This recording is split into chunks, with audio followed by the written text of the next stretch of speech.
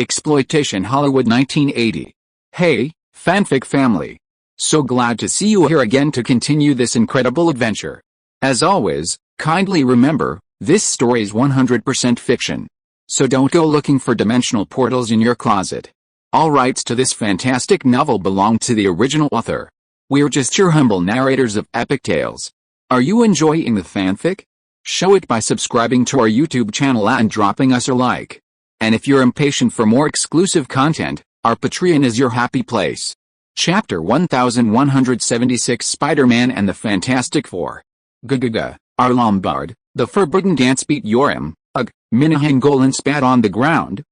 That little bastard Yoram's Lombard beat him to pulp. Their box office was only a quarter of ours. The fat Israeli man brought a movie's box office statistics to Ronald's office, beaming with delight. Knock knock. A blonde beauty came in and brought coffee to Ronald, Minahan, and several colleagues from the distribution department. Thank you. You're not. Minahan took the coffee, and when he saw the beauty's face, he paused for a moment. Ronald's chubby assistant, Lake, had become a program host at the new TV station and was now an employee in the marketing department. Claudia Wells, who played Jennifer in Back to the Future, came to make a cameo appearance for Ronald for a few days. She brought the coffee to the conference room, startling Minahan Golan. The leading lady of that year's blockbuster film was actually serving coffee to Ronald. This old friend's influence was truly unfathomable. Thank you, Claudia, Ronald thanked Wells. Seeing Minahan's surprised expression, he knew he'd misunderstood. My new assistant is still being interviewed. Claudia is currently our assistant manager in marketing. She's very talented in film distribution. Oh? That's, Minahan Golan was skeptical. What Hollywood star who had been a leading lady would want to be an assistant manager in marketing? Seeing his disbelief, Ronald said, actually, Claudia Wells is a converted Catholic Jew. He then briefly recounted how Claudia Wells had been blacklisted by many Jewish executives in Hollywood for abandoning Judaism. They want to interfere with personal freedom of religion? What kind of Jews are they? Look at me. Minahan Golan pulled up his shirt sleeve, showing Ronald his thick arm with a scar. Someone like me, who went back to join the Air Force and fly fighter planes when Israel was founded, didn't think so highly of himself. These people who fled Europe in the late 1930s, now they're bullying a pretty girl who converted to Christianity, and they're suddenly the real Jews. Minahan was genuinely grumbling. His parents were Russian Jews who immigrated to British Palestine after World War I. There was discrimination among Jews, especially among those in Europe, particularly against Russian Jews, because many of them only spoke Russian and didn't even know Yiddish, the language of Eastern European Jews. However, in Israel's founding war and subsequent wars, these Russian Jews with service experience on the Eastern Front of World War II were a crucial pillar of the army's victories. Because Minahan Golan was a genuine soldier who had shed blood and fought for Israel, these Jewish executives in Hollywood, while they could freely mock him as a country bumpkin behind his back, didn't dare to insult him to his face. Otherwise, if Minahan showed off his Distinguished Service Medal from the IDF's First Arab-Israeli War, they would be humiliated. Great. Ronald stared at the report for Lombard, the forbidden dance for a long time. Over $28 million in domestic box office revenue was a pleasant surprise. The film clashed with Yoram's Lombard, and although the title couldn't be directly Lombard, the presence of the original, wildly popular song Lombard as its theme song made audiences clearly choose the former. After its release, the film quickly sold copies in Europe and Japan, and was about to enter the VHS release process. It perfectly capitalized on the song's popularity. In short, both Daydream and Minahan's new company made a small profit. The upcoming VHS releases would bring in the lion's share. After discussing Lombard, Minahan chuckled again, looking somewhat embarrassed at the others in the meeting room. Please give us some privacy, Ronald, realizing something important was about to happen, asked several colleagues from the distribution department to leave. How about we collaborate again? Not on this small budget film, but on a real big project, like Warner Brothers' Batman. With only the two of them left in the meeting room, Minahan excitedly announced his purpose. Batman had just finished its theatrical run, raking in 250 million yuan domestically and achieving phenomenal overseas sales, with total box office revenue projected to exceed $400 million. This film was Warner Brothers' highest-grossing film of all time, and also the highest-grossing comic book adaptation. Director Tim Burton instantly became a hot commodity in Hollywood. His next project, Edward Scissorhands, a personal project reflecting his niche interests, received a $20 million grant from distributor 20th Century Fox. Winona Ryder, a rising star in Hollywood, turned down The Godfather Part 3 to star alongside her boyfriend Johnny Depp in this film. The lead actors in Batman were also doing well. Michael Keaton and Kim Basinger had the power to choose scripts, accepting roles based on their own preferences rather than market demands. Even if their next movie is a flop, it doesn't matter. The Batman sequel is already in development, and as long as they're willing to act in it, they can all bounce back. Of course, the happiest person is Jack Nicholson. This Oscar-winning actor who played the villain Joker not only received the most praise in reviews, but his name is also prominently featured on the poster, above the male and female leads, occupying its own line. Those who don't know him might mistake him for Batman. Moreover, because Warner Bros. Initially struggled with a $48 million budget, they signed a worldwide box office revenue-sharing contract with Nicholson. Who knew that Batman would be such a huge success, remaining in theaters for over 6 months and becoming the highest-grossing domestic film of 1989. If the contract is executed smoothly, Jack Nicholson could potentially receive over $60 million in revenue sharing. He has already hired renowned lawyers to protect his rights and is also buying land next to his old house, preparing to expand his property on Mulholland Drive. The benefits this movie brought to its cast are so immense that everyone in Hollywood is envious. Strictly speaking, apart from Nicholson, the acting and final on-screen performances of the cast were far from excellent. Many actors were envious, believing they were simply lucky to land roles in the second most popular comic book story, Batman. Suddenly, major studios began reviewing which other famous comics could be adapted into films. They quickly realized that DC's current comic book characters couldn't fetch cheap prices anymore. Superman, released in 1978, saw many DC characters sell their adaptation rights for high prices. However, compared to Superman's global success with 3 sequels, other comic book character adaptations were less successful, including Helen Slater's Supergirl. It wasn't until 10 years later, with Warner Bros. Batman, that a new wave of comic book adaptations was reignited. Watching the decade between these two major successes see over a dozen comic book adaptations fail, the industry finally realized that to adapt a comic book, you had to choose a highly popular one. High prices aren't a problem, because cheap comic book adaptations simply won't attract audiences. Only films featuring characters like Superman and Batman are successful. Of course, DC Comics understood this perfectly and immediately raised the prices of adaptation rights for all its characters. Buying 5 years' worth of adaptation rights for hundreds of thousands of dollars to replicate the success of Superman and Batman had become prohibitively expensive. The only company with comparable brand recognition and readership to DC's characters was Marvel, which had been in disarray in recent years.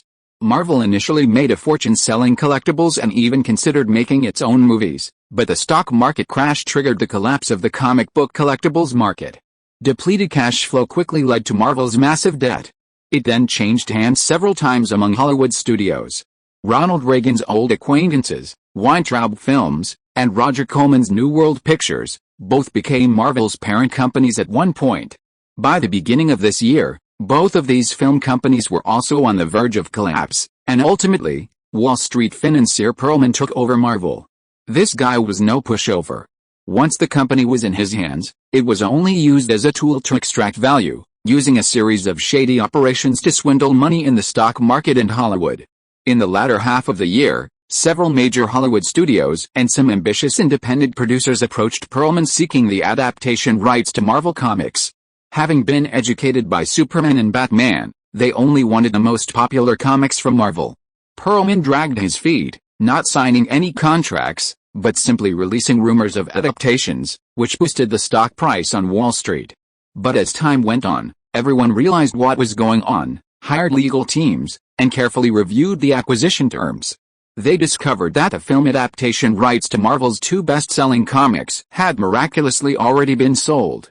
One was Fantastic Four, the other Spider-Man. Both comics had been sold for $250,000 each over 4 years ago to one of Hollywood's most aggressive studios. The lucky buyer was none other than Menahem Golan, the then chairman of Cannonball Studios, who was sitting across from Ronald. Upon hearing Minahan Golan's words that he wanted to collaborate with Ronald on these two films, Ronald stared at Minahan for a long time. This Israeli was truly marginalized in Hollywood now. Minahan, tell me honestly, how long until your adaptation rights expire? Years ago, after buying the adaptation rights, Minahan had dragged his feet, chasing various trends and even making the box office flop, Superman IV, before finally shelving the project. It wasn't until he was finally ousted from Cannonball by his cousin Yoram that, during the division of assets, he still transferred the adaptation rights of these comics to the newly formed 21st Century Pictures. And, Minahan Golan was indeed somewhat marginalized now. Everyone in the industry was waiting for his adaptation rights to expire so that Marvel could reclaim them before he could buy them back. Everyone knew that Minahan was a difficult person to work with, regardless of the budget. He had a tendency to micromanage and insist on making the film according to his own interpretation. There are only a handful of people in Hollywood, and he trusts them enough to abandon his own ideas. Well, to be honest, Ronald, the contract expires next year. In Hollywood, Minahan Golan only respected Ronald's judgment. This was the result of many lessons learned. So, do you want to finance the film yourself, or do you want to sell it for a good price? To be honest, I'm actually a little hesitant about such a big production. Minahan Golan finally told Ronald the truth. Actually, he didn't take the contracts for these two films because he was so optimistic about the roles. He had lost a fortune making Superman IV and Unicorn He-Man. His cousin Yoram wasn't very confident that these two films could be successful. Plus, Minahan had some ambition to get back up where he fell, so the contracts ended up in his hands. But even after Batman was officially announced, he confidently sought permission from Marvel to film it. However, the other party was very cold and created many obstacles. They just wanted to wait for the agreement to expire, reclaim the adaptation rights, and then sell them for a higher price. Minahan, being a veteran in the industry, immediately realized that he might not be able to easily make money by following the trend. There are two main obstacles. There are two additional clauses in the contract. First, my script must be approved by Marvel. Second, Marvel, for some reason, had an agreement with the comic book author Stan Lee that adaptation projects must be approved by him. That's about what I know, Ronald nodded. Actually, he knew about the clause that Marvel had to agree to, but he wasn't very clear about how much power the original author, Stan Lee, actually had. So, my heart is cold here. Minahan Golan touched his heart, making a heartbroken expression. Ronald knew that there was an element of acting in this, but there was also genuine emotion involved. Minahan Golan initially really just wanted to make good movies, but the ruthless reality and the complex, minefield-filled state of the Hollywood industry left him scarred. After his cousin's betrayal and the industry stars turning their backs on him, for example, Sylvester Stallone is using legal means to recover the multi-million-dollar salary promised by Cannonball, Minahan's thinking has become much more realistic. Big-budget productions are temporarily out of reach for him, and the new 21st century films can't afford such a large risk. Minahan's plan is to make some low-budget films to keep the company running. If he's lucky enough to make some money, he'll keep some for himself. After decades in the film industry, it's time to plan for himself and his family. This time, he didn't necessarily come to Ronald with the intention of persuading him to produce two films. However, Ronald's reputation is so great that associating his name with films gives him leverage to negotiate with Marvel and the major studios interested in Batman and Fantastic Four. After all, Marvel and Stan Lee are mostly unwilling to have him make the films. But if Ronald wants to make them, that's a different story. I can cooperate with you. But I also have something I need your help with. Ronald lowered his voice and whispered in Minahan's ear. How about this? This is the best way. You know those Jewish executives on Wall Street. If you're willing to negotiate, they'll squeeze every last drop out of you. They won't stop until they've negotiated a price that will leave you penniless. But if you can convince them that this thing is in high demand, hey, I understand. Whatever you say, I'll do. I'll follow your orders. Minahan was overjoyed at the prospect of squeezing a few $1 million out of these two dead projects and immediately agreed. However, are you willing to help me get what I want? Those Jewish executives will definitely find out what happened afterward. You might end up making enemies with them. Ronald laid it all out beforehand. Cough. Push. Minahan's eyes darted around. It seemed that to get those millions, he'd have to get his hands dirty and work hard. He spat on the ground. Pa. If there's anyone in Hollywood I look down on, it's these Jews. They talk a good game, but if Israel were really in a crisis, would they go back to the army? Would they send their sons back to the army? They're all just fame-seeking opportunists, using their Jewish identity to get benefits without being willing to pay the price. They dare talk to me about Jews? I'll spit them in the face. Chapter 1177 The Game of Grabbing Seats. Mr. Golan, you look completely different from what we're used to seeing in Hollywood producers. Minahan Golan was invited as a guest on NBC's Late Show with David Letterman. Host Letterman flashed his signature smile and opened the interview with a light-hearted remark.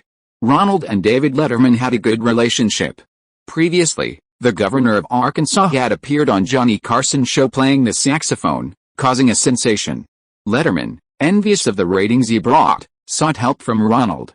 Ronald contacted Governor Bill's PR manager, and the handsome governor, who was also campaigning for his re-election next year, agreed to appear on NBC again to play his saxophone.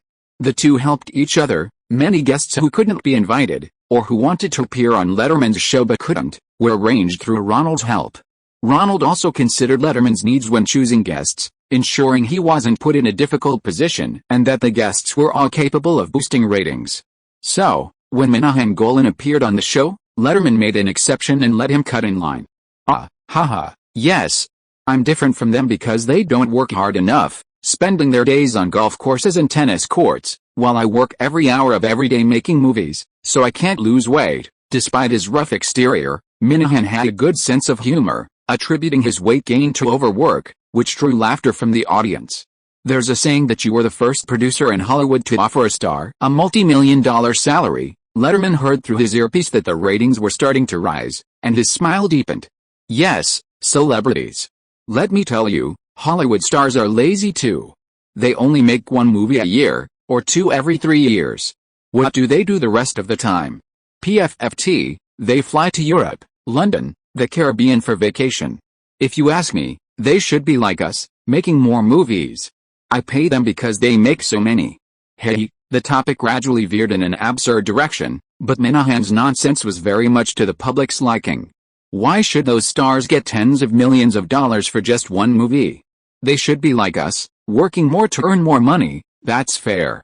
Minahan successfully portrayed himself as a supervisor wielding a whip, urging these lazy directors and actors to make more movies.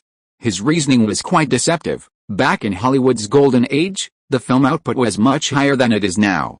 Back then, stars wouldn't dare go out if they didn't make 2 or 3 movies a year. We all love Batman now. I heard your next movie will also be a comic book adaptation? I wonder which role you'll play. Seeing that it was almost time, Letterman asked the question Ronald had asked him.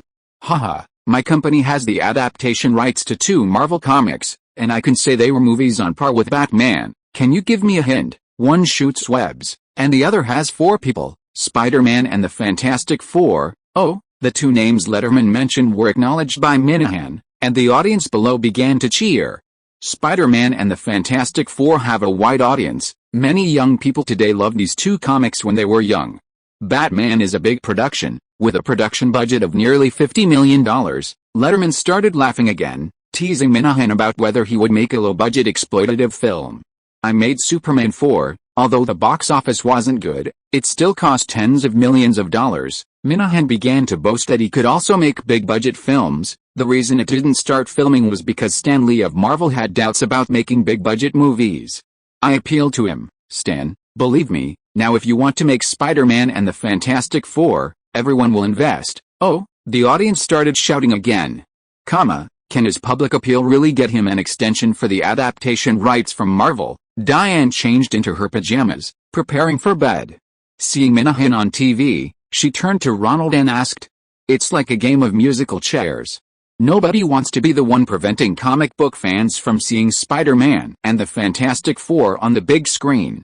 Now Minahan has passed the buck. Let's see how Stan Lee, Marvel, and the big studios interested in comic book adaptations fight over the remaining chairs.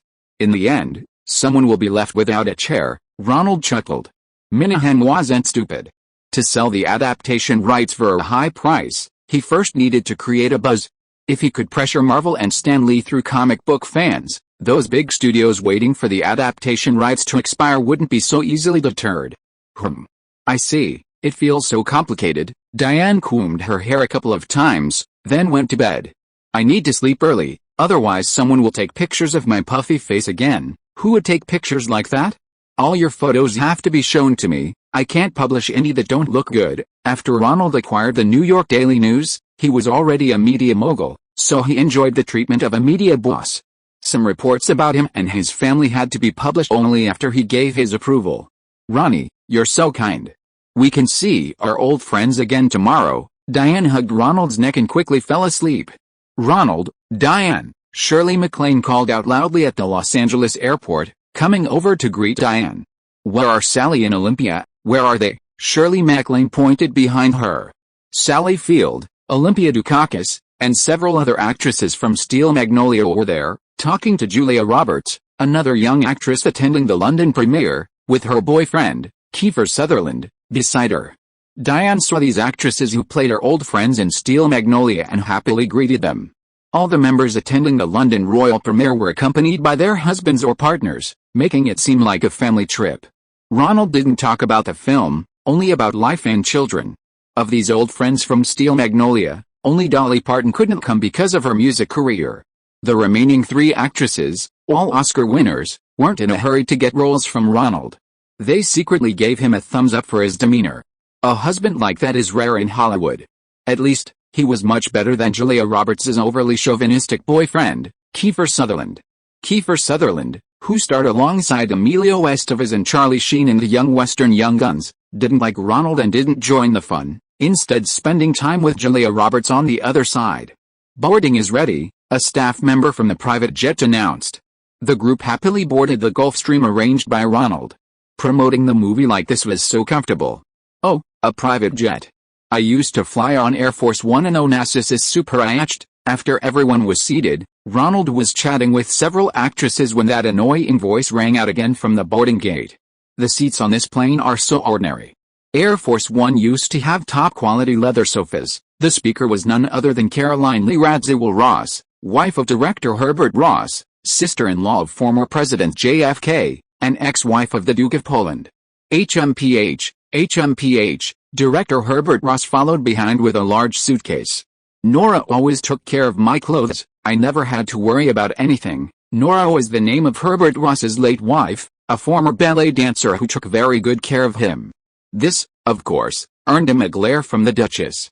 Ronald patted Diane's arm, who was almost bursting with laughter, and the 3 actresses around them couldn't help but cover their mouths and laugh. The seats are so ordinary. Air Force One used to have top-quality leather sofas. Shirley MacLaine was the most sarcastic among them, immediately mimicking the Duchess's tone. Ha ha ha, everyone couldn't hold back any longer and burst into laughter. This drew the attention of Julia Roberts and the Duchess in front. HMPH, the soundproofing on this private jet is terrible. When I was on Air Force One, JFK was in the front, and whether he was on the phone with his brother Robert or with a woman, I couldn't hear a thing. The day after arriving in London, Columbia Pictures sent someone to explain the rules for a royal premiere to the film crew. There are some royal rules to follow for a royal premiere. After communicating with the royal family, this is the arrangement: all the main cast and crew will stand in the front row to be received by Prince Charles and Princess Diana, and can freely interact with members of the royal family. Princess Diana's office informed us that we don't need to curtsy to the ladies. All couples will stand in the second row, and in principle, do not extend your hands to the royal couple first, they will extend their hand to you proactively. The person explaining royal etiquette was Steve Klein, an employee of Columbia Pictures. He was a young man and spoke without much restraint. He treated the actresses and big names like Ronald and Herbert Ross equally. "Darling, will standing in the back row make you uncomfortable?" Diane turned around, placed her hand on Ronald's chest, and slowly stroked it. Pregnancy made her easily tired, and leaning on Ronald made her feel safe. Haha, what's the big deal? A movie premiere is always a stage for artists, and I'm here today as an artist's partner. Ronald had just arrived in London yesterday and had spoken with Princess Diana on the phone. Knowing that Diana's pregnancy made things inconvenient, he simply excused her from the curtsy. HMPH, I'm also a Duchess of Poland, which in Britain is equivalent to princess. Curtsying is a privilege of the nobility. I think the princess and prince are just afraid you don't know the rules. Radziwill's annoying voice started again. In Britain, its equivalent to princess, Shirley MacLaine started mimicking her tone to mock PFFT. Actually, she doesn't understand that the so-called princes and princesses in Poland are different from the titles of nobility in Western Europe. There are so many princesses there that they can be bought wholesale. You could have a princess just by having a castle. Ronald couldn't stand it anymore and exposed her weakness. PFFT, ha ha ha, HMPH, Lazaville rolled her eyes. She seemed to look down on these country bumpkins without titles. When Nora was around, I never had to worry about choosing a tie or ironing my shirt. Director Herbert Ross's film grossed $2 million, enough for this JFK's sister-in-law to squander for quite some time. Ronald was also getting a little fed up with the couple. Your Highness the Princess. On the day of the royal premiere, several actresses wore elegant attire, and with the addition of Diana and Julia Roberts, two young actresses, the scene was filled with female power. Charles didn't say much, but Diana really liked this women's rights film. She even donated a small amount to the charity foundation that funded the film's diabetes research. Your Highness the Princess, standing in the front row, Diana saw the princess extend her hand and quickly stepped forward to shake it. The baby's coming soon. Princess Diana didn't discuss the movie with her, but instead asked about the baby like a relative. Ronald, when are you going to make a women's film for Britain? The princess took the initiative to speak to Ronald in the back row. I'm afraid there are many outstanding talents among British filmmakers, Ronald smiled. Today, Princess Diana was wearing an embroidered cardigan dress, which had a bit of a period drama feel to it. It seems like the princess and your Ronnie are quite familiar. Shirley MacLaine, who was next to her, saw some interesting gossip and asked Diana. When the princess visited Washington before, Ronnie was also invited to the White House. They've known each other for a long time, Diana quietly replied. HMPH, Lazaville, at the other end of the line, saw that Ronald hadn't followed the rule of having family members in the second row and started thinking about the seating arrangements for the premiere. The seating at the premiere, like the reception, followed the same rules. The main cast sat in the first row, and family members sat in the second row. The prince and princess also sat in the first row, and according to tradition, their seats were in the middle. HMPH, Razzle, who had rushed into the movie theater, disregarded the rules and plopped down in the first row. This was clearly a breach of protocol, and Razzle's seat wasn't her husband, director Herbert Ross's, seat, but rather very close to the center.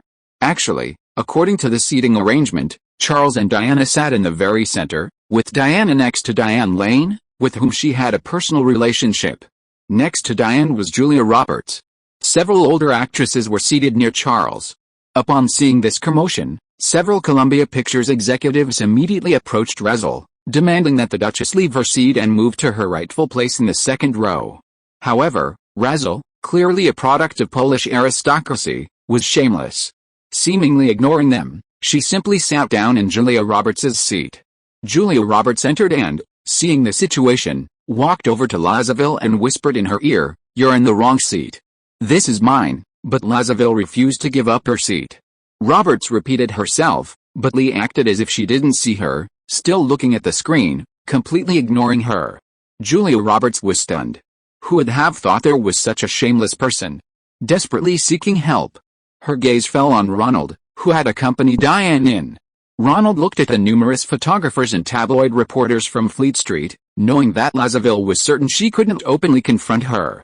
Several Columbia executives were still arguing quietly with her in the front row. Phrases like "you're in the wrong seat" were constantly heard, clearly audible to those around them. Ronald cursed the bitch in his mind.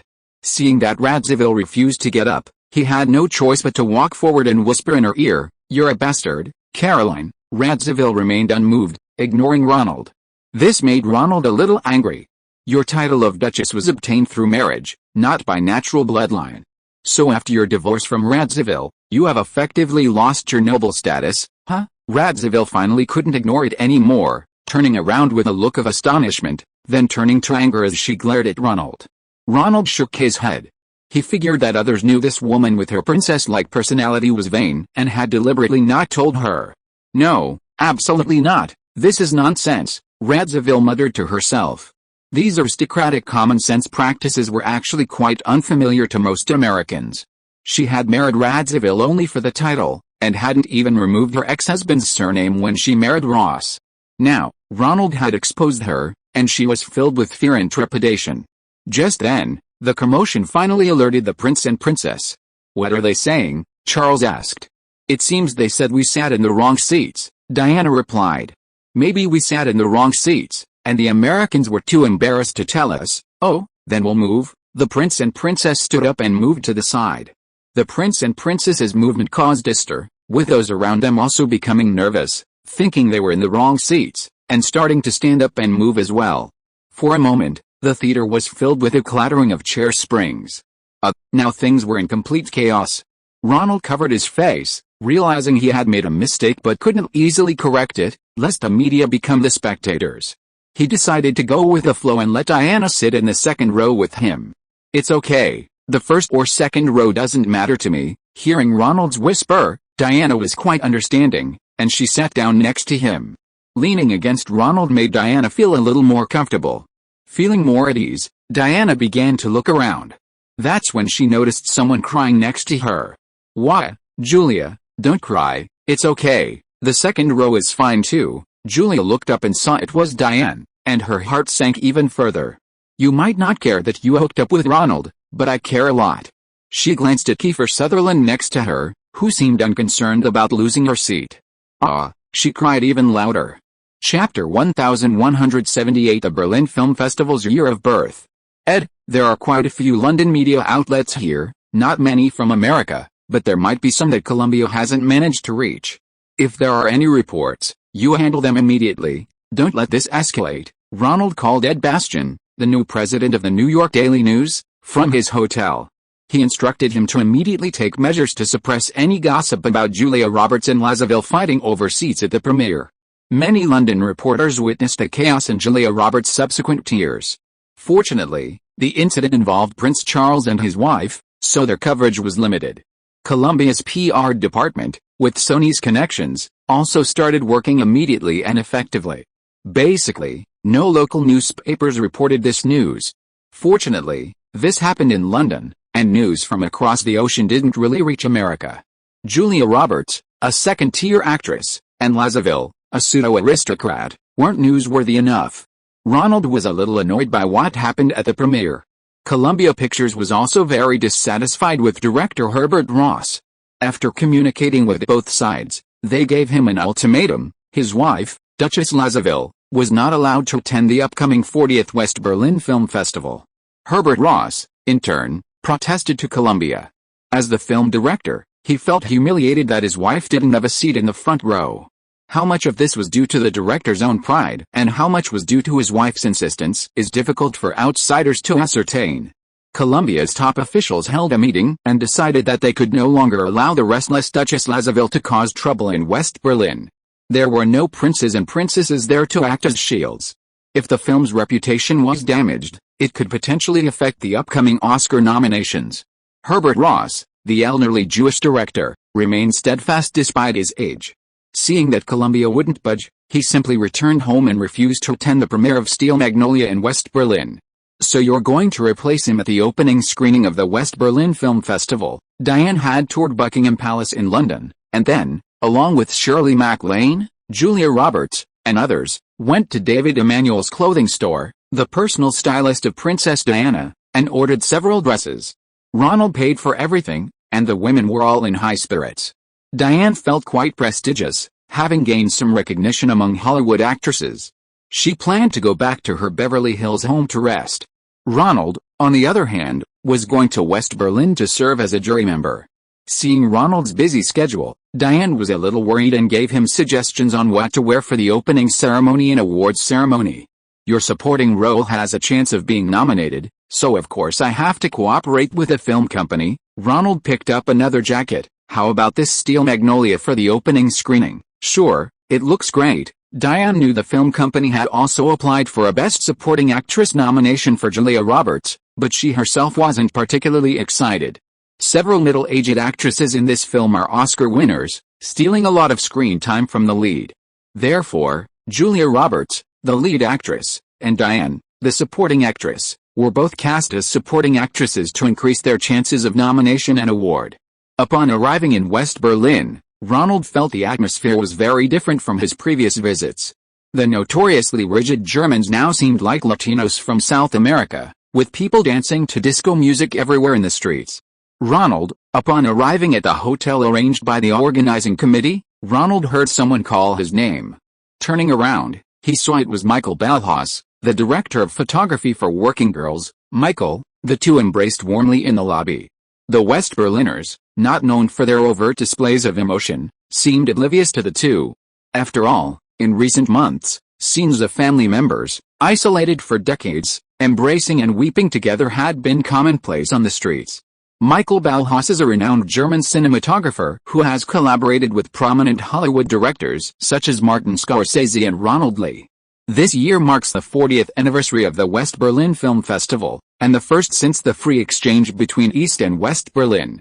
The organizing committee searched extensively and found him, one of the biggest names in the international film industry, to serve as the jury president. He and Ronald were colleagues this year. Is the opening film also invested in by your company? Michael Ballhaus had heard that Herbert Ross had declined to attend the opening screening, and while he was initially disappointed, he immediately forgot about Ross upon hearing that Ronald was coming. I did invest in some. Anyway, I'm an American imperialist capitalist, and I'm mainly here to sell tickets for the film. Luckily, the West Berlin Film Festival was kind enough to give me a jury seat, Ronald quipped, noting that as a commercial film director, he wasn't particularly well received in West Berlin. Although Steel Magnolia was chosen as the opening film, it didn't compete for the Golden Bear in the main competition. The Hollywood competition went to Oliver Stone's Born on the 4th of July and Australian director Bruce Beresford's new film Driving Miss Daisy. Don't say that, Michael Ballhaus said seriously, pointing to West Berlin in the night sky outside the window. Anyway, there are definitely cinemas in East and West Berlin showing your spicy dance and breakdance right now. Many East Berlin women, when they come to the West, the first thing they do is go to the cinema to see a big screen version of Spicy Dance. Why? Ronald asked, surprised. His film had already been distributed to East Germany via videotape. How could so many people still be watching it on the big screen? Let me tell you, many women in East Berlin are experiencing that deep, damp, restless feeling for the first time.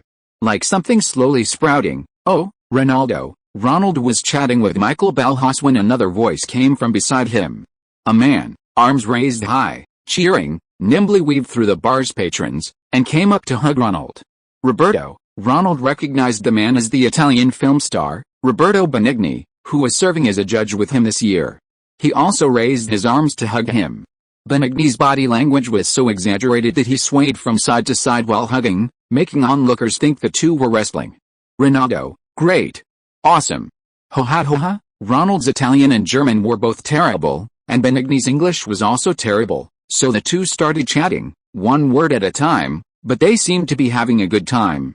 Roberto Benigni had just finished filming Federico Fellini's new film, The Moon's Voice, last year, where he played a rare serious lead role, although the film is an absurdist comedy. After being away from Hollywood for so many years, he was again being invited by Hollywood directors to act in Hollywood films. Having already worked in New York, he still wanted to break into the American market and gain recognition. With this in mind, Roberto Benigni certainly wouldn't miss the opportunity to cultivate a good relationship with Ronald. Filming in Italy didn't require dealing with Hollywood, but back in Hollywood, Ronald would be a huge asset. The three of them had drunk a bit too much, and Benigni became increasingly excited, jumping onto the table and singing Italian songs.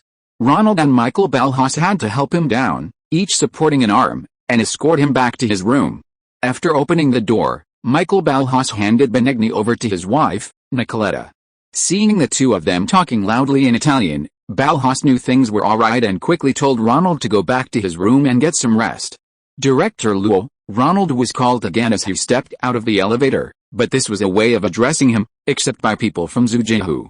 Aren't you, my grandfather? Ronald recognized a person calling him Director Luo as Wen Zhang, the male lead in Yimou's Golden Bear-winning film Red Sorghum, the actor who urinated in the wine vat. Oh, it's me. Director Luo, I was filming Director Z's movie in Qingpu that year, and you happened to be on the set of Spielberg's film Next Door. We even met. Wen Zhang was pleased to see that the other person recognized him and could speak fluent Chinese, thinking, this foreigner seems to be a China expert. Ah, right. I remember now. What brings you here? Ronald remembered that when Spielberg was filming Empire of the Sun, Director Z from the film crew next door had moved the entire Bluestone Road to the filming location. Life was tough for Chinese-language films, there wasn't much funding. When Red Sorghum won the award last time, only the female lead, Ms. Guang, participated in many activities. This time, I'm with Director Z, not the Director Z from Zujiahu, but Director Z from the Youth Film Studio.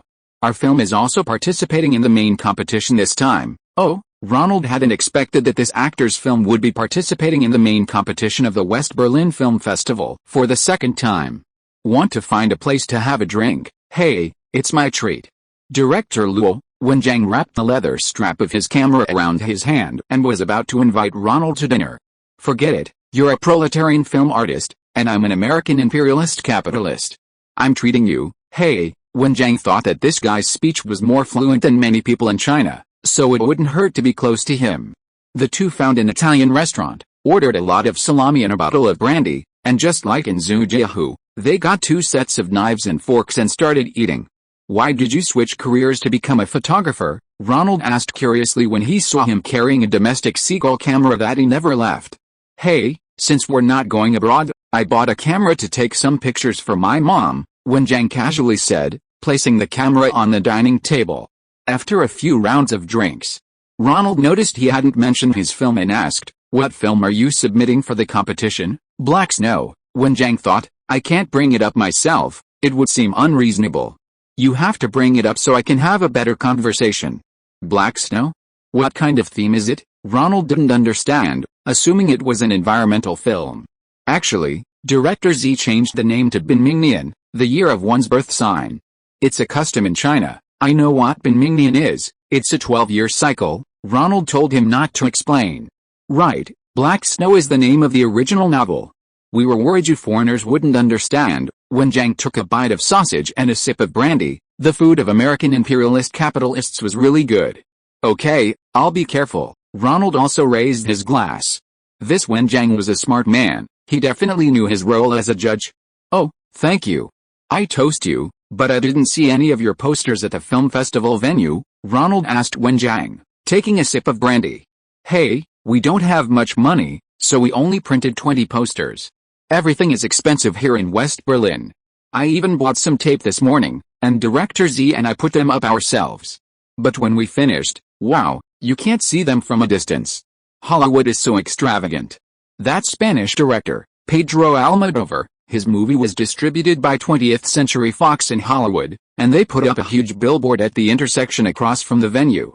That movie poster, it's basically just a female lead tied up. That's Tie Me Up, Tie Me Up. Ronald also saw the huge poster, which was several stories high. Then he hesitated for a moment. 20 posters aren't enough. Film festivals need to generate buzz, otherwise the judges might not pay much attention to your film.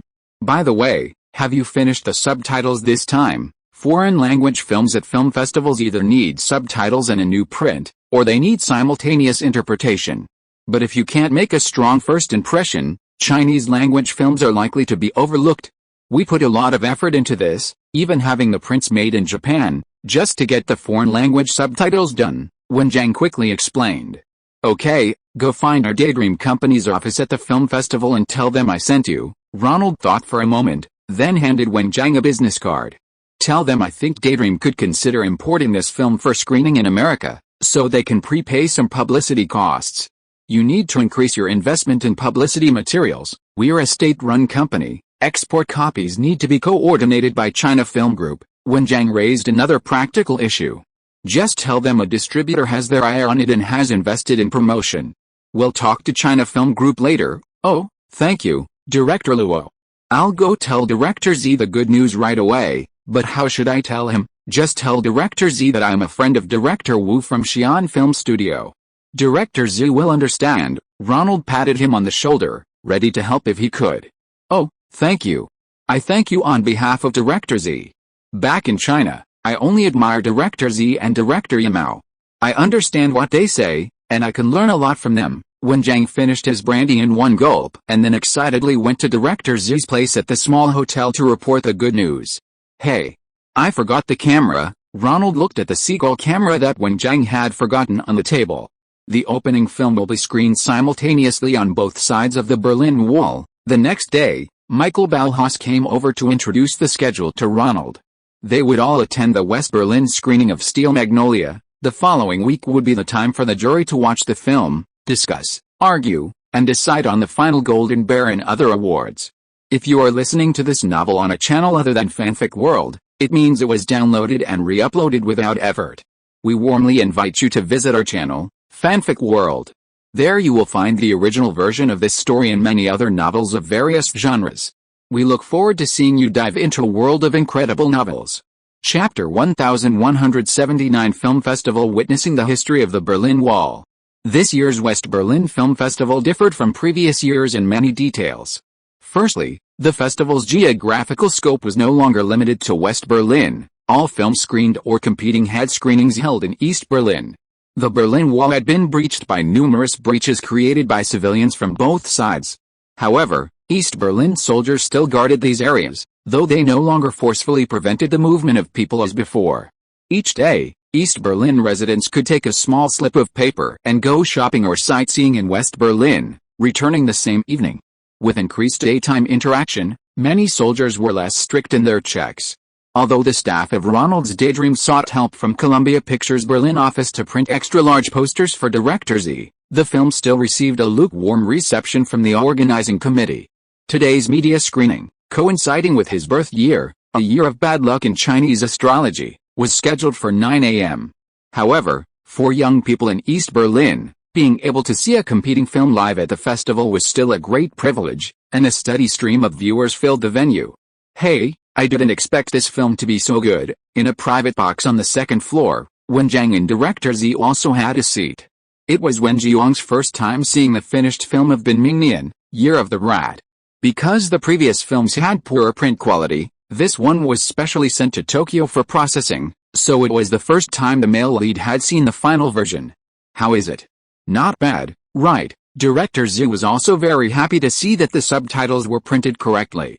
Previously, many Chinese films had a very poor effect when screened at film festivals due to subtitle problems. I'm the kind of person who goes by my gut feeling. If I can't get through a script, I won't read it or accept it. If I can't get through a film, I won't watch it. I think this film is good. Newbie, ha ha ha, you rascal. Director Z slapped his thigh happily. Where's the camera? Take it out and let's take a few pictures. Hey, don't mention it. For this film, I went to ask someone for help, and Director Luo agreed to help, and I was so excited that I forgot my camera, you rascal. The two main creators upstairs were watching with great interest, and the media personnel in the front row downstairs were also watching with great interest. It's surprising that this relatively unknown youth film studio could produce such a wonderful film. The Year of My Birth tells the story of Li Huquan, a released convict after labor reform. He returns to the alley where he grew up. His mother, his only family, has passed away, and the company she worked for is struggling, so he can't take her place. His old neighbor, Aunt Luo, takes good care of this orphaned young man. With the help of a local policeman, Xiao Liu, Li Huquan chooses to make a living by street vending, encountering all sorts of people and experiencing the harsh realities of life.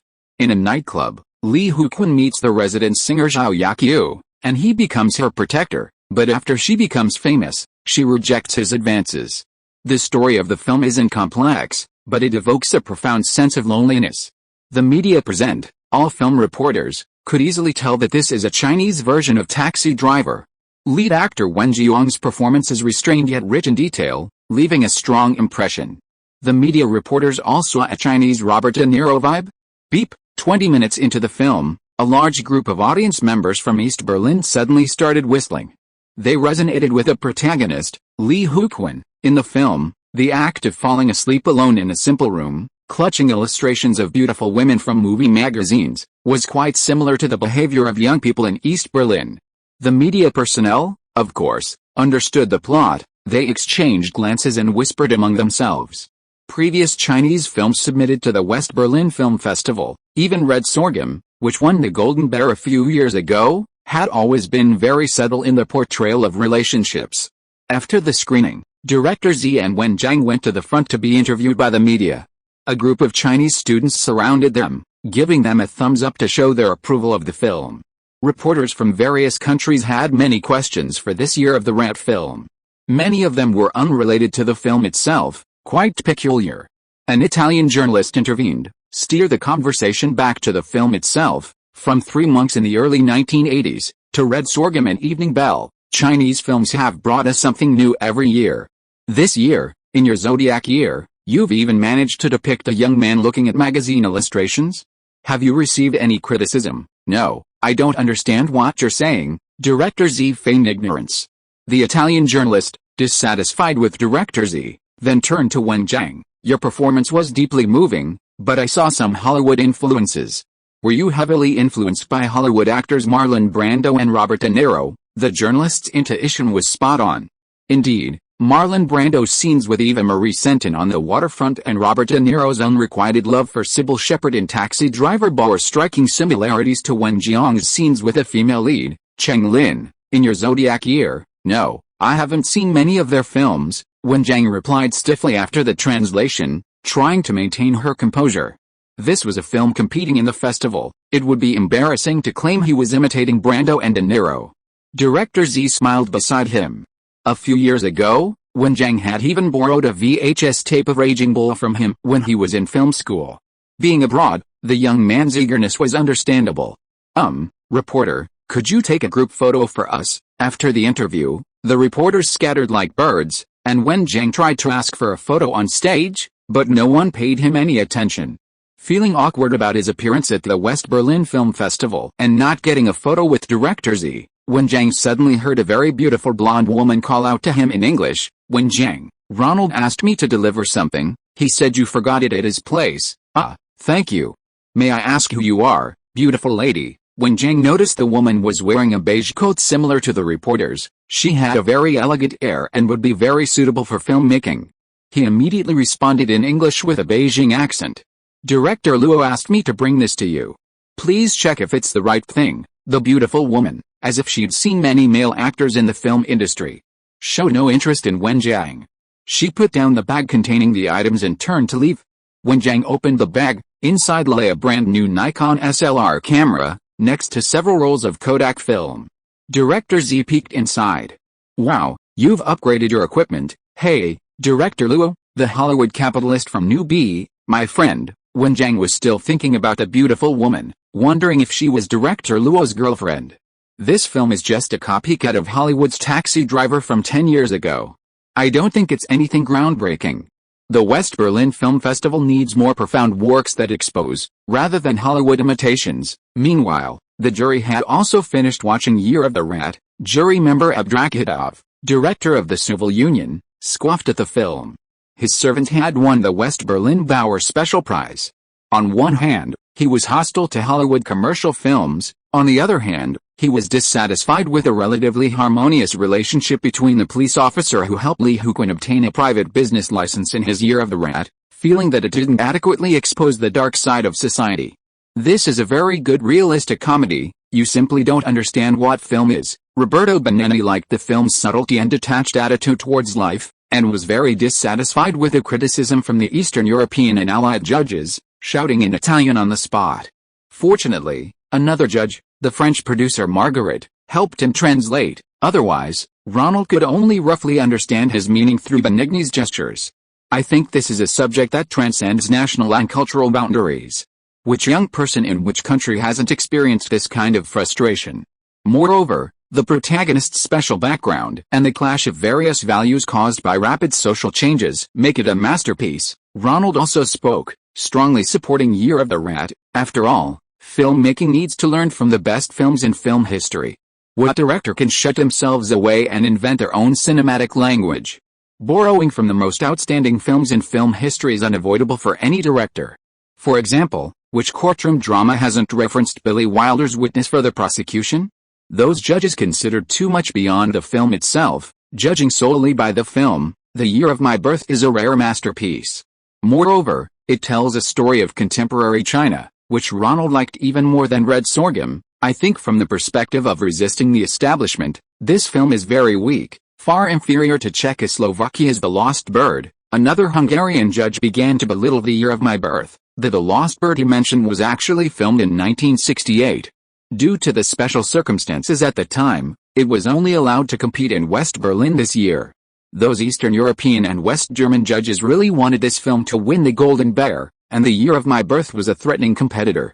God, oh, Roberto Benigni was almost driven mad with anger. You say the techniques in My Lucky Year are too outdated, and the imitation of Taxi Driver is too obvious, but then you go and praise a film from 20 years ago. Isn't that a bit of a double standard? Barhaus, the jury chairman, had no choice but to speak with Ronald. This year's West Berlin Film Festival happened to coincide with the Berlin Wall incident. The entire organizing committee intentionally linked the film festival with the hottest news topics of the moment. East Germany, Hungary, Czechoslovakia, and Poland all share similar historical sentiments, and the jury from these countries wanted to push the banned film, The Lost Bird, to the top. Meanwhile, the Hollywood films Born on the 4th of July and Driving Miss Daisy are both from America. Two of America's presidents delivered famous speeches at the Brandenburg Gate under the Berlin Wall. This year's timing is also good. The organizing committee has been under a lot of influence and pressure, and it would be best to select an American film to win. However, this year's jury is still predominantly from Europe, and Ronald knows that those two Hollywood films are essentially commercial films, catering to popular tastes. The inexplicable aversion to the commercial nature of films in Europe will likely cause some obstacles in the awards process. The judges began the judging process, and for the sake of fairness, they could no longer communicate with the creators of the participating films. However, Europeans weren't entirely strict about this rule. Phone calls were still allowed, as long as the person stayed in the hotel arranged by the organizing committee. Ronald returned to the hotel, and a short while later, there was a knock on the door. "Hi, beautiful." Ronald opened the door, and sure enough, it was the beauty he had been expecting. "Hi, Ronnie." Standing outside was the beautiful woman dressed as a reporter who had delivered the camera to Wen Jiang earlier, Helen Slater. Ronald pulled Helen into the room, and the two began to kiss passionately. Helen Slater's father, Gerald, worked for PBS, which was coming to Berlin to film a documentary about the Berlin Wall. Helen, having grown up under the influence of her mother, an anti-nuclear war and anti-Cold War lawyer, had developed an interest in such matters. Coupled with her longing for Ronald, she came to West Berlin to assist the film crew. These past few days, she'd come over every evening to meet with Ronald. "That movie is really interesting, I quite like it. Will they win any awards?" Helen Slater, feeling a bit fond of her birth year, asked Ronald. "It's unlikely. This year's film festivals, I think, are more influenced by politics than the films themselves." Ronald relayed some of the judges' opinions. Actually, it's a very good film, it's a shame it doesn't win. However, some details in the film are a bit unrealistic." Helen Slater recounted seeing a released convict, with a street vendor's license, able to date a pop star, feeling that this was handled too hastily, a symbolic plot that made the audience feel disconnected from reality. How could a street vendor possibly have the ability to support a singer performing in a theater? Haha, those aren't the hot dog stalls on the streets of Manhattan. Ronald recalled the time they ate hot dogs at a roadside stall while visiting the Museum of Modern Art, and explained to Helen with a laugh that in China a few years ago, people who set up stalls made a small fortune. Oh, Helen seemed to understand, turned over, and whispered in Ronald's ear, "Shall we go out and find some more roadside stalls tonight?" "Okay, let's go." Ronald was also intrigued. Together with Helen, they secretly slipped out of the hotel and strolled along the streets. The Berlin Wall was open, and young people on both sides sang and danced all night long, regardless of nationality or background, and ignoring the cold weather. Some people were even dancing wildly to David Hasselhoff's songs in thin t-shirts. Ronald saw many small sausage stalls set up by East Berliners on both sides of the Berlin Wall, accompanied by beer from West Berlin. In some places, there were also some kebab stalls run by Turks. Ronald and Helen, wearing warm hats, strolled hand in hand through the small shops, enjoying plenty of delicious food and feeling very comfortable. "Looks like they're showing a movie over there." They wandered to the Brandenburg Gate, the site where two former presidents had given speeches, and also one of the initial checkpoints sealed off during the construction of the Berlin Wall. A former East Berlin cinema was showing a film. Ronald glanced at the title. It was Billy Wilder's 1, 2, 3. The film was a comedy about a time in West Berlin after the Berlin Wall separated the two regions. "Shall we go see it?" Ronald pulled Helen along, buying tickets and going inside. "Your Coke." The ticket seller handed Helen the tickets and 2 cans of Coca-Cola. What's this? Helen was confused. Was it a free Coke with a ticket? Haha, it's a scene from 123. East Berliners are quick to pick up advertising and marketing. Chapter 1180. A makeshift troop with 2 eggs. The Story of a Coca-Cola Company CEO is a comedy directed by Billy Wilder and starring James Cagney. It tells the story of a Coca-Cola CEO in West Berlin who discovers his boss's daughter is having an affair with a young man from East Berlin while traveling there. To get a promotion, he lets her stay in his home. He tries to stop this ill-fated relationship by framing the young man with a rebellious balloon. Just then, construction begins on the Berlin Wall. However, news arrives that his boss's daughter is pregnant. He is forced to turn the tables, crossing the newly built Berlin Wall, then the Brandenburg checkpoint, to rescue the young man in East Berlin. He then finds a nobleman from the old empire to claim him as a descendant of nobility, making him a successor to the CEO. The CEO fails to get his promotion and eventually returns to Atlanta with his wife and children to resume family life. The film is filled with relevant elements: the construction of the Berlin Wall, Coca-Cola, the incompetence of East Berlin officials, and the helplessness of employees in a large West Berlin company. This decades-old film was re-released in Germany and achieved huge box office success. Cinemas in both East and West Berlin kept up with the times, screening this film, shot at the start of the Berlin Wall's separation, as the city's division by the wall ended. Haha, that ending was hilarious. A Pepsi bottle fell out of a Coca-Cola vending machine. Ronald and Helen Slater were still discussing the film's funny ending after watching it.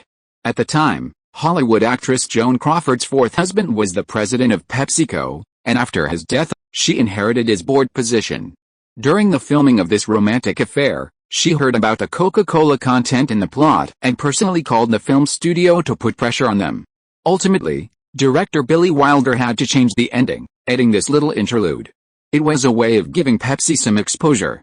Product placement wasn't common then, and film studios emphasized brand neutrality. However, Billy Wilder's skill was remarkable. The ending didn't feel forced at all, but rather quite amusing. Unfortunately, circumstances at the time were unfortunate. While filming began, access to East Berlin was still possible, but by the time filming was completed, the Brandenburg Gate checkpoint had been built. Because the European public was deeply disillusioned with the future and feared another war, this satirical film reflecting the current events was a flop in Europe and failed to achieve box office success in America. James Cagney, a legendary actor widely considered one of the top 5 actors of Hollywood's golden age, subsequently retired from acting out of despair, only making cameo appearances in television series in the early 1980s, a few years before his death. Oh, there are Berlin Wall fragments for sale here. The two walked to the vicinity of the Brandenburg Gate, featured in the film. Several people had set up stalls on the ground, selling various stones, with signs in English saying Berlin Wall fragments. Ronald squatted down and examined them. Many stones had graffiti on them, performance art created by West Berlin residents in response to the Berlin Wall. Seeing that they didn't look fake, Ronald bought several as souvenirs. Here are some t-shirts, do you want some? Seeing his generosity, the vendor started promoting several more t-shirts, all featuring authentic, representative graffiti from the Berlin Wall. Wrap them all up for me. Ronald bought over a dozen immediately. These souvenirs were quite interesting. Here are some photos of the Berlin Wall, do you want some? The vendor tried to push the sale further, but Helen pulled Ronald aside. My film crew has all of these. If you want, I can have them send you a copy. Okay, Ronald smiled. He was buying things out of interest now, while Helen retained some of the shrewdness of a New York girl, enjoying haggling. These past 2 days, Helen had genuinely come to work. Her father's PBS television station funded a production company called Nova, which traveled the world filming documentaries to introduce American audiences to the customs and cultures of various countries. Their latest documentary was about the history of the Berlin Wall. Helen also provided the narration for this documentary. And it must be said, although her acting skills were average, Helen's voice was excellent, and being beautiful, she was quite suitable for this kind of narration. The film festival is screening several films a day, showcasing the 20 films competing in the main competition this year. The oldest leading lady, Jessica Tandy, of Driving Miss Daisy, director Oliver Stone, of Born on the 4th of July, star Tom Cruise, and Danny DeVito, of The War of the Roses, all appeared at the screenings, interacting with fans and giving interviews to the media. This year, Hollywood has 5 films competing, a rare occurrence. Generally, American films at European film festivals are mostly independent art films. However, this year is different. The 3 mentioned above, which have enlisted stars for promotion, are mainstream commercial films. This is partly due to Ronald Lee's influence. His previous film, The Temptation, competing at the festival, seems to have had a significant impact on domestic box office performance. Major studios are also trying to emulate this. More importantly, the Berlin Wall incident this year has generally created a favorable impression of America among the organizing committee and the German public. Britain and Germany did not actually support the reunification of Germany, but it was America that refrained from interfering at a crucial moment, and now East and West Germany have made initial contact. Given this public opinion, the organizers have repeatedly hinted at the possibility of a Hollywood film winning the Golden Bear. Sensing this opportunity, film companies flocked to the event, resulting in a quarter of the entries being Hollywood productions. However, a significant division emerged among the 11 judges. Many Eastern European judges preferred that this highly significant Golden Bear be awarded to a film from an Eastern European country, which had long been satellite states of the Union, and whose support was greatly encouraged by events like the Berlin Wall and Poland. 4 judges were from Eastern Europe and the Union, 4 from Western Europe and America, and only comedian Benigni and Ronald, who, unlike many European film festivals, was invited for his contributions to current events through his breakdancing and stunt dancing, remained neutral. Their backgrounds were not ideal for typical film festival judges, and dissatisfied with the other judges' criteria, they sat on the sidelines discussing Italian cuisine. Aside from Chairman Michael Ballhaus remaining neutral, and Ronald and Benigni refusing further comment, the remaining 8 jury members took strong stances and argued heatedly. The 4 Eastern European jury members, East Germany, the Soviet Union, Hungary, and Brazil, unanimously nominated the Hungarian film The Lost Bird. Their reasoning was laughable, not because of the film's artistic merit, but because of the events in Prague that year, which led to its ban. The film's fate overshadowed the film itself, becoming their sole reason for awarding the Golden Bear to this 20-year-old film. The Western European jury members, France, America, Britain, and West Germany, neither wanted the Hungarian film to win nor wanted the Golden Bear to be tainted by Hollywood's commercialism. They unanimously nominated another American film, The Music Box, starring Jessica Lange. This film tells the story of Anne, whose father, a Hungarian immigrant, is accused of mass murdering Jews before the end of World War II as a member of the Arrow Cross. As his daughter, she travels to Hungary to gather evidence and discovers that several witnesses have different accusations against the accused. She cleared her father's name. However, during her trip to Hungary, a relative of one of the victims gave her a wallet, urging her to redeem a music box that her father's accomplice had pawned. After much effort, the protagonist, Anne, redeemed the music box, only to discover it contained photographs of Jews murdered by her father's Arrow Cross during the Soviet siege of Budapest. The psychology of these Western European judges, desperately trying to award the Golden Bear to this film during the fall of the Berlin Wall, is intriguing.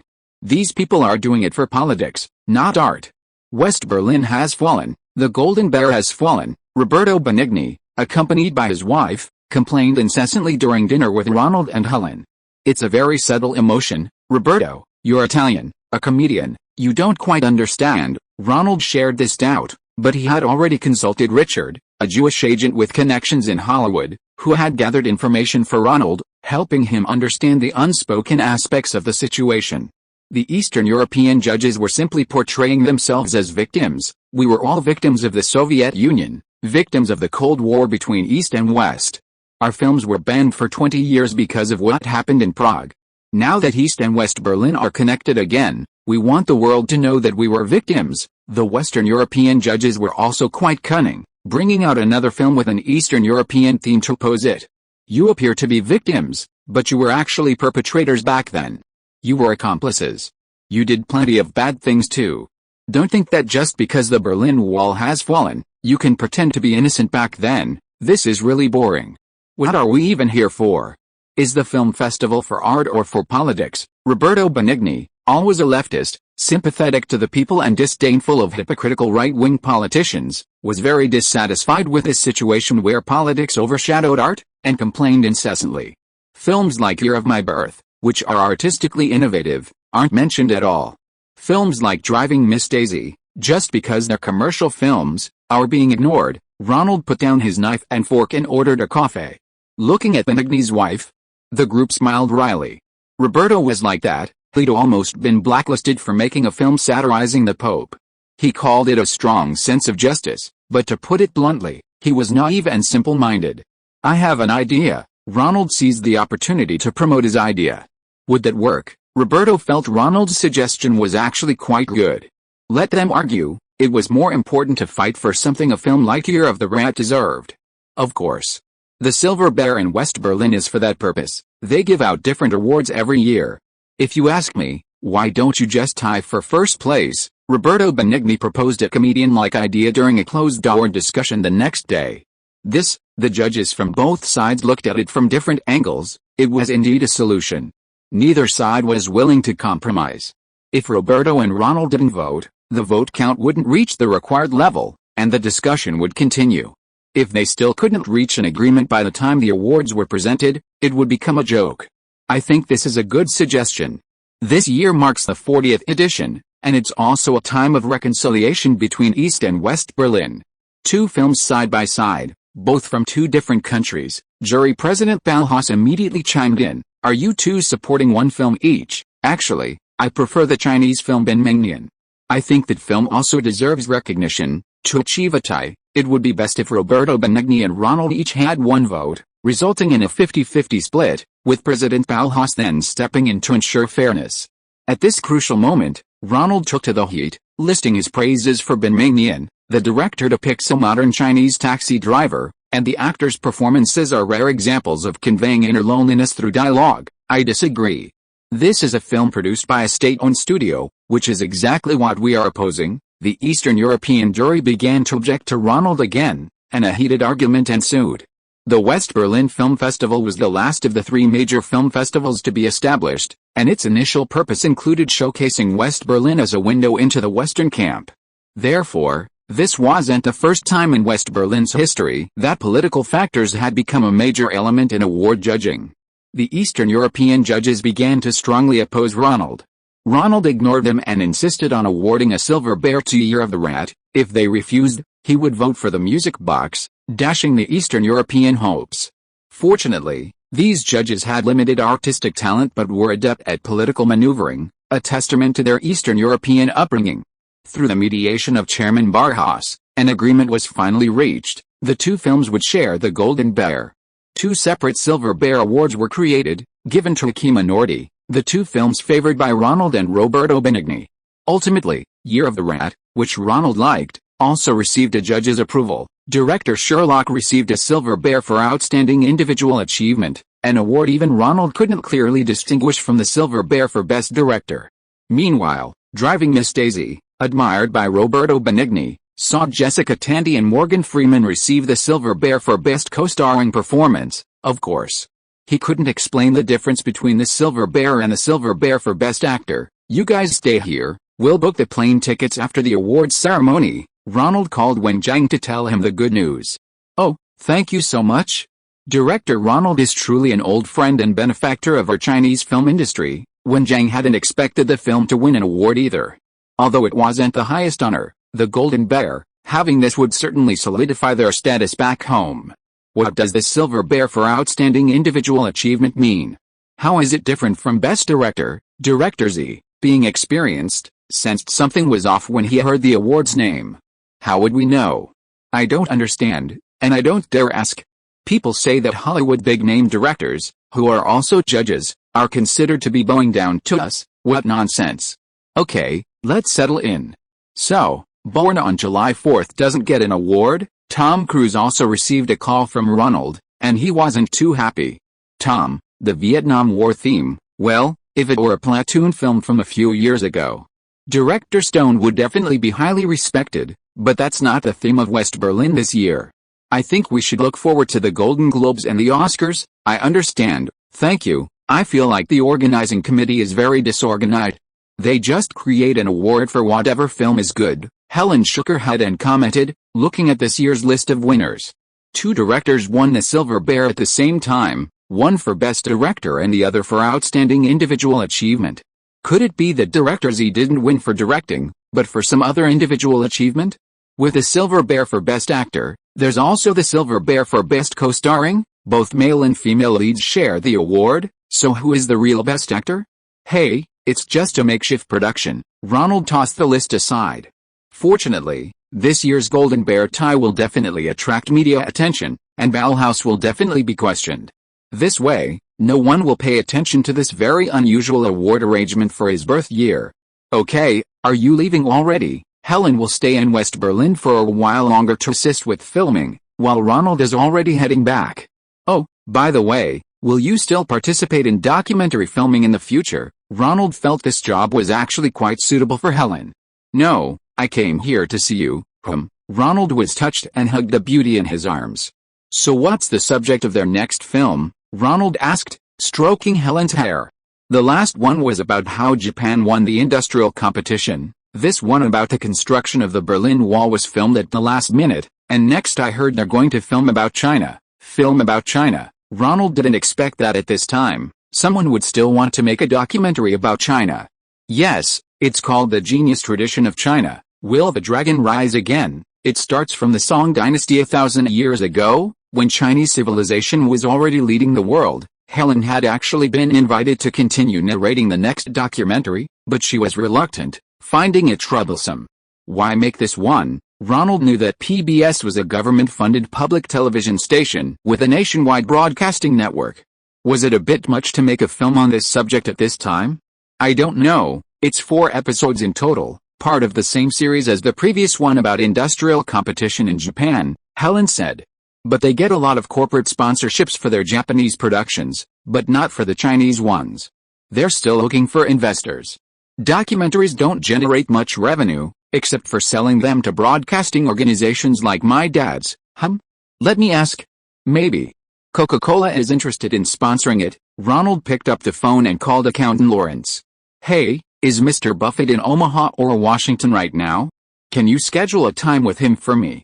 Chapter 1181. Ronald turns on the printing press. As a major shareholder of Coca-Cola, Buffett's phone call quickly garnered the attention of top management. They thanked Ronald for his call, and Coca-Cola, which had long sought a breakthrough in doing business with the world's most populous country, sent representatives to Ronald's hotel in West Berlin for a face-to-face consultation. Coca-Cola, which had long coveted the massive market of over 1 billion people, assumed Ronald had received some official information and was somewhat disappointed to hear it was merely an advertising sponsorship for the PBS documentary Will the Dragons Rise Again? However, making a gesture of goodwill was still cost-effective. When Ronald flew back to Los Angeles, he learned that not only had Coca-Cola's huge sponsorship, relative to the documentary, been secured, but the news had also attracted a large number of Fortune 500 companies vying for his attention. Besides Coca-Cola, Johnson & Johnson, Lockheed Martin, Boeing, and Allianz Insurance all offered to sponsor the program. The producers at New Star Films were overjoyed. When did documentary productions become so well-funded? Helen called to say they were planning to invite her to Zhujiahu and the Great Wall to film a few scenes as the opening of their documentary. Did it realize my influence was this great? Ronald thought smugly, surprised that so many large companies were sponsoring his project with just one phone call. Wait, I'm not that famous in the business world, am I? Ronald's elation quickly turned to reality. He asked Lawrence for the annual reports of these companies and looked them over. He certainly didn't have that much influence over companies with that market capitalization. It must be Buffett's influence, Ronald corrected his thinking. Buffett, as a renowned investor, had gone all in on Coca-Cola, and the stock price had slowly risen. Many people on Wall Street greatly admired his foresight. It must have been Buffett's phone call that led many in the industry to misunderstand his ideas. Well, before I file my taxes this year, I'll invest all my transferable income in Coca-Cola, Ronald thought. Buffett was so respected, following his lead must be a good idea. And I'll also invest some in Microsoft, Ronald added, noticing Lawrence's Microsoft Word software. Although he still finds WordStar more convenient for writing screenplays, Word is easy to use and requires no keyboard shortcuts, making it a popular choice for secretaries. Lawrence was already accustomed to Ronald's investment style and didn't say much. Ronald's income last year was quite good, even though the sales of the soundtrack for Sex and the Beast were gradually declining. However, the videotapes were still very popular, showing no signs of stagnation. Last year alone, 2 million videotapes were sold in America. Although this was slightly lower than the 3.8 million sold the previous year, it still firmly secured a place in the top 10 of the domestic videotape sales and rental charts. For a film released in 1987, such results were truly the envy of major studios. Usually, the videotape sales of a blockbuster film would decline in the following year, and few films from the 7 major studios could match such strong sales. In this area alone, Ronald amassed $80 million in sales, not including sales in Japan, Europe, and other regions. In addition to the soundtrack sales, Ronald earned over $100 million from the film's VHS alone. Add to that the various dividends and surpluses from the blockbuster films of the past 2 years, and the soundtrack for Carly Simon's Working Girl, which also entered the top 20 of the American sales charts. Even excluding dividends from his stock holdings, Ronald's annual income from the film and entertainment industry alone rivals Spielberg's Indiana Jones series and Lucas's Star Wars series. Considering that this film didn't involve much special effects, eliminating the need to maintain an expensive special effects company like Industrial Light and Magic, Ronald truly had a money-printing machine running non-stop last year. Ronald's current ambition is to invest only in low-budget films, so with a large amount of cash on hand, he follows in Buffett's footsteps, buying stocks to share in the fruits of economic development. Hey Ronald, did you hear? That idiot Minahan Golan is going to make a Spider-Man movie. Ronald, who was resting at home, suddenly received a call from Cameron. What? You heard too? Ha ha ha, Ronald laughed loudly. It seemed Minahan's talk to Hollywood had worked. Several of the big 7 studios were now genuinely interested in making these 2 comic book adaptations. I heard you're involved. I'm very interested in taking on one of them, Spider-Man. Do you have any ideas? Are you serious? Ronald jumped up from the sofa. What was going on? He'd only asked Minahan to create some smokescreen to trick Warner Brothers into giving him the basic rights he wanted. Who knew his good friend Cameron actually wanted to make a Spider-Man movie? Let me ask around. I'll contact you when I have more details. After thinking for a moment, Ronald decided to reassure Cameron first and then go talk to Minahan himself. Warner Brothers hasn't reacted much, Ronald. Columbia, which had its previous owner, and a few other TV stations are showing some interest, though. Minahan, summoned by Ronald, rushed over for coffee. This coffee is really good. Minahan took the coffee Diane had made and drank it with gusto. What are they thinking? Ronald frowned slightly. He wasn't really interested in making a comic book adaptation. These kinds of films required huge investments and carried enormous risks. He'd made a lot of money last year, but that was barely enough to make one big-budget film like this. Hey, Robert Daly of Warner Brothers is a real cheapskate. He always wants to get the most out of the money. He wants to buy the film rights directly from me. What will his subordinates think? Minahan Golan explained the reason directly. Daly, this hidden Jewish man, was still using the same business methods as television stations in the film industry. He wouldn't spend money if he could avoid it, and he wouldn't spend more if he could save money. Can you be any stingier than you? Ronald glanced at Minahan. He'd behaved well today, not spitting in front of Diane in his house. Now there's an opportunity. A very suitable director really wants to adapt your script. What do you think? Ronald released the news first, to see Minahan's reaction. Ha ha ha, really? I'm going to turn things around. Minahan let out a rough laugh, downed his coffee in one gulp, and was about to excitedly begin to express his thoughts. Suddenly, out of the corner of his eye, he saw Ronald's smile, and Minahan's heart skipped a beat. He immediately put down his cup. This way, Warner Brothers will definitely lessen their doubts about our script. As long as we subtly spread the word that other major studios are interested, they will definitely raise their offers, and then our real goal can be achieved. Very good, but I'm not unreasonable. As long as we can get Warner Brothers to give in, if this movie gets greenlit, and you're willing to work with them, I will facilitate it and won't stand in the way. Ronald knew that Minahan had a dream of making a blockbuster, and Cameron also had a dream of making Spider-Man. If Cameron's expressed interest could actually facilitate the transfer of the script he wanted, he wouldn't mind others realizing their dreams. Hey, could you tell me who's interested? Minahan was very clear about his role as a tool. Without Ronald backing him, he might not have been able to keep either of the comic book adaptation rights. But hearing that a director was interested, and even that it involved one of the big 7, made him itchy. Could it be Spielberg? What's inconvenient about that? It's Jim Cameron, him? Great, Minahan started gesturing excitedly. He really liked Cameron's style of finding light and darkness in his films. If he could get someone like that to agree, he might actually succeed. He's been a Spider-Man fan since he was a kid. Minahan, who had been laughing happily, suddenly choked. You mean Spider-Man? I thought it was the Fantastic Four. The Fantastic Four? Warner Brothers is interested in the Fantastic Four. Ronald was also surprised. Why? Superman and Batman have proven that comic book movie adaptations need characters with a best comic book fan base, right? Well, Warner Brothers thinks the Fantastic Four is very popular too. You know, there's only one Spider-Man, but there are 4 Fantastic Four. Minahan Golan held up 4 chubby fingers, waved them in front of Ronald, and then changed them to 1 finger. What kind of logic is that? Ronald was both amused and exasperated. Movies aren't toys, you can't count heads, can you? Besides, aren't the various villains in Spider-Man much more interesting than the Fantastic Four? And with 4 main characters in a movie, the plot and character development are actually weakened.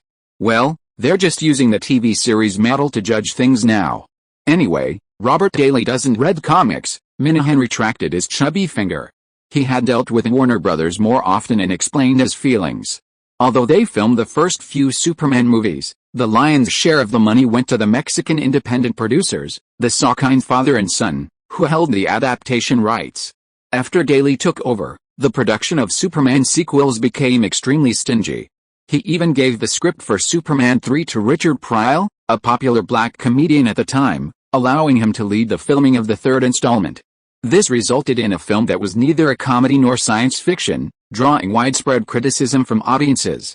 Later, feeling that the series' potential had been exhausted, they allowed Minahan Golan to step in and persuade Christopher Reeve to star in the 4th film. Of course, his attempt was even more disastrous. The production methods for television series are actually quite different from those for movies. Comparatively, the characters are more important in television series. Many viewers watch television series primarily for the main characters, with the plot being secondary. Therefore, it's not surprising that Warner Brothers value the Fantastic Four, with its 4 main characters, more. This isn't just Minahan's wild speculation. Warner Brothers, rather than buying the rights to Fantastic Four from Minahan or exchanging other people's money for Forrest Gump, would prefer to wait for Minahan's adaptation rights to expire and then buy them back from Marvel at a very low price, $200,000 or $300,000. Marvel, currently facing financial difficulties, might also have more favorable adaptation terms. I see. Then how about we use Spider-Man to provoke Warner Brothers? Ronald contacted Daydream's people and learned about the situation from Richard, confirming Minahan's statement. Afterward, he immediately contacted Columbia Pictures, hoping to get their support. Sorry, Ronald, Columbia has its own problems to deal with right now, and we can't approve such a large project at the moment. Ronald, who approached the new president Frank Price to plead his case, was politely refused. It turned out that Columbia also had its own problems. The new CEO, Peter Goebel, and his good friend, John Peters, had previously signed a distribution agreement with Warner Brothers, under which Warner Brothers would distribute their production company's films. Now that Sony has acquired Columbia Pictures, it has spent a large sum to buy out the production companies of the 2 executives, and all the works previously produced by Goebel Peters Productions have also come under the new Columbia Pictures umbrella. In effect, this means the 2 have breached their contract with Warner Brothers. This infuriated Warner Brothers executives, and after Goebel became CEO of Columbia Pictures, he filed a lawsuit against Sony, seeking $1 billion in damages. Of course, Sony is not a small player like Ronald, and immediately filed a countersuit, suing Warner Brothers for infringement against its CEO and vice president. Currently, many film projects within Sony Columbia Pictures have been suspended due to this matter. Is that so? Are you guys really fed up with Warner Brothers? Should we think of a way to annoy them back? Ronald's mind raced with new ideas. This kind of lawsuit, if it happened between 2 companies controlled by American capital, wouldn't be a problem at all, especially since they are both Jewish. Warner Brothers is taking advantage of the poor reputation of Japanese companies in America, making a big fuss about it to gain some private advantage. The Japanese are very concerned with saving face. Regardless of the actual outcome of this lawsuit, they felt insulted by their Hollywood counterparts. That's why they were so audacious in filing a countersuit. They couldn't let their prestige as the first to acquire a Hollywood company be tarnished by such a bizarre lawsuit. Lawyers for both sides were trying their best to reach an out-of-court settlement. Neither side wanted the case to go to court and expose a host of Hollywood scandals. At this point, Sony would be more than willing to win by a small margin against Warner Brothers. However, doing so would be a huge loss of face for the current CEO, Goebel. He himself had created a major scandal, and now Frank Price, from another faction within the company, was trying to save face, something he certainly didn't want. Thus, the matter was submitted to Oga's office. In the midst of his busy schedule, Oga made a phone call to Ronald. "Ronald, as long as it's within the company's rules, you and Price can go all out. I'll support you. But don't break the rules and get Chairman Morita to point it out." Goebel was someone Akio Morita brought in on a whim, while Price was someone Ronald recommended to Oga. Even within Japanese companies like Sony, there are many interest groups, and they operate using methods that American executives don't understand, but are effective in resolving and managing these issues within the rules, so that means not arguing with them. Frank Price didn't quite understand the Japanese way of thinking and needed to consult Ronald. Goebel and Peters have the authority to approve projects, but within the rules, what authority do you have? Ronald countered. "I can buy one script and pay in advance, I understand." Price finally understood Oga's unspoken meaning. A day later, Minahan received good news and immediately called Ronald, demanding immediate action on Spider-Man, as the adaptation rights were expiring soon. "Hey, Ronald, we've got the advance payment from Columbia Pictures for the Spider-Man videotape distribution rights and from Viacom for the television rights. Does that mean we can send an invitation to director Cameron now?" "Okay, send Jim a formal invitation right away. I'll call him." "Wait, what's with Viacom buying the television rights?" Just as he was about to hang up, he noticed Minahan had mentioned another company's name. Chapter 1182 The Ambition of Kurako Films. In fact, Viacom has deep roots in Columbia Pictures. Back in the Golden Age, before the Paramount antitrust case, Columbia Pictures and CBS were part of the same company called Columbia Media Group. Later, CBS became independent and established Columbia Television Sales, a company that sold CBS-produced television programs to smaller, regional networks. In the 1970s, a court ruled that CBS, owning a network, was monopolizing the wholesale distribution of television programs to other networks, so the sales company was spun off and became Viacom. Viacom continued to acquire its own networks in the 1980s because the law had changed under former President Ronald Reagan, and television sales and network ownership were no longer considered monopolies. By 1986, they owned two major syndicated channels, MTV and Showtime. At this time, Sumner Redstone, a second-generation family businessman who ran a movie theater chain, acquired shares in Viacom, becoming its controlling shareholder. After Sumner Redstone took over Viacom, he explored many new technologies, such as satellite television and pay TV movie channels. Most importantly, they also established a videotape and merchandise sales business for Showtime movies. The reason Viacom is so interested in a comic book adaptation might be because of this. Ed Bastian, president of the Daily News Corporation, received a call from Ronald. Of all Ronald's colleagues, only he had the most experience in the commercial operation of film and television. Selling movie merchandise actually has a very troublesome aspect. Starting in the 1980s, movie screenings were not long enough, generally only lasting a few months to half a year in theaters. This wasn't enough time to design and manufacture related merchandise such as toys and clothing. If a movie was a hit, sales would surge rapidly. A typical manufacturing plant simply couldn't keep up with producing enough products.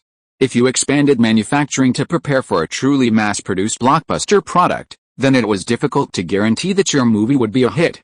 The products produced would end up being unwanted and disposed of as waste. So, while many companies envied Lucas for acquiring the rights to Star Wars merchandise and making a fortune, if you were the president of one of the 7 major studios, you wouldn't massively expand your merchandise department either. Comic book adaptations have this advantage: as long as the movie isn't too bad, there will naturally be plenty of comic book fans to buy the merchandise, and there's no need to worry about it quickly becoming obsolete after release. Viacom, a media conglomerate that grew from a sales company, naturally wouldn't pass up this opportunity. Their advance payment was conditional on the rights to broadcast Spider-Man on Showtime movies after the film was completed, as well as priority rights to sell various videotapes and merchandise through their sales channels. Can a television broadcast right really be worth this much money? Ronald discovered that Columbia Pictures' advance payment for Minaham's videotape sales wasn't even as much as Viacom paid for the television broadcast rights. The videotape market is growing rapidly every year, with sales of classic films increasing year by year. Many families buying new VCRs also buy a dozen classic films. In addition, the union strikes of the past 2 years renegotiated the remaining profit-sharing ratios, so generally speaking, videotapes are now worth more than television broadcasting rights. Due to the new distribution agreement after the strike, many television stations have to pay creators more for new films, and this payment is no longer limited to films with a certain number of views. There's also a trend in television stations choosing older films and B-movies that haven't performed well at the box office. Viacom is going against the grain, and they were even paying in advance, signing contracts and dispersing funds before Minahan even started the project, a truly adventurous move, showing great confidence in Spider-Man. Not entirely. Viacom's new boss, Sumner Redstone, is a very ambitious man. He probably wants to make a name for himself with this film. Ed Bastian had gained some understanding of the people in the television industry. Okay, never mind that, I'll go ask Cameron. The project already has an advance payment, so I'm asking you to write a script for Spider-Man. As long as you can produce something that satisfies Sony Columbia, I'll handle the rest. They won't consider any other directors until they've seen your script. Ronald received the good news and immediately went to see his Spider-Man superfan and good friend, Cameron. Look what this is. Cameron smiled, pulled a bound document from his drawer, and handed it to Ronald. Goodness, you've already written it? No, this isn't the page count for a movie script. Ronald knew the page count was wrong as soon as he touched it. This is a synopsis. No, it's more detailed than a synopsis. Ronald was also an experienced screenwriter and knew that movie scripts were generally 1 page per minute. A movie like Spider-Man, with so many special effects, would definitely be over 2 hours long. The document in his hand was only about 60 pages long, but it was still much thicker than a typical synopsis. I call it a synopsis script, Cameron chuckled. He didn't know how the project would turn out, so he didn't put in the detailed work, but instead wrote a synopsis based on his long-held thoughts about Spider-Man. His love for Spider-Man had been with him since childhood, and once he started writing, he couldn't stop. He wove together some classic scenes from the comics, and before he knew it, he had written 58 pages. Ronald read it quickly. The protagonist, of course, was our good neighbor, Spider-Man, Peter Parker. The female lead was played by Mary Jane, the female lead from the early Spider-Man origin story. The main villain, named Oak, was a nuclear physics professor. Dr. Oak, whose dream of building a small-scale controlled nuclear fusion power generation device was denied funding, used his existing technology to create a prototype. The small-scale controlled nuclear fusion device was also connected to several robotic arms attached to his body, making him look like a giant spider. Tempted by power, he killed people in his quest to obtain funding to build a commercial version for the benefit of the world. Ronald wasn't a comic book fan, and many of the characters and plot points were new to him. He thought Cameron's script was undoubtedly of very high quality. You're not going to cast Arnold for this villain, are you? On the last page, Ronald saw Cameron's hand-drawn sketch of a muscular man with 4 mechanical arms extending from his spine. Dr. Oak, the villain, had multiple burns, revealing his electronic machinery. In his pursuit of power, he had transformed himself into a half-human, half-machine monster. Haha, Ronald, I knew you understood. I really want Schwarzenegger to play this villain. What does Arnold think? What's his schedule? Seeing how well Cameron had prepared, Ronald felt the project had a good chance and immediately began to inquire about the details. Schwarzenegger approached me. He's currently very close with a company called Caraco Pictures. They originally produced 2 First Blood films for Stallone, but Stallone's current situation isn't good, and Caraco wants to reach a series of collaborations with Schwarzenegger. Ronald nodded. He knew that Cameron and Schwarzenegger had maintained a good relationship since filming Terminator. Caraco's current momentum in Hollywood is quite similar to that of Cannonball a few years ago. The First Blood series brought them enormous profits. For the past 2 years, they've been trying to climb from a small studio to a mid-sized one. Besides acquiring the studio of De Laurentiis, who had gone bankrupt and was embroiled in the New York Mafia's 5-family scandal, led by Rudy Garfield, who lost his mayoral election, They've been actively seeking collaborations with more action stars. Since Kirako is so eager to bring Schwarzenegger on board, all conditions are negotiable. Ronald immediately contacted Minahan, who connected with Kirako's founder, Mario Casal. Kirako wanted to go big, preparing a production budget comparable to Batman, hoping to use this Spider-Man film to break into the ranks of major Hollywood studios. Even if they couldn't overtake the declining MGM, they aimed to be similar to Orion, with a minimum goal of becoming a board member of the MPAA's ratings committee. Minahan Golan has always been a boastful person. Even without any prior experience, he secured advance payments from numerous European cinema chains and buyers at the Cannes Film Festival with just a few posters he designed, launching his Hollywood journey. Now, he truly holds the adaptation rights to two of Marvel's most popular films. Meeting the people at Kirako, a company that started with action movies, is like a fish in water. His vision left even Kirako's founder, Mario Casal, speechless. Haha, you didn't know, did you? Ronald, the most promising commercial film director in Hollywood to succeed Spielberg, had his first film to gross over $100 million, Breakdance, which I invested in. We met that guy at the Montreal Film Festival in Canada. The moment I saw him, I knew he was a genius.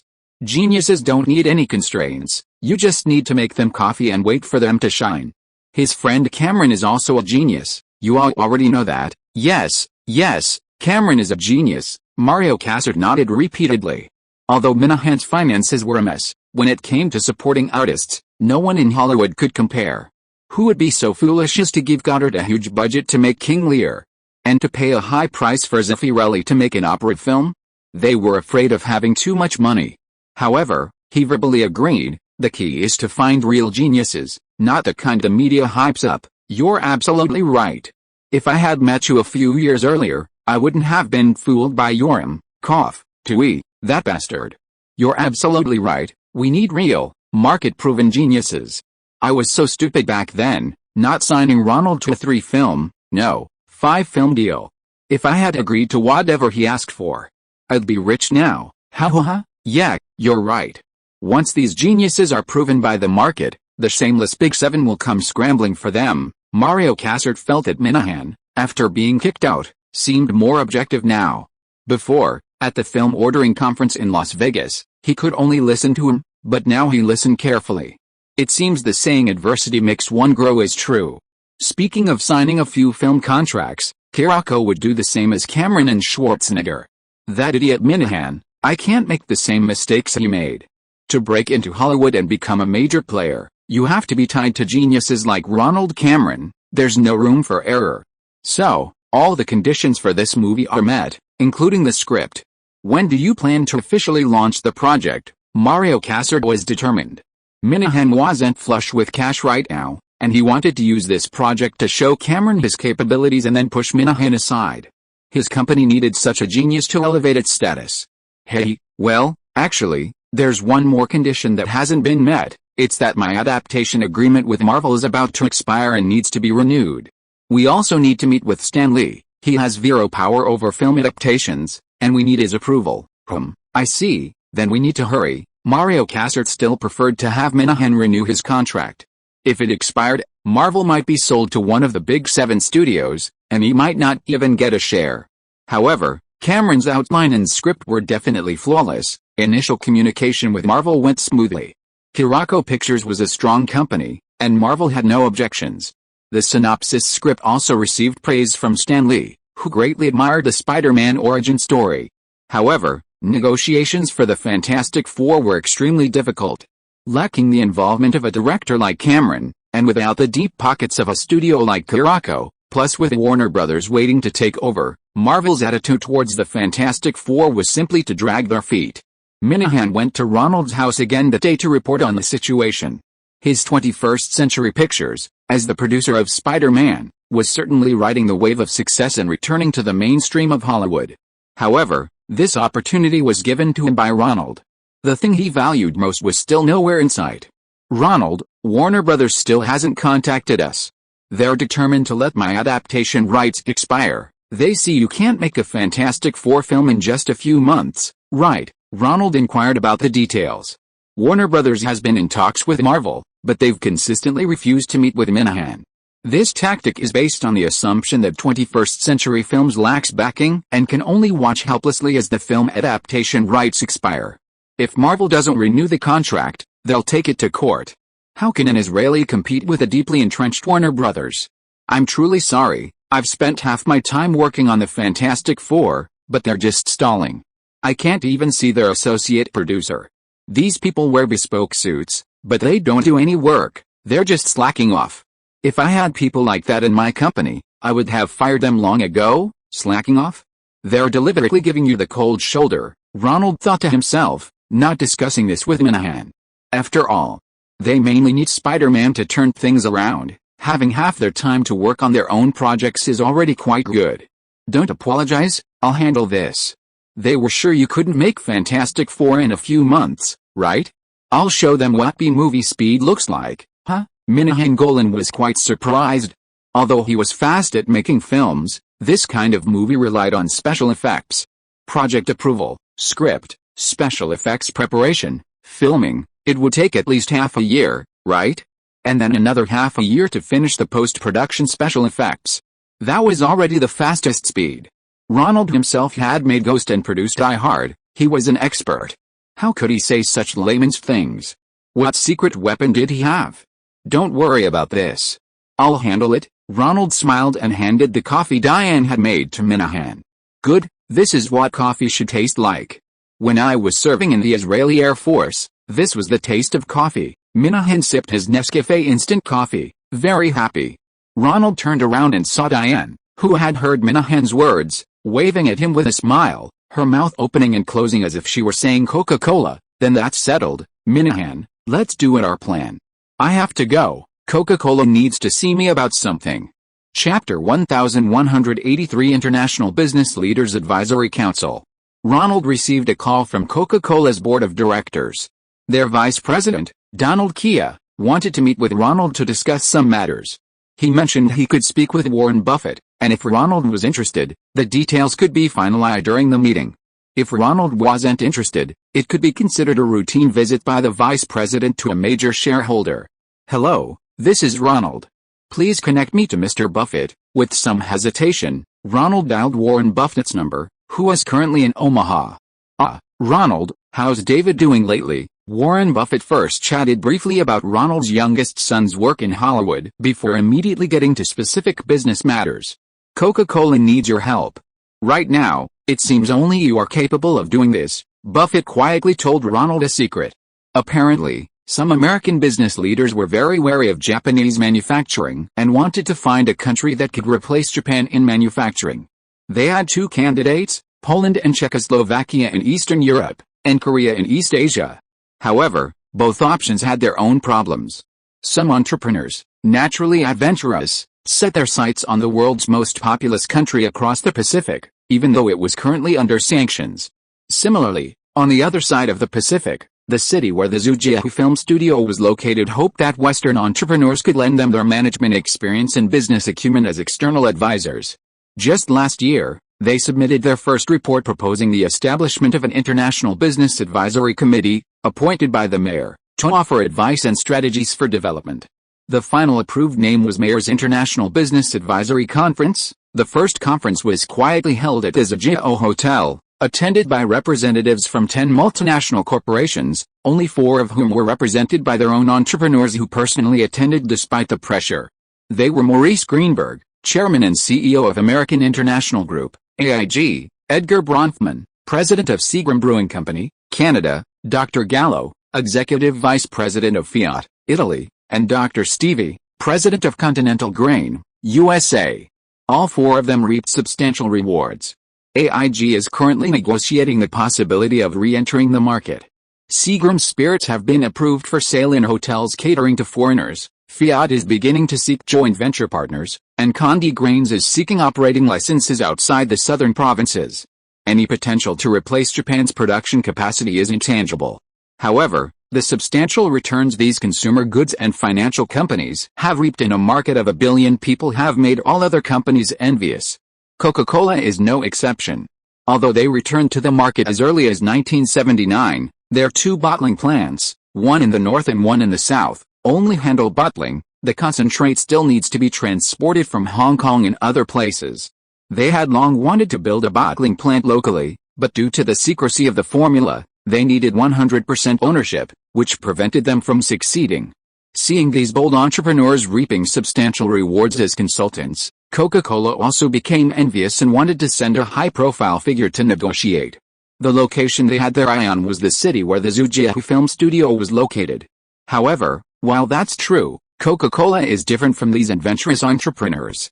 They are a global company, and to some extent, Coca-Cola has become a cultural symbol of America. Sending someone at the vice president level or above at this time would cause unnecessary trouble. Finding a heavyweight figure who could represent Coca-Cola to some extent and gain their trust was a difficult problem for Coca-Cola. Finally, their largest shareholder, Buffett, recommended a candidate to Coca-Cola's vice president, his fellow Omaha native and friend, Donald Kia. Ronald. Mr. Kia, it's a pleasure to meet you. Ronald received his Omaha compatriot, Buffett, at his home. Call me Donald, may I call you Ronald? Kia, despite being a vice president, maintained a remarkably straightforward Southern style. Of course, I'd be happy to act as a messenger for Coca-Cola, but I don't know anything about Coca-Cola, so what can I do for you? Ronald already knew that the second International Business Leaders Advisory Conference would be held earlier than scheduled in March. They were currently in a phase of desperately seeking out top international business leaders. You don't understand Coca-Cola? I don't believe it. The best Coca-Cola ad in history was directed by you. The sales impact was immediate. Kia began by praising Ronald's work on several Coca-Cola commercials. Also, I recently learned that the product placement for the character Dragon Boy was one you insisted on keeping. There was even an actor who refused to work with Coca-Cola because of it. I think he'll regret it. Kia was referring to Clint Eastwood, who refused to continue working with Coca-Cola after his son was rejected for a role by Ronald. The two chatted happily, and Kia particularly admired Ronald's confidence in Coca-Cola, having bought their stock and become a shareholder. Ronald had actually invested earlier than Buffett, reaping the benefits of Coca-Cola's rising stock price. Seeing that Ronald had agreed to be a special envoy, Kia didn't hold back and explained his considerations. Actually, you don't need to do anything. We have professionals to handle the communication. We also have potential partners in the grain and oil companies over there. It's just that this time we need someone with status to show their support, but not a real senior manager, you understand? Ronald, we are an international company, we can't take risks like AIG, but I don't have any status either. I'm not one of your Coca-Cola employees, I'm just a shareholder who bought your stock on the open market. Ronald wanted to know what kind of return Coca-Cola was willing to give them. We can hire you as a marketing consultant for Coca-Cola, equivalent to vice president level, that's how they understand it over there. Kia winked. Of course, if you're willing to make that title real, we can discuss cooperation again after you come back. Kia was playing the long game. Ronald's attendance at the meeting was a symbol of support. If it opened up the market, then giving him a reward wouldn't be unreasonable. Also, one of our 17 board members will be retiring this year. If you're interested then, But I only have less than 0.6% of the shares. Ronald hadn't expected Kia to offer him the bait of becoming a board member. Like Joan Crawford. Being a board member of a major company like Coca-Cola, which sponsors Hollywood so heavily, was quite attractive. It would definitely give him more leverage in Hollywood. We mail quarterly reports to our shareholders every quarter. You might not have read them carefully, but Coca-Cola's bylaws state that to become a board member, you only need 100,000 shares, nomination by other board members, and a vote at the board meeting. Warren and I can. The retiring shareholder Kia mentioned was Lady Evans, the first female board member in Coca-Cola's history. Moreover, there will be changes in the chairman and CEO positions this year, and Kia is a strong contender for the CEO position. Having an extra vote on his side on the board would be very beneficial. Then I'll give it a try and see what I can do, Ronald agreed. It's just going to a meeting, right? He knew he wouldn't be able to do any film business there in the short term, but he still had a factory in Minhang District, and being a mayor's advisor would be very beneficial to his business. Coca-Cola wanted to leverage his semi-official status to gain some advantage, and he could certainly leverage that advisory title, a title usually reserved for large companies like Coca-Cola, which would only benefit his business. Then I'll wait for your good news. Kia was straightforward. A market of 1 billion people, with the opening of a local concentrate factory under his management, would be a very strong achievement for his campaign to become the next CEO. To prepare for this visit, Ronald had his private lawyer Lindsay Dole, Los Angeles lawyer Mitch Cantor, and Ed Bastian prepare a lot of materials on business with China, have them compiled, and then cram for a while to pretend to be an expert. The interim measures for the filing and management of the establishment and changes of foreign invested enterprises. Can someone tell me what a foreign invested enterprise is? The two lawyers went to Ronald's mansion to explain the translated version of the regulations to him. Darling, Mr. Coleman is here.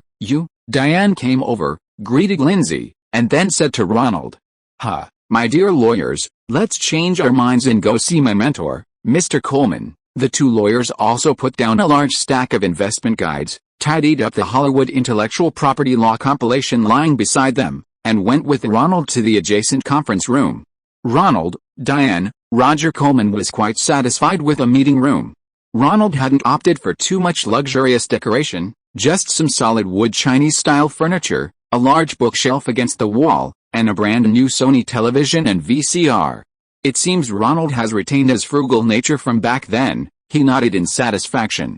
Roger, it's so nice to see you again. I've been incredibly busy lately. Lindsay had to fly in from New York to accommodate my schedule, and Attorney Cantor even dropped everything to come.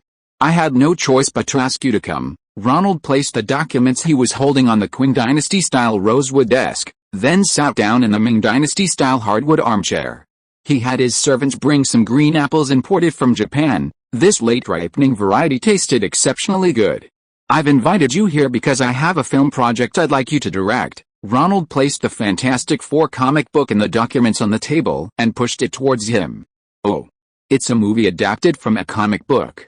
You want me to direct it? Roger Coleman put on his glasses, glanced at it, and was a little confused as to why Ronald wanted him to direct it. It's a very demanding film project.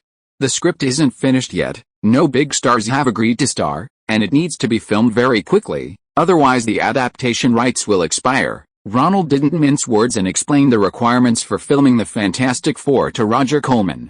The adaptation rights are only valid for the first theatrical release. Once a theatrical film is made, Marvel cannot reclaim the rights and sell them to someone else. This was the result of careful research by the two top lawyers and their team. When Minahan Golan signed the agreement with Marvel, they didn't have a reference. They used the contract signed between the Saukind father and son and Exit Comics as a guide.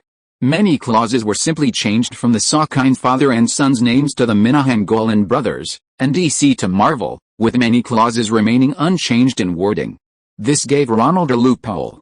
The Saukind father and son had obtained long-term adaptation rights for Superman. The rights would only be revoked if a first theatrical film wasn't made within 5 years.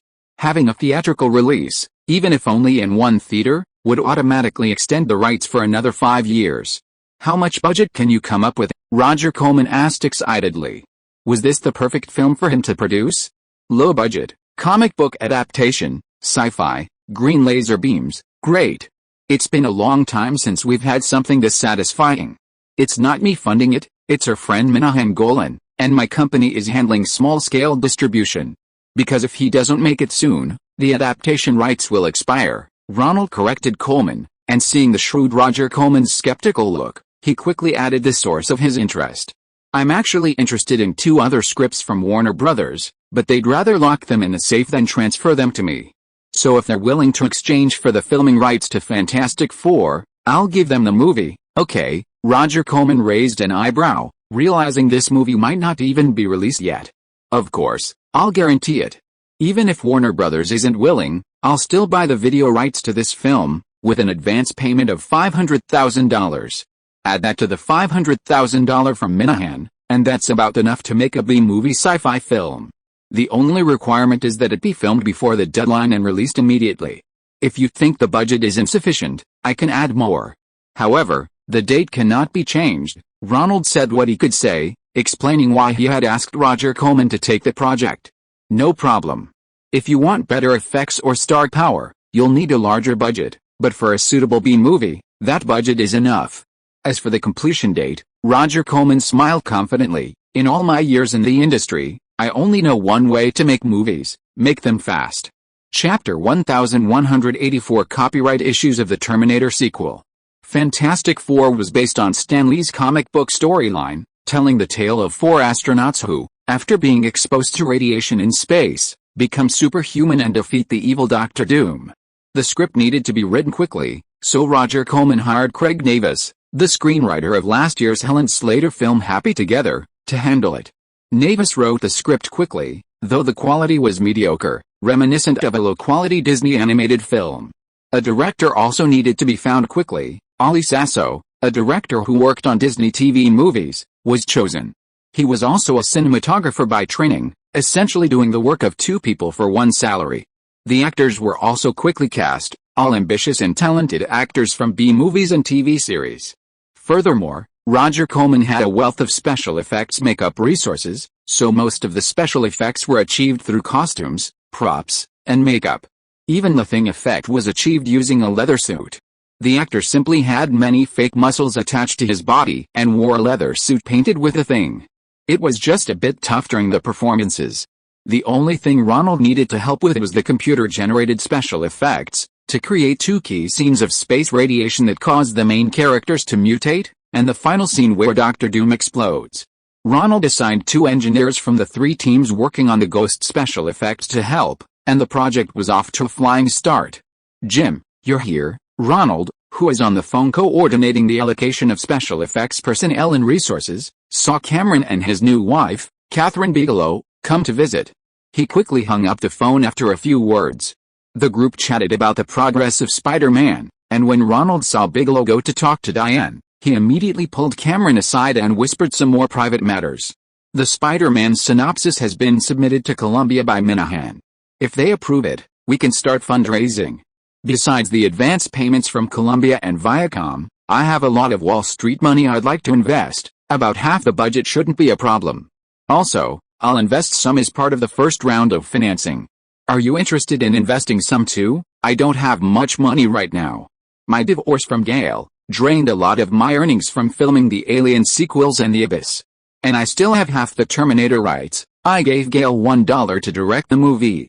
Right now, my most valuable asset is this 25% copyright, but the producer, Heimdall, has been owing me a lot of royalties. Cameron rubbed his nose. He wasn't worried about food or drink now, but the wealth from the 3 films was dwindling. Investing in Spider-Man was a risky business for him. It's alright, I'll reserve the investment quota for you. You can sell it to later investors for a quick profit and leave. Use your salary to invest in projects to offset the investment quota, or even use the Terminator copyright from Heimdall as collateral for a loan. In short, we'll share the profits from the first round of box office revenue. You won't be shortchanged. Ronald knew that everyone making comic book adaptations was aiming for Jack Nicholson's overnight fortune. At this point, showing the creators a lucrative opportunity was essential for producing a high-quality film. Thanks, brother. Cameron was quite grateful, patting Ronald on the shoulder. There was no need for formalities between old friends. What are you guys talking about? Bigelow and Diane approached. We were talking about the Golden Globe Awards and your trip to the Sundance Film Festival. Ronald tactfully changed the subject. It wasn't that he was afraid to discuss Cameron's ex-wife in front of Bigelow, but generally, it was better to treat financial matters as private. Who knew how the couple managed their finances? Haha, I was just talking to Diane about what kind of dress would look good during pregnancy. Catherine Bigelow's new film, Blue Steel, has been edited with Cameron's help. Since the lead actress is actually Jamie Lee Curtis, and the male lead is relatively unknown, the distributor, MGM, opted for the Independent Film Festival route, submitting it to this year's Sundance Film Festival. This festival, spearheaded by Robert Redford, produced a phenomenal independent film last year, Sex, Lies, and Videotape, which swept the Cannes Palme d'Or and various critics' associations, writers' guilds, and other Oscar precursor awards. Therefore, major studios have begun to pay attention to this independent film festival in Utah. This strategy of winning awards, generating audience curiosity, and securing more theater screenings allowed this small-budget production of just over $1 million to gross nearly $40 million. This is Bigelow's first time directing a mainstream commercial film with a budget exceeding $10 million. If it succeeds at the box office, it will signify official acceptance by Hollywood. Ronald saw that she was also very happy, her smile almost overflowing with ambition and excitement. It's a very conservative design, but Diane seems to like it. Ronald smiled and pointed to the dressing room next door, inviting them to see the dress that Diane had specially prepared for her, a black floor-length gown, elegant and graceful, and she could wear flat shoes to make her more comfortable. "Did you go to great lengths for this?" Cameron asked quietly from behind. "Yes, it took me a lot of effort to achieve this balance, sigh. In Hollywood, it's said that to win an Oscar, you need to buy a Golden Globe. This so-called Foreign Press Association award can be manipulated in many ways. But this was Ronald's problem.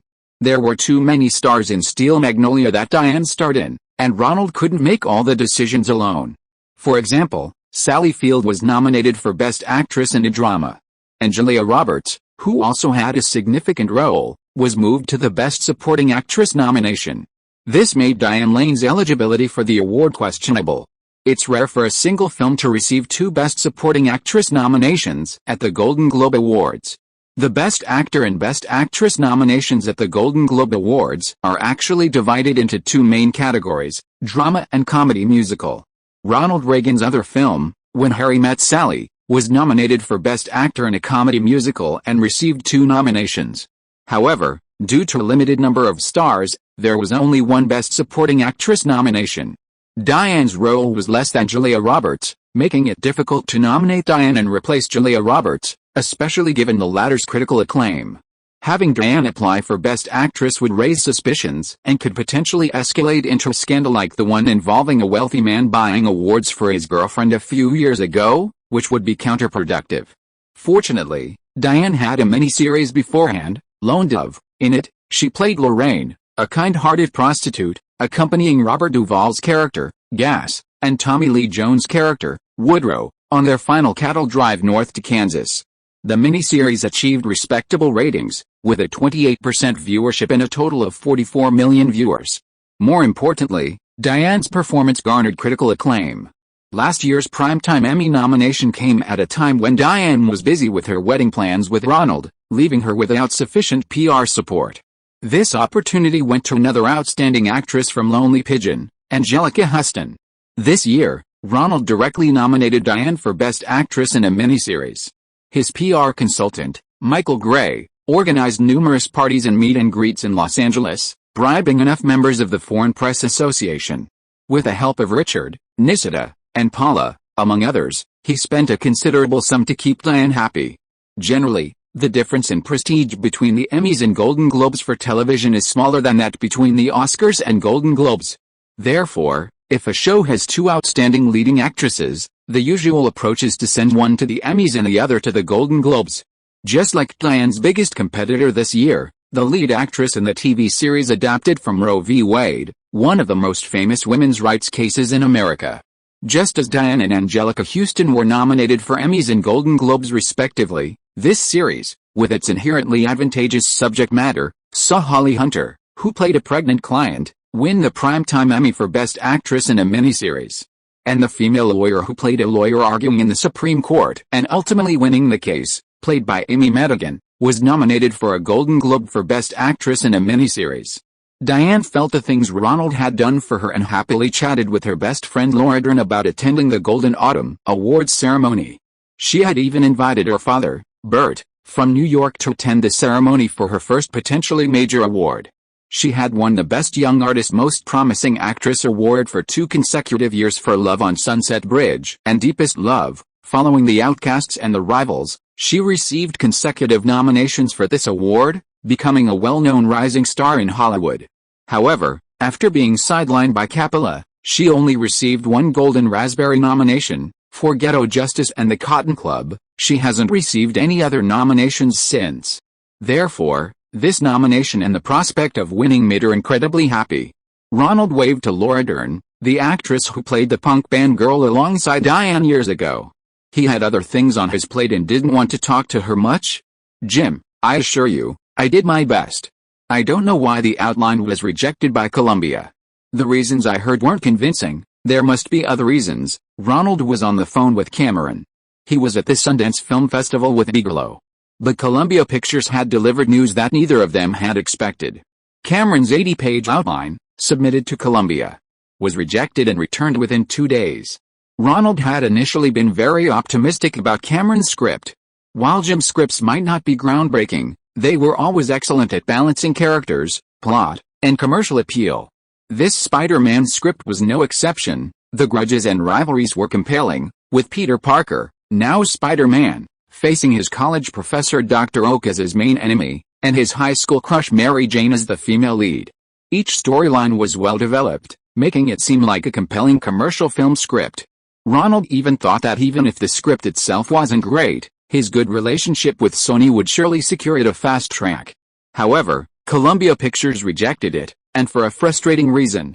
John Peters, the vice president responsible for greenlighting the project, directly stated at the script discussion that the script was too similar to the Spider-Man comics and lacked innovation. Goebel, currently sued by Warner Brothers, his former partner in distribution for his private company, should be overwhelmed with the work, but instead, he's adept at vying for power. He's using the excuse that the new company needs to be cautious about the quality of its first batch of films, centralizing all approval authority in a so-called production meeting. John Peters and CEO Peter Goebel were previously partners, practically inseparable. Ronald's inside man at Columbia Pictures, Frank Price, was outnumbered and lost. Because of this minor matter, Ronald couldn't directly intervene with Oga. When Sony acquired the company, they had also stated to the President and Congress that they would hire white American managers and that Japanese involvement in Columbia's production operations would be excluded. I don't blame you, but it seems this difficulty is unlikely to be resolved in the short term. I had planned to focus on Spider-Man this year. Cameron, being an old friend, didn't blame Ronald for this. What a shame. How about you make a Terminator sequel? I remember you still had half the storyline unfinished back then due to technological limitations and budget constraints. Judging from those computer-generated special effects shots in the abyss, it should be possible to make it now, right? Hey, Ronald. We can talk about these things directly. I've wanted to make it for a long time, but half the production rights are with Heimdall, and a quarter with Gale. Heimdall also has financial problems and can't afford such a big production. As for Gale, if she's willing to join forces with me and make a request, there's still a chance, but Gale Hurd was the producer of Cameron's previous film, The Abyss. However, their relationship had broken down, and maintaining objectivity on professional matters without affection was painful for both of them. It was unlikely she would produce another Cameron film. Gale didn't want to give up 25% of the production rights to such a potentially hugely successful film to Cameron. The problem with Heimdall isn't actually that big. Attorney Lindsay Dole is still in Los Angeles. She's talked to attorney Mitch Cantor about it. These production rights, as long as a company is willing to pay, can be handled through litigation. Oh, how? Cameron's interest was indeed piqued.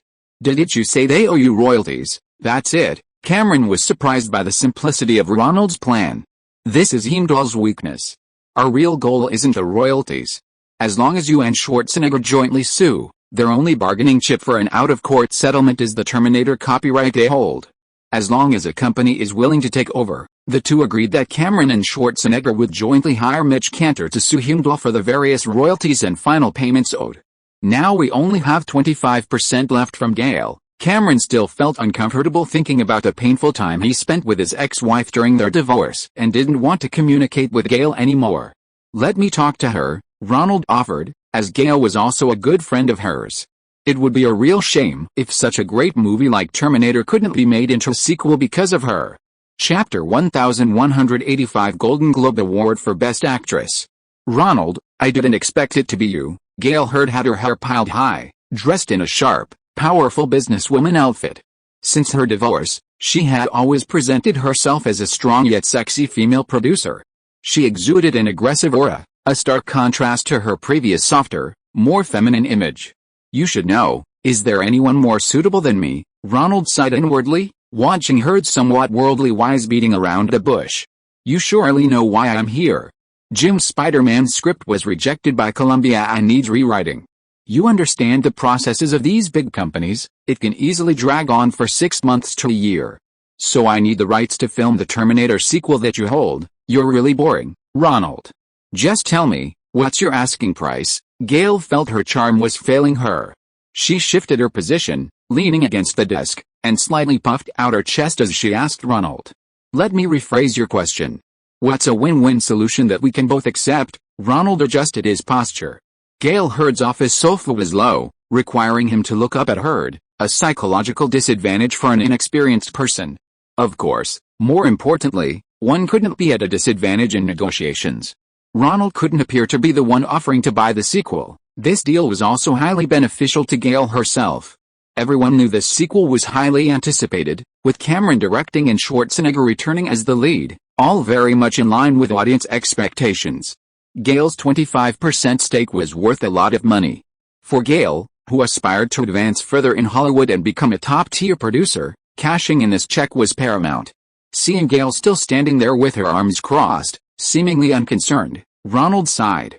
"If you're willing, I have a plan. You, Jim, and Schwarzenegger are all owed money by Heimdall. If you could file a joint lawsuit to recover the money owed, it could be the final straw for Heimdall's current financial situation. That way, they'd stop harboring unrealistic fantasies about turning things around with your Terminator sequel once they've managed to get cash. Those Heimdall guys won't give up so easily, will they?" Gail Heard, hearing Ronald refer to Terminator as her film, finally lowered her arms and stared into Ronald's eyes, trying to discern if he truly had a solution. "Do you know a production company called Caraco? They really want Schwarzenegger's long-term contract." Ronald presented Gail with a piece of evidence that convinced her. "Phew," Gail nodded. "I want producer credit for the sequel," she stated her condition. "A strong resume is crucial for becoming a producer." "Executive producer? Is that alright?" Ronald liked this open and honest negotiation style, but he still felt a pang of sympathy for Gail and Cameron's current situation. Sympathy aside, having Gail as a producer with real power was definitely not a good idea. Although her producing skills were actually quite strong, and she had experience making films with heavy special effects, Cameron had already moved on. Having gone through a painful divorce with his ex-wife and ex-husband, he was bound to ruin a perfectly good project. "I believe you, Ronald, but there can't be any more concessions." Gail Heard had essentially accepted Ronald's conditions. She demanded that her current share remain equal to Cameron's in the future, ensuring that subsequent investments wouldn't be diluted unequally in terms of profits. "You have my promise, Gail. I'd rather reduce my own profits than let you down." Ronald's primary function was to ensure the project's success.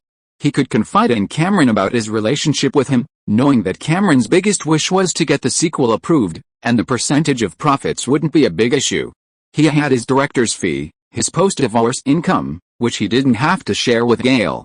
But the profits from the production rights, because they were transferred to her for $1 before the marriage, meant that any difference would still have to be shared with Gail.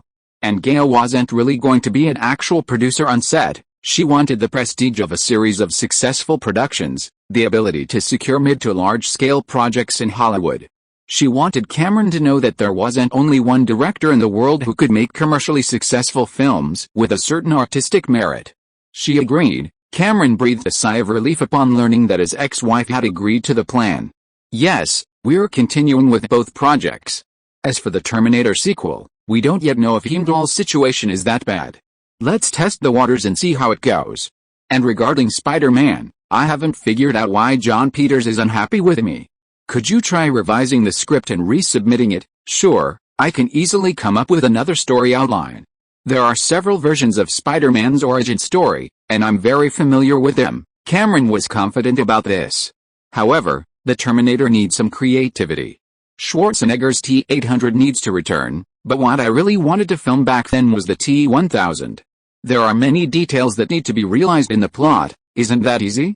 You just need to take the parts you wanted to film back then but didn't.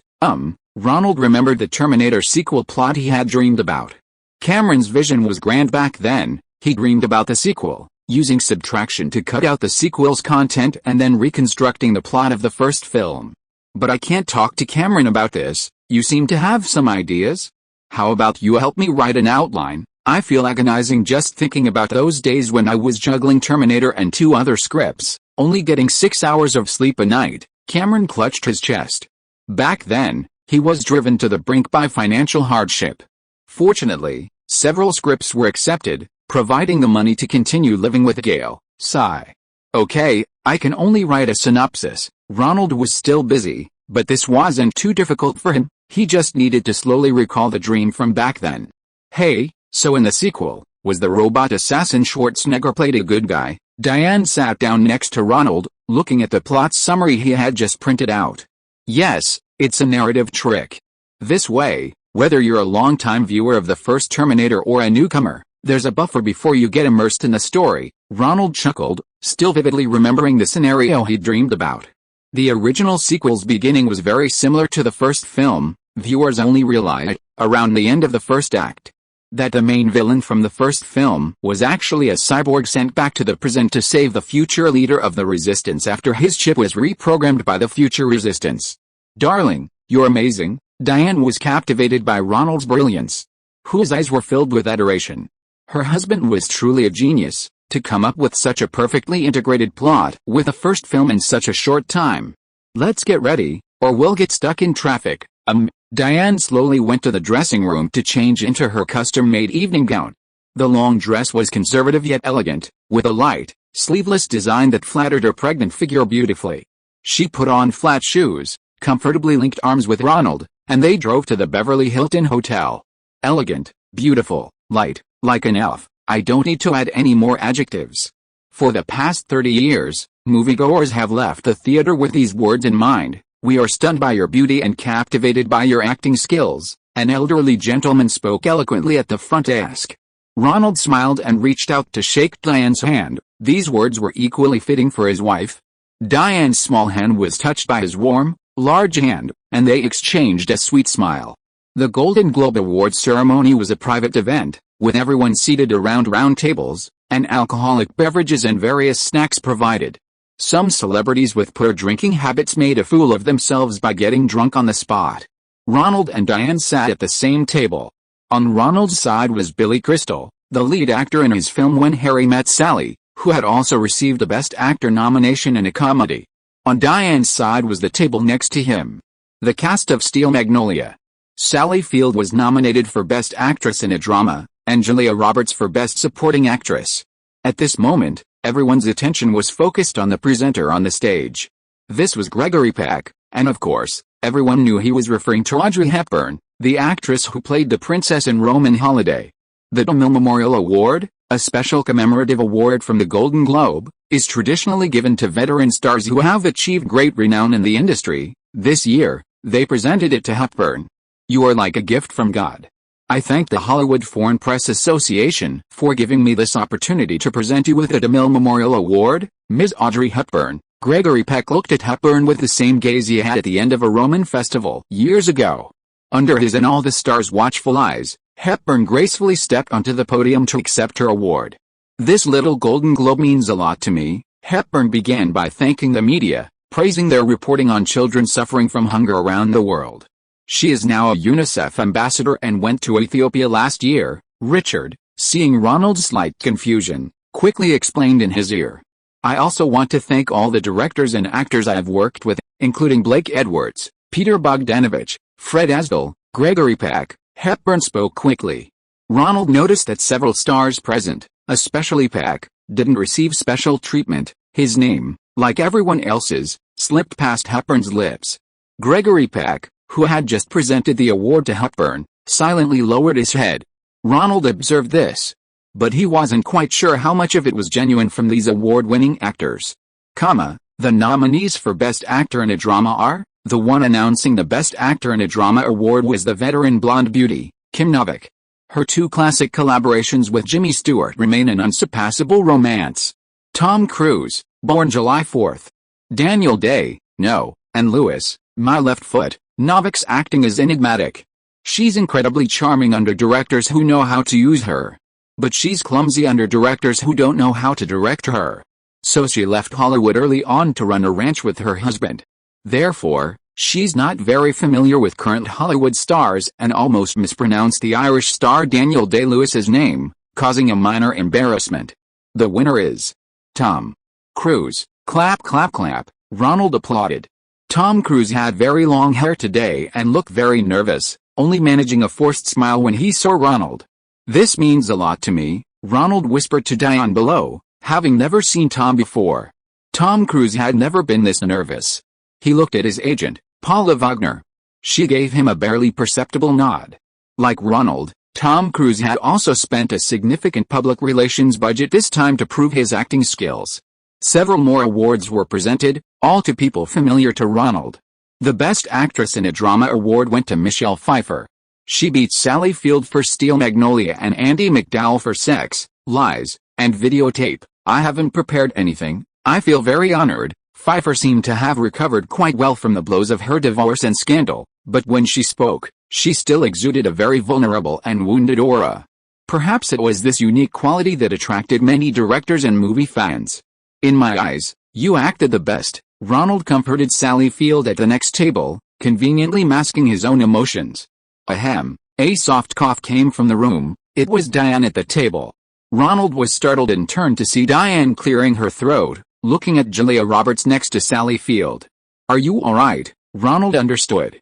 Diane's discomfort wasn't from Pfeiffer, but from Julia Roberts' Golden Globe nomination for Best Supporting Actress for Steel Magnolia, which was generating the most buzz. It seemed being a female celebrity was indeed a fiercely competitive profession, far more so than being a male celebrity. Don't be nervous, your nomination will be announced in a little while. Smile. The presenter was Jane Seymour, a former charismatic actress. The nominees are Steel Magnolia, Julia Roberts. Sex, Lies, Videotape, Laura San Giacomo. As Ronald listened, he noticed Julia Roberts' face turning pale with nervousness, constantly swallowing. Laura San Giacomo had just co-starred with her in Pretty Woman, playing another prostitute she shared an apartment with, and almost played the Italian in The Godfather Part 3, a female celebrity of Italian descent. Male celebrities have many roles: action movies, romantic comedies, dramas, comedies. They can compete in their respective fields.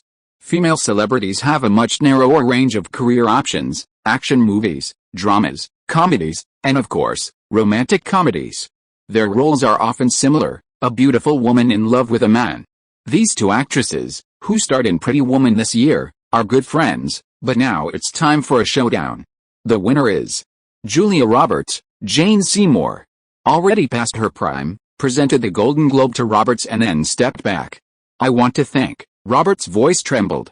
Her agent, who had pleaded with so many people alongside her for this award, and even hoped her boyfriend would help campaign for her, finally succeeded. I was so nervous. She finally calmed down. Julia Roberts began by thanking everyone on the Magnolia cast and crew. Thank you, Sally Field. Thank you, Diane Lane. Thank you, director Herbert Ross, then producer Ronald, and finally, I want to thank my agent and my brother Eric. Since Dustin Hoffman thanked Michael Ovitz at the Oscars last year, thanking agents at awards presentations has almost become routine. Your turn soon. Julia Roberts, still excited, held her Golden Globe and began speaking to Diane as if she were destined to win. Oh, I'm so nervous. Diane's hands were sweating. Ronald followed her gaze and saw Amy Madrigal, one of the actresses in the Ross v. Wade miniseries. She and Diane were both this year's Golden Globe winners for Best Television Series, Miniseries, and Best Television Drama. The only Best Supporting Actress award in the film category. Don't be nervous, you're the best, Ronald knew in his heart. Like Julia Roberts, who cared most about her co-star in Pretty Woman, Laura San Giacomo, but didn't thank her, Diane cared most about Amy Madigan. The two had also co-starred in Ghetto Justice. Diane Lane wore a gown designed by Giorgio Armani, playing the lead role of a rock star. Amy Madigan wore an M42 military trench coat, playing a tomboy who, like the male lead Cody, rescued Diane's character with a gun. Actresses with prior acting experience vying for an award were the most formidable competitors. Old grudges and new hatreds, who added new wounds, who sought revenge, all were revealed the moment the presenter announced, the winner is Diane Lane. Lonely Pigeon. Ronald quickly stood up and helped Diane to her feet. Diane stared at Ronald, her face full of disbelief. She really had won an award? Ross v. Wade was a front-runner for all the awards this year. Last year, another lead actress, Holly Hunter, had beaten Lonely Dove to win an Emmy. Don't forget your acceptance speech, Ronald patted Diane's bag, reminding her. I want to thank many people. First of all, the rest of the crew, Robert Duvall, Tommy Lee Jones. I also want to thank my agent. Thank you. Diane was still too excited, frequently reaching for her bag. She picked up a note, making sure not to forget anyone she needed to thank.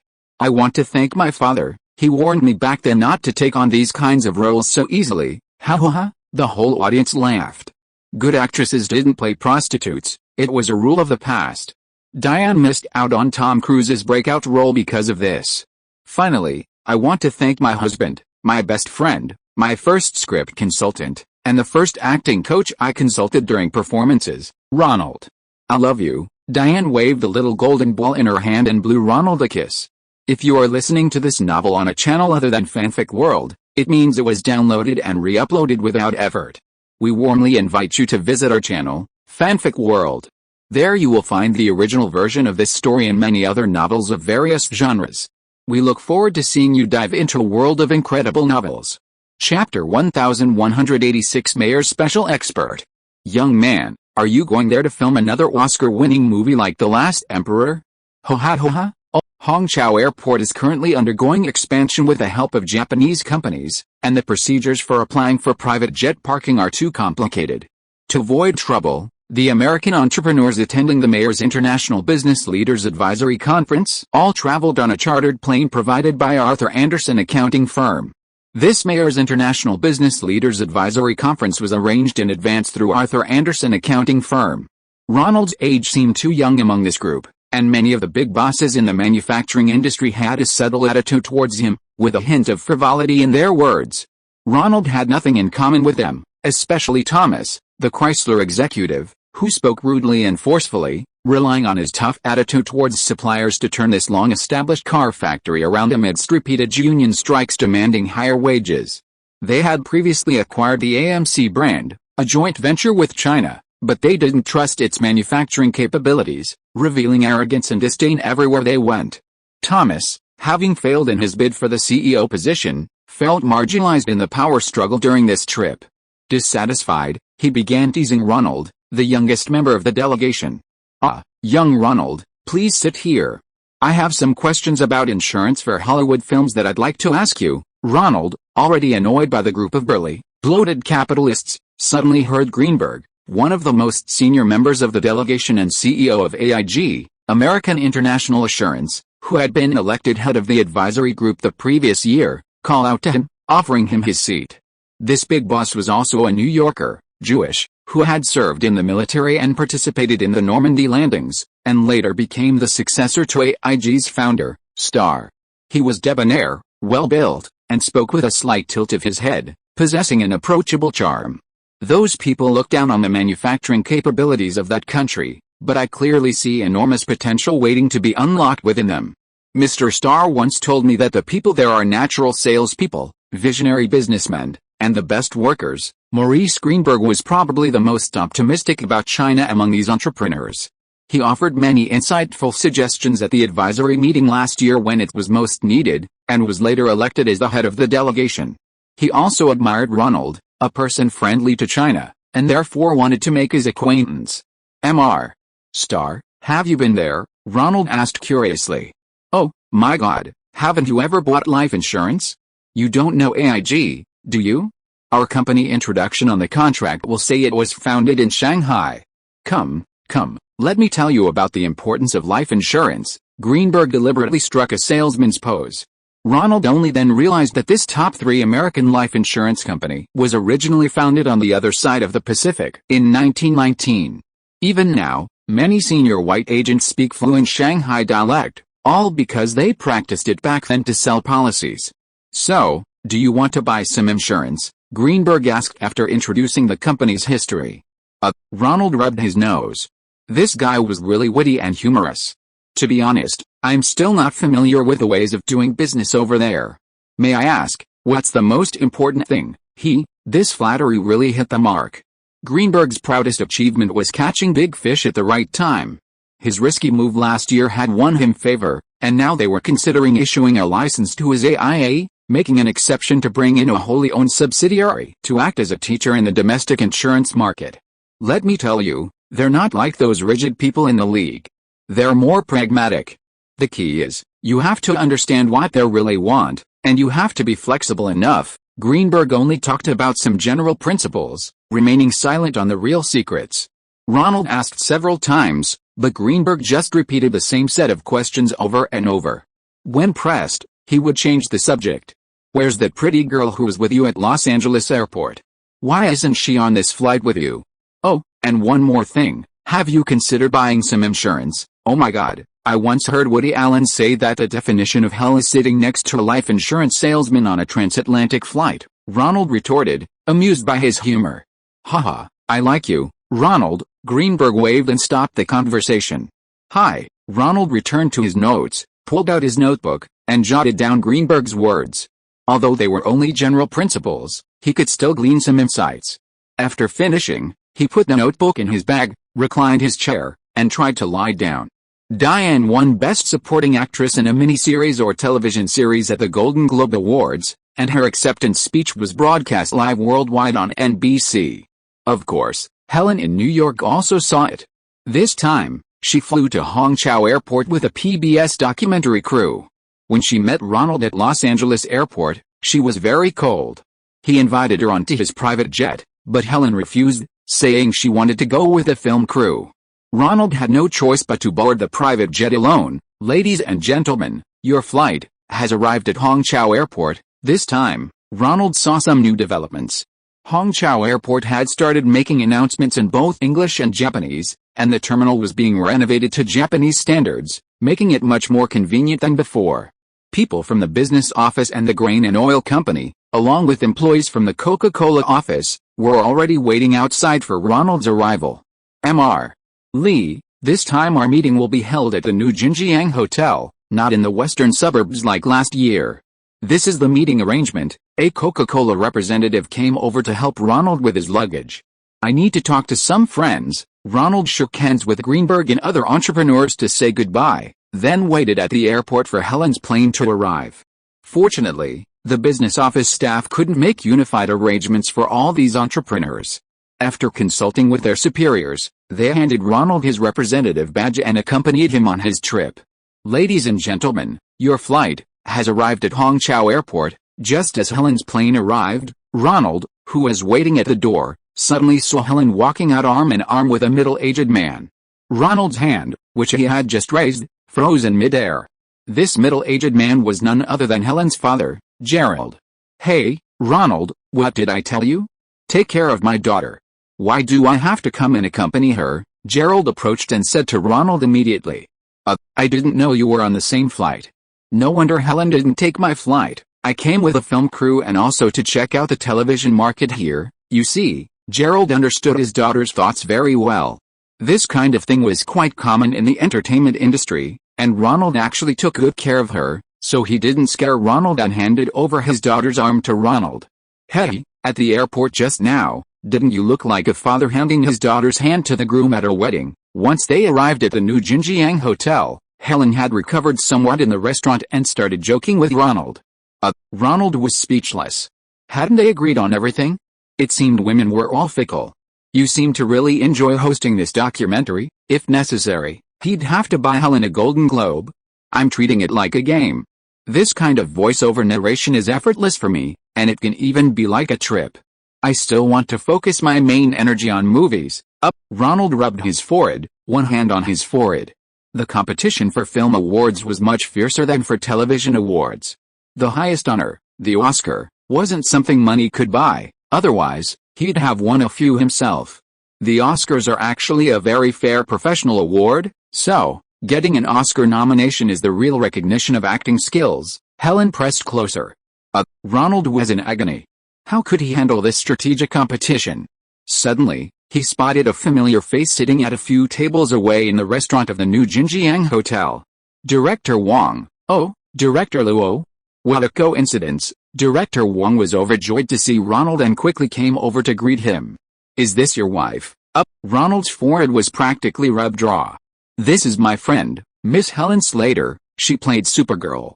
This is Director Wong, a good friend of mine from the Zhujiang Film Studio. Hello, Director Wong. Helen stood up and shook hands with Director Wong. She had seen his film Ghosts and Gods, a very feminist film, and seeing the director in person, she listened attentively. I'm having a get-together with two friends. Would you like to join us? Director Wong extended an invitation. Sure. Ronald quickly stood up to greet her. Helen was very obedient in front of the creators of truly good art films. He needed to quickly change the subject. These two are both American. This is my good friend, Zhu Liang, from the Academy of Arts and Crafts, who immigrated here. This is an actress my parents have known, Lu. Ah, you're the one who played Empress Dowager Cixi in The Last Emperor, Helen exclaimed in surprise, realizing that this was Lu Yan, the Chinese-American actress who played the chilling Empress Dowager Cixi in the opening scene of The Last Emperor, which swept numerous Oscars. Yes, it's me. Hello, Miss Slater. Lu Yan had studied and entered the entertainment industry in Shanghai, and had known Director Wang's family for a long time. Should I call you Director Lee or Director Luo? Lu Yan could only play Chinese characters in Hollywood, and her roles were limited. She had only recently returned to Shanghai to act in Director Zi's new film, The Last Aristocrat. This trip back was a good opportunity to see old friends and attend the film's premiere. Just call me Little Luo, why bother with all that fuss? Ronald laughed. Director Ronald sang, hey talk, huh? Are you here to film a movie? Lu Yan's gaze towards Director Wang was different now. It seemed the relationship between such a big Hollywood director and Director Wang was extraordinary, given his casual, joking manner. It was all thanks to Greenberg from AIG.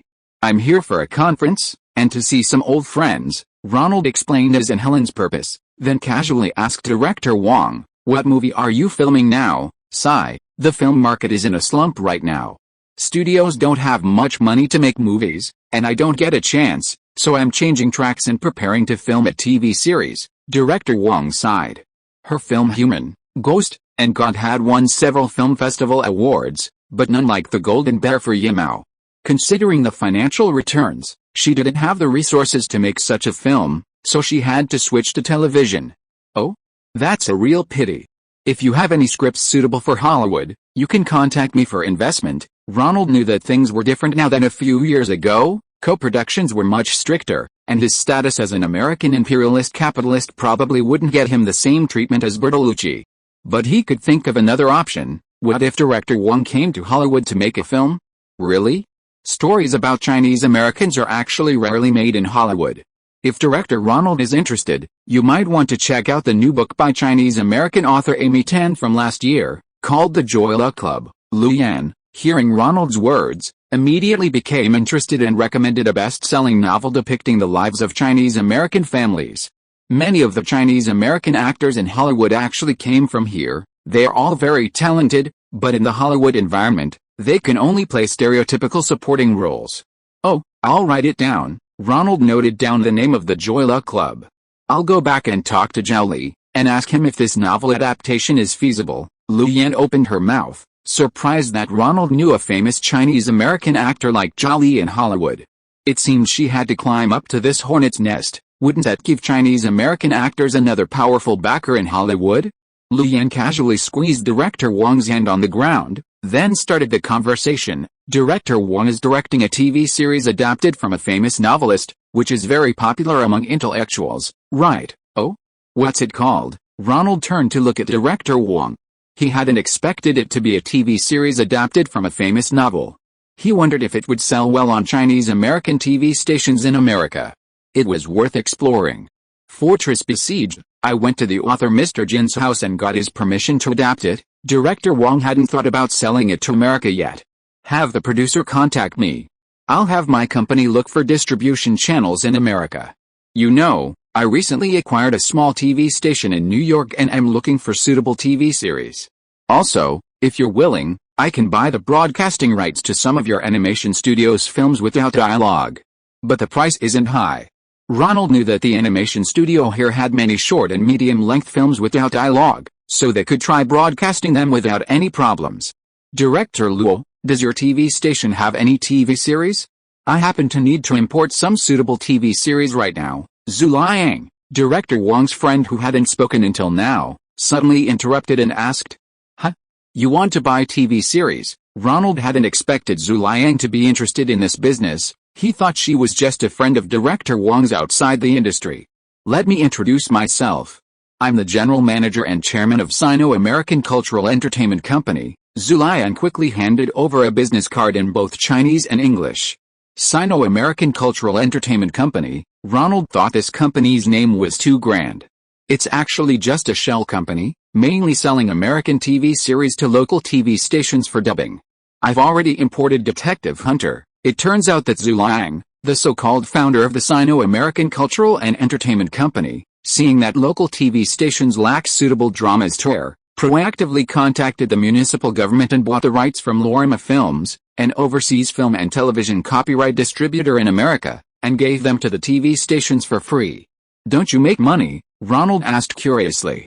He found that businessmen in this country didn't discuss money openly like they did in America. "I do make money, but there are some difficulties." Zuliang briefly mentioned the difficulties he encountered. Currently, local TV stations cannot use foreign exchange to import TV series copies. Therefore, he could only exchange advertising slots with them at an equivalent price. The advertising prices for local TV stations are not expensive now. One station in Shanghai couldn't cover the purchase cost of Detective Hunter, so Zuliang cleverly used the connections he had built up several years ago when he organized the American Ice Ballet Company's performances in Shanghai, found a vice mayor, and contacted 3 other local TV stations in the capital and coastal areas. Detective Hunter was dubbed by the newly established translation team at the local TV station, then premiered on the overseas films segment, securing advertising slots for that program. It was then sent to 3 other TV stations for a second run, again exchanging advertising slots for local slots. Of course, it was difficult for her to oversee everything alone. The main revenue came from advertising on the local Channel 20. Lorimar Films had raised its fees for her last year, making this model somewhat unsustainable. Therefore, when Zuliang heard that Ronald was the TV station owner, he immediately wanted to test the waters. "Detective Hunter? Isn't that supposed to involve a Miranda warning before catching a bad guy?" Ronald hadn't expected the reform and opening up policy to have reached this area. "No problem," the deputy mayor personally agreed, "and in the end, it even has the copyright owned by Lorimar Films." Zuliang, having worked in America, knew what Ronald meant. Detective Hunter isn't a top-tier TV series. Why not buy some truly high-quality American dramas too? Ronald didn't answer Zuliang's question but instead asked a counter-question. "Top-tier TV dramas are too expensive, and they're raising prices again. The advertising revenue here isn't enough to cover it. What if I sell you the rights at a low price, and we share the advertising revenue?" Ronald interrupted, offering a direct solution. "Huh?" Zuliang was stunned. He hadn't expected such a windfall while having dinner with an old friend. "I can contact the deputy mayor to arrange a meeting. As long as it's a film with a positive message, it shouldn't be a problem." "Okay, let's eat first." Ronald didn't say anything more. He saw a good opportunity. Zuliang quickly brought out the videotape of Detective Hunter and showed Ronald the dubbed version. The effect was very good, almost the same as the dubbing done by the dubbing studio Ronald had seen before. It seemed that even though the actors here didn't earn much, they still had such good actors doing dubbing work. Ronald had the switchboard at the new Jinjiang Hotel make an international call. These days, the service at hotels catering to foreign guests was quite good. You could make transoceanic calls from your room for just $. "I want to directly buy the East Asian sales rights for Growing Pains from ABC. Ask them if they're willing." "Sure, ABC has a good working relationship with us, and their television production department is very grateful for your help," the network's president, Ed Bastian, immediately agreed. Ronald started watching the dubbed version of Hunter again. For some reason, he felt the dubbing was very familiar, even more so than the original actors. Legal counsel Fu Zuanji's statement, "The copyright of overseas film and television programs belongs to American Lorima Film Company. Unauthorized reproduction is prohibited, and violators will be prosecuted according to law." Looking at the legal statement at the beginning of each episode, Ronald smiled and lay in Helen's arms. From now on, television viewers here would see his company's name appear at the beginning of the series every night. This feeling of familiarity was the most important thing. If the film market opened up here one day, his brand would already be ahead of the 7 major studios, established first. Soon, Ronald obtained the authorization letter from ABC and signed an agreement with Zuliang. He would supply the broadcasting rights of Growing Pains at a super low price, and Channel 20 would be responsible for the dubbing and translation. Zuliang's company would get the advertising slots, which would then be shared with Ronald. The deputy mayor in charge of publicity even hosted a special banquet for Ronald and his entourage to thank their American friends for their selfless help to the country's television industry, and they took several group photos. Helen and her father, Gerald, also benefited, becoming guests of the deputy mayor, and receiving significant support for the documentary filming. The deputy mayor met with a delegation led by renowned American film director Ronald Lee to discuss the direction of film and television reform and development. Director Ronald directed the once wildly popular breakdancing in our country. Seeing the news of Ronald's meeting in the evening paper the next day, Zhu Liang was truly impressed. These big capitalists were playing the long game, willing to lose money to make their company's well-known brands to the public. Who said we were going to lose money? Ronald laughed. He had already contacted Coca-Cola's office and finalized advertising placements for Channel 20's Overseas Films program. He had also submitted the deputy mayor's approval. The advertisements Ronald had Coca-Cola submit were all safe and reliable. Even those with a keen interest in the advertising industry couldn't pinpoint any problems. Through this experience, Ronald gained a basic understanding of how to do business in this country. Unlike manufacturers of export products like lightning lamps, entering the domestic market, as Greenberg had said, required flexibility, understanding what the other party wanted, and a gradual, long-term approach, using clever arrangements to circumvent some of the restrictions imposed by reforms.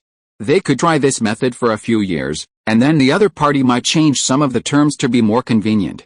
For example, Coca-Cola wanted to establish a wholly foreign-owned enterprise, but faced numerous restrictions. Ronald shared his insights with Coca-Cola. Inspired, they devised a flexible solution, since the other party wanted a joint venture with foreign ownership not exceeding 50%, and Coca-Cola didn't want its secret formula from the pulp mill leaked. It needed 100% ownership. Understanding both sides' perspectives, Coca-Cola came up with a clever arrangement. First, invest in establishing a wholly foreign-owned enterprise combining a pulp mill and a bottling plant, then give half of the assets, the bottling plant, to the government. This way, the government acquired a 50% stake in the main plant, while Coca-Cola maintained 100% control of the pulp mill. After the plan was submitted to Coca-Cola, President Kia immediately approved it. Upon learning that Ronald had come up with the idea, he even called to thank them. Haha, they are actually very pragmatic people. I'm slowly learning how to do business with them. It's about win-win, everyone wins. After hanging up, Helen helped Ronald put on his dark blue jacket and then pinned a handwritten name tag, now in a plastic card, to his chest. He was about to attend a formal International Business Leaders Advisory Conference. Clap clap clap, Ronald and more than 60 other multinational business leaders applauded in the newly opened conference hall of the new Jinjiang Hotel. The mayor was giving a welcoming speech. This is the first time we've welcomed such a large number of higher-ranking foreign executives.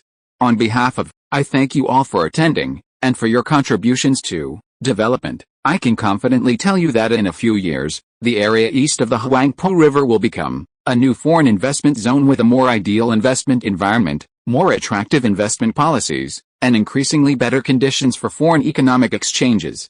I appeal to all foreign guests, hoping that all visionary and insightful entrepreneurs will come to cooperate in the development and construction of this modern, new zone. The subsequent luncheon was buffet style. Everyone lined up for food and could freely exchange ideas. Greenberg saw Ronald and patted him on the shoulder. This young man had quietly made a big splash. If you were to sell insurance, he'd definitely be a pro. Ronald smiled broadly. Because of his contributions to the two landmark events of introducing the TV series and establishing a Coca-Cola factory, he, along with Greenberg, had been appointed as a specially appointed expert by the mayor, receiving a bright red and gold embossed letter of appointment. Now he was truly a formally recognized old friend of the Chinese people. The next day, news about Ronald was also elevated in importance. Although some business leaders didn't mention his name or title in the reports because they didn't want to be too high profile, this time the coverage of the mayor's International Business Leaders Advisory Conference was in a daily newspaper, a step up from the previous evening paper. Ronald, I heard you received praise from the mayor. The news spread quickly. Even Sony's CEO, Norio Oga, called to inquire. Haha, yes, I just had an idea. Ronald was still quite pleased with himself. Can you give me an idea? Come to Tokyo. I have to go back to Hollywood. There's a lot of work there, and I also need to spend time with Diane. It won't take you too long. I'll have a private jet pick you up and take you back to Hollywood. Chapter 1187 The Promise of Tokyo. Ronald-san, welcome to Tokyo. Norio Oga personally greeted Ronald at the entrance of the CEO's office at Sony headquarters. Oga-san, let's not stand on ceremony. Is there anything I can do for you? Ronald bowed slightly, then walked into the office and sat on the luxurious sofa. Did you come alone, Ronald-san? Should I make some arrangements? Oga began to beat around the bush. personally bringing over a cup of black tea and placing it in front of Ronald. I came alone. Helen is going to the Great Wall for filming, and Diane is resting at home. Making arrangements would be too much. I'm just here to keep my appointment with Ogo-san. You are my best Japanese friend. Ronald didn't know what Oga was thinking. Why was this Sony leader, who usually had a very Western mindset, being so hesitant today? Oga-san, we are old friends. You can speak frankly. As long as it's within my ability, I will do my best. Seeing that Ogo still seemed unable to speak, Ronald had no choice but to express his opinion. It's hard for me to say, but I still have to ask Ronald-san, please think about how I can compensate you, Oga Norio said, bowing slightly to Ronald before revealing his thoughts. It turned out he wasn't actually asking Ronald to do anything, but rather asking him not to do something. The two earth-shattering acquisitions by Sony of Columbia Records and Columbia Pictures weren't the most shocked by the American business community, but rather by the Japanese business community. Especially the owners of the pre-war companies. Their feelings towards the Americans were a complex mix of resentment, gratitude, and all completely different from the mindset of Sony, which was founded after the war. Sony, with its international approach from the beginning, acquiring Columbia Pictures was at most a commercial success for them, but for those established companies that had been devastated by bombing in the later stages of the war and had recovered through orders from the U.S. military, it struck a nerve. To be the owner of an American film and record company, and then boss around white people doing things, that was something unthinkable, yet Sony, an outlier among Japanese companies, actually made it happen. So, as the new year of 1990 approached, various Japanese companies began to stir, thinking, I think I could acquire one too. In the consumer electronics manufacturing industry, two companies immediately responded enthusiastically. One was Pioneer, which had previously formed a joint venture with Warner Brothers Records. This company, which started by manufacturing loudspeakers and later focused on LD, karaoke, and CD players, had its joint venture cancelled by Warner Brothers, limiting it to the Japanese music market.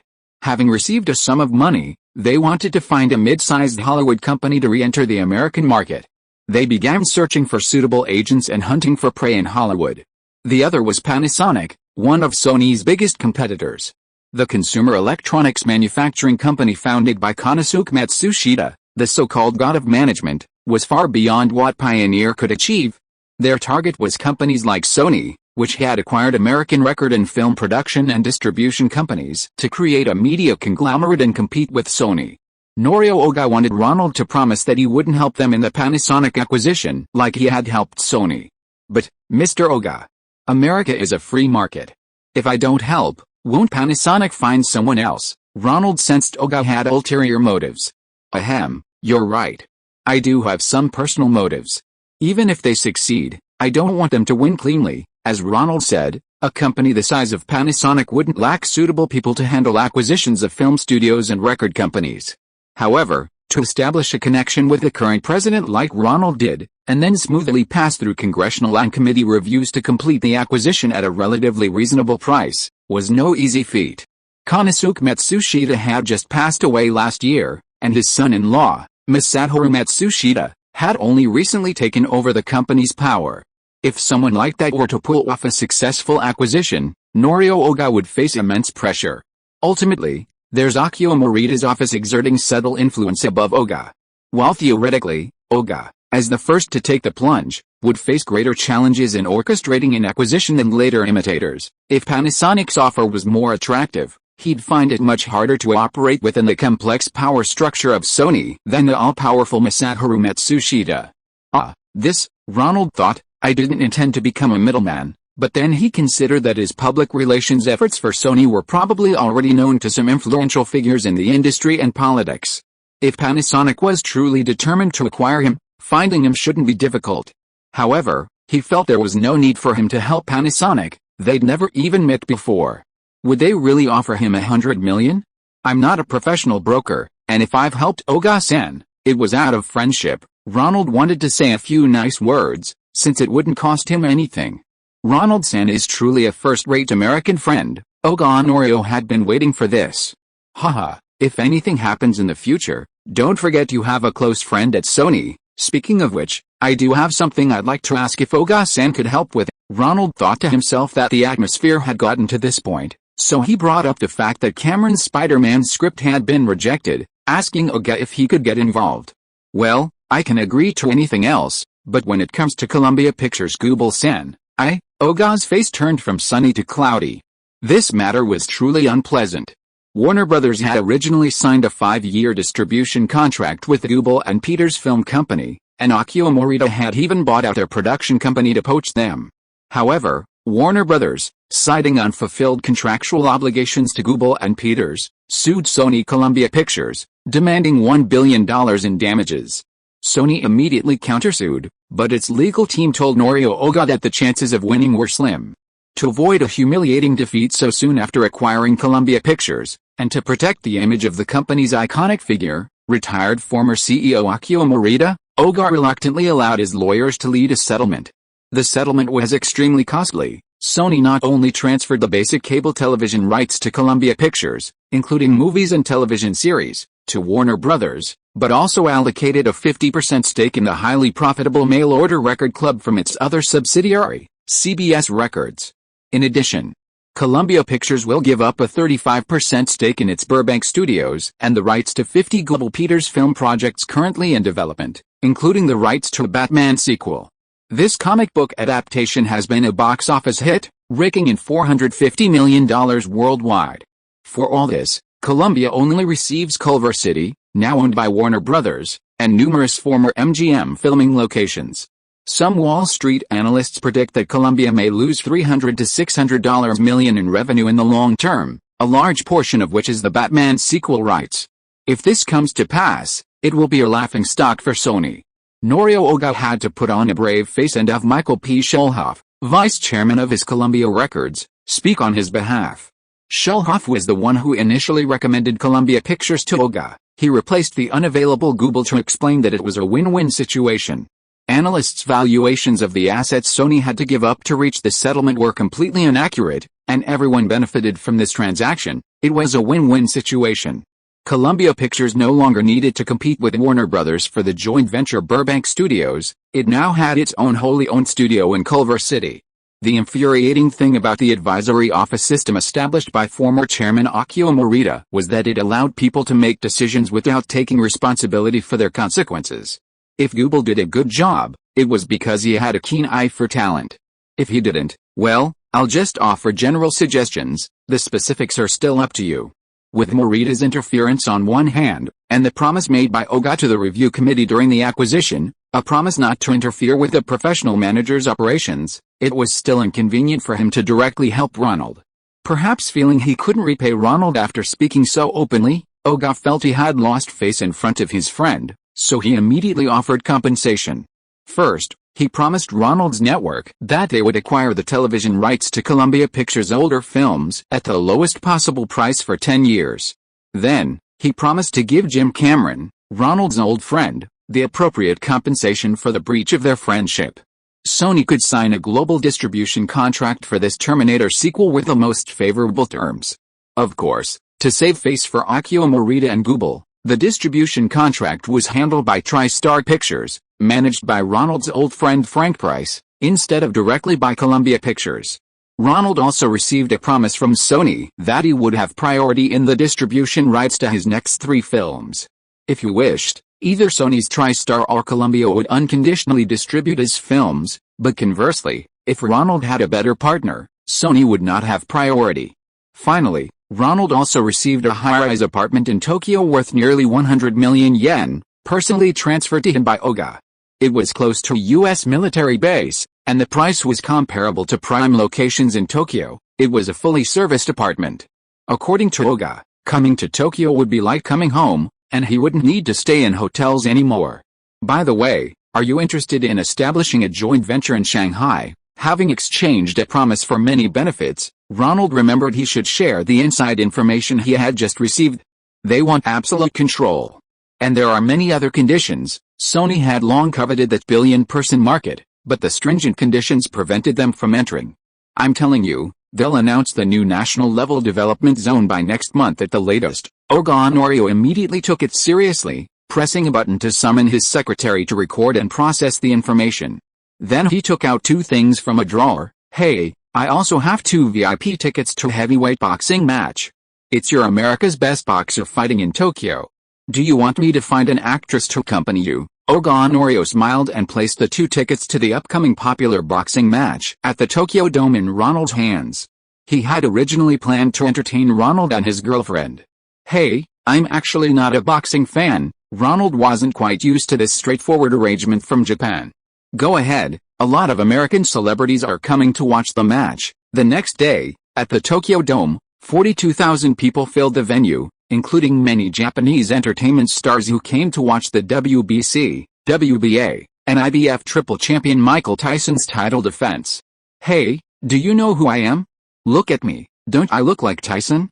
We're the same ethnicity, African American, why won't you let me through? As they entered, a thin, small black man was arguing with a security guard at the entrance. Sorry, you have a back row ticket, you can't enter from here, the security guard explained to the black man with a smile, speaking in Japanese accented English. The Japanese staff were very professional, speaking with smiles, but they simply wouldn't let him in with his cheap ticket. Spike. Is that you?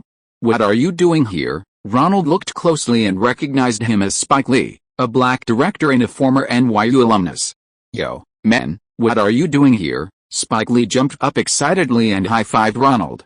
You're here to see Tyson's fight too. Let me tell you, it's amazing. Last time he beat his opponent in just 90 seconds, he's with me. Ronald pulled out 2 tickets and gestured to the security guard. He ultimately declined the offer to arrange for a female celebrity. The match would definitely be broadcast live on HBO, and if the broadcast director recognized him and gave him a close-up, it would cause unnecessary trouble. Sir, this way please. What? Why can he go in? You Japanese people are racist too, Spike Lee immediately shouted in dissatisfaction as soon as Ronald was allowed in. However, most people here didn't speak English and didn't understand what he was saying, they just thought he was a clown making a fool of himself. What nonsense. I have a front row VIP ticket. Ronald angrily pulled the embarrassed Spike Lee away. Why did you specifically come to watch boxing? Ronald asked, looking at the sullen Spike. That's the idea I've always had, to speak up for black people. Look, this boxing match features Tyson, the champion, and Douglas, a black man, but most of the people in the front row are white, like you. I want to show the black kids watching on TV that black people can sit in the front row and watch the fight. They don't have to be on the fighting floor. Hey, your dream has come true, Spike. Ronald's ticket was for the best seats. He'd definitely get screen time on HBO.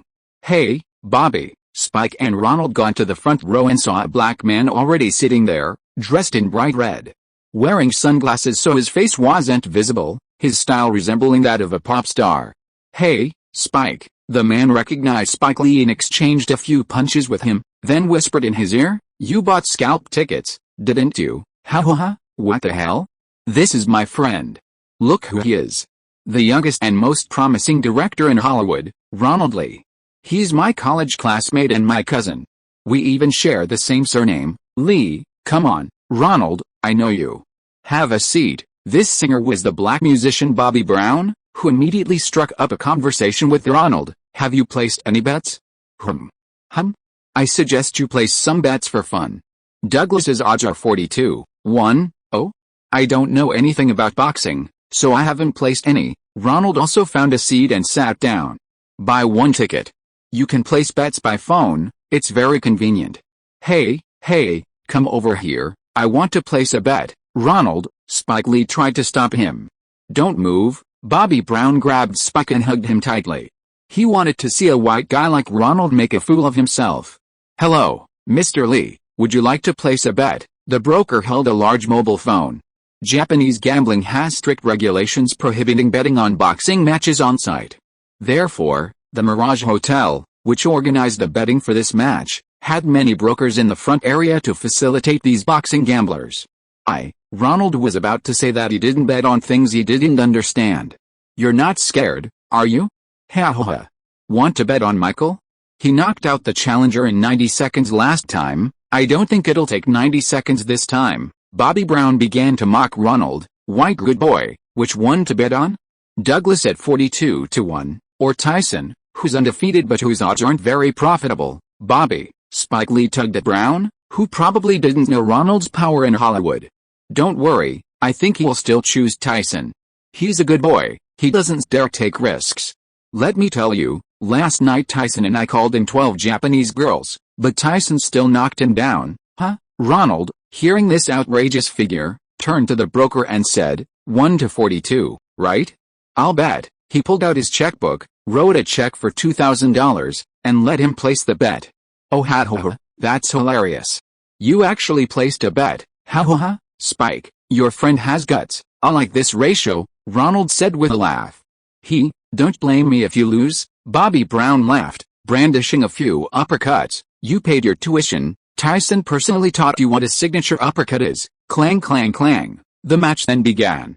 Contrary to Ronald and Bobby Brown's expectations, Tyson didn't knock Douglas down in the first round, and Douglas didn't manage a successful counterattack. Tyson's signature combinations and elusive close-quarters fighting style failed to materialize, making the match incredibly dull. Until the 8th round. Tyson landed a solid uppercut on Douglas. Douglas fell to the ground, and the referee began counting, 1, 2, 3, until 9, when Douglas finally stood up. Phew, Ronald let out a long breath. Losing the bet was a minor matter, being mocked by someone like Bobby Brown was unpleasant. You exceeded the time limit, you idiot, Bobby Brown, not wanting to let this opportunity slip away, shouted loudly. In his opinion, Douglas should have been knocked down with that punch. Tyson's manager, Don King, was also protesting to the referee, but the referee upheld the original decision, signaling the fight to continue. Ding ding ding ding, the bell rang for the 10th round. Douglas had recovered from the previous knockdown, while Tyson seemed truly overindulgent. His steps were unsteady, and his movements lacked speed and power. At the 35th second, Douglas attacked with both hands, landing a hook punch on Tyson. Tyson lost consciousness and fell to the ground. This time, the referee didn't hesitate, immediately counting, 1, 2, 3, Tyson lay on the floor on Ronald's side, his eyes vacant, desperately trying to stand. He groped around on the floor with both hands, finally finding a denture. He shakily tried to put it in his mouth, but his mind was clouded, and his vision was unfocused. He finally managed to put the denture in his mouth, slowly stood up, and staggered a couple of times. The referee on the other side was already waving his hands, signaling the end of the fight. Ronald, like Spike Lee, stood up. He hadn't expected that Douglas had actually knocked out Tyson and ended the fight. Bobby Brown couldn't accept it. He started yelling again, "You're speeding. You're only going up to 9. Ronald ignored him and just pulled Spike Lee along. "Come on, with the prize money, I'll take you to the best sushi in Tokyo." Chapter 1188. The youngest talk show host. Protest. Tyson's manager, Don King, began pulling at the referee, preventing him from declaring Douglas the winner. He immediately filed complaints with the event organizers, referees, and officials from the 3 major boxing councils. But Douglas ignored them. He had already draped a white towel over his shoulders, yelling at the announcer in striking poses, urging him to declare him the winner quickly. Chaos erupted, preventing Ronald from claiming his winnings. He put his betting slip in his pocket, and he and Spike Lee bypassed Bobby Brown, finding Sony's assigned assistant. The 3 of them went to Sukiyabashi Jiro in Tokyo for sushi. "Please enjoy." Several servings of sushi were placed in front of them. This sushi restaurant, arranged by Sony, was interesting. There was no menu. The owner, Jiro Ono, decided what sushi to make based on the freshest fish at the market that day. Spike Lee grabbed a handful and popped it into his mouth. "It's fucking not bad," Ronald chatted with him as they ate. The two hadn't seen each other in a long time.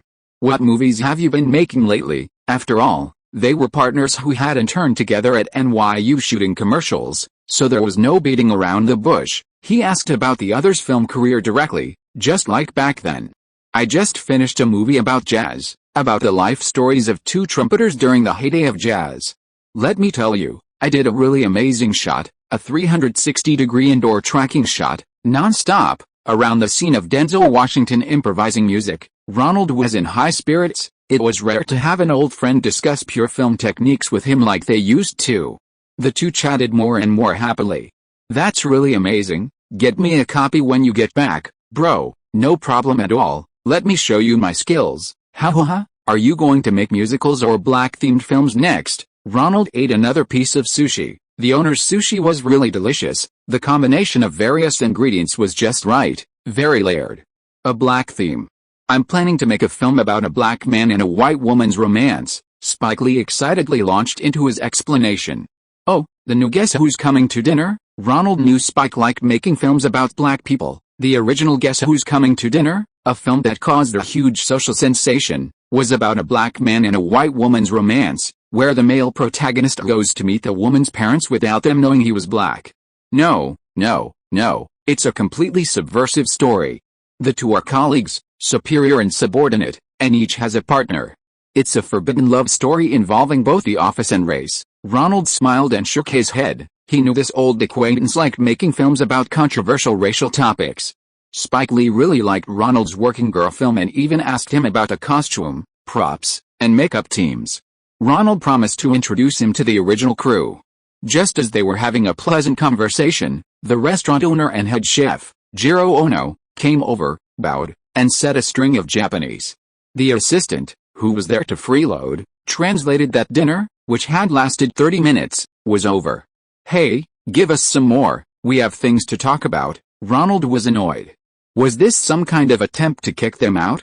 Jiro Ono was adamant, stating they couldn't order more. Sushi was best eaten this far. Any more and they wouldn't be able to appreciate its deliciousness. You fucking have a problem here, Spike Lee pointed to his head, launching into a barrage of insults at the shop owner. Never mind, is there anywhere else? We'll order some more. Ronald stopped Spike. Let's go to the Yamaji restaurant, they specialize in tempura. The assistant, surprised that Ronald was still hungry, tapped his head, borrowed the phone, and made a reservation.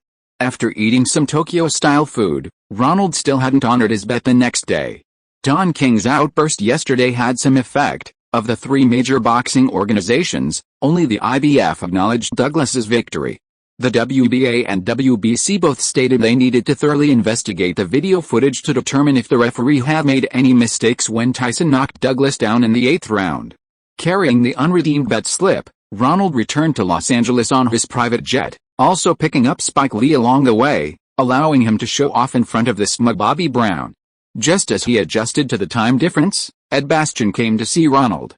He first brought the low-price sale agreement for ABC's Growing Pains Across the Pacific, for Ronald to sign. ABC is very satisfied with entering the local market there and asked if you could continue supplying them. They can sell our high-rated dramas to us at the lowest possible price for our collaboration with Channel 20. Ed Bastian brought ABC's ideas. It seems Ronald wasn't the only one who understood the clever strategy of building a brand without making money first, then waiting for the income of the American public to rise. Ronald flipped through the list of dramas provided. ABC was quite generous, using popular dramas that started airing around 1985, only a few seasons later than the current American audience. If the collaboration were successful, American tourists and business travelers would be surprised to see both Chinese and American television stations airing the same series. This is something rarely seen, not even in developed capitalist countries like Japan, Britain, and Europe, where there are protective measures in place. I'm afraid that won't work, Ronald said, pointing to a TV series called The Legend of the Condor Heroes. Actually, this series was imported to Hong Kong. Some TV stations there pirated it, but it was quickly stopped. Not because it was found to infringe on copyright, but because some people thought it would corrupt children. Just a few years ago, a decades-old TV series called Garrison's Gorillas was only aired halfway through. And Blue Moon Detective Agency had many plots that were too absurd. 30 and Standing had some emotional entanglements that exceeded what they could tolerate there. Several TV stations and radio stations under Columbia Pictures are also preparing to be transferred to ABC. We have the right of first refusal. Which ones do you like? Ed Bastian put away the list of TV series and handed Ronald another list. Sony acquired Columbia Pictures, but could only retain the film-related parts. The local radio and television stations that Columbia originally owned had to be divested according to the law. Ronald had the right to choose several. Ronald glanced at the list, which included radio and television stations from major cities like New York and Los Angeles, as well as smaller towns like Ohio and Connecticut. He didn't understand these things. But he knew Bastian must have prepared, so he asked, "What do you think?" "I think WABC-AM in New York, KNX-FM in Los Angeles, and Krone FM in San Francisco, and WCIX-TV in Miami are worth considering. Ed circled several items on the list. Why? Ronald noticed that he hadn't chosen any Midwestern cities like Chicago, Detroit, or Philadelphia. The latest census shows that the East and West Coasts are growing, while the Great Lakes region is declining, especially in terms of the proportion of young people in the total population. Bastian explained his reasons for favoring these stations. Radio and television stations ultimately rely on advertising to survive. The Midwest, once America's manufacturing hub, is now crumbling under the onslaught of Japanese corporations, with no hope of recovery in sight. Also, these radio stations mainly focus on news content, perfect for airing your former assistant, Ms. Lake's talk show. Oh, she's doing a pretty good job. Ronald hadn't expected to hear the chubby girl's name. Pretty good, extremely pretty good. She's the youngest talk show host in America, only 22 years old. The show mainly deals with topics for young people, dating, makeup, job hunting, etc., gentler than typical talk shows, yet less explicit than late-night talk shows, making it very popular with teenagers. Although traditional advertisers don't spend much, ads for products targeting young people sell very well. Someone told me the Lake Show might become the next best-reaching media advertising platform for teenagers in America after MTV. That's really unexpected. Ronald raised an eyebrow, surprised that Richie Lake, who had been his assistant for several years, was actually a talk show prodigy. She's very approachable, and her slightly plump figure makes her non-aggressive as a host. Many of the guests on our talk show are just ordinary people, and compared to a beautiful and well-built female celebrity, Lake makes them feel much more relaxed and say things they wouldn't say on other shows. How long is her contract? What conditions do we need to offer her to keep her? Ronald keenly realized that Ed Bastian wanted to discuss this suddenly appearing talent. Initially, we offered her a salary of $5,000, which was later increased to $20,000. I planned to use a long-term contract to bind her to the company. Ronald nodded. The host is the soul of a talk show.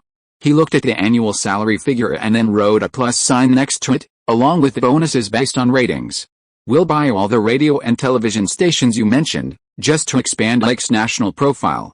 After that, we'll contact several major television networks to see if her show can be broadcast nationally through the syndicate, of course, with the condition that she agrees to sign a long-term contract with us. Ronald, you are a truly excellent boss. It's a pleasure working with you. Ed Bastian felt that Ronald and he had a good rapport.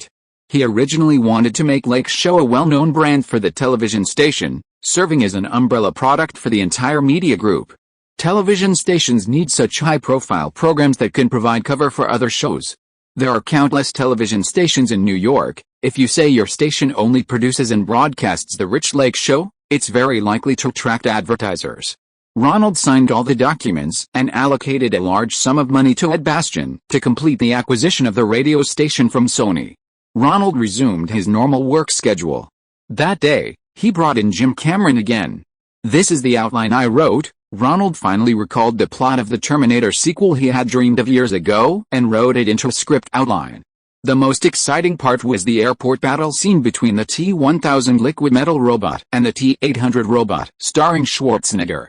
Besides the liquid metal robot that Cameron wanted to film in the first movie, capable of transforming into anyone, there were also scenes of two robots chasing each other on motorcycles in the street, exchanging fire in a narrow corridor, car chases and gunfights, the T-1000 being frozen into pieces by liquid nitrogen, and finally, the scene where it fell into the steel furnace and melted in the final battle in the steel mill.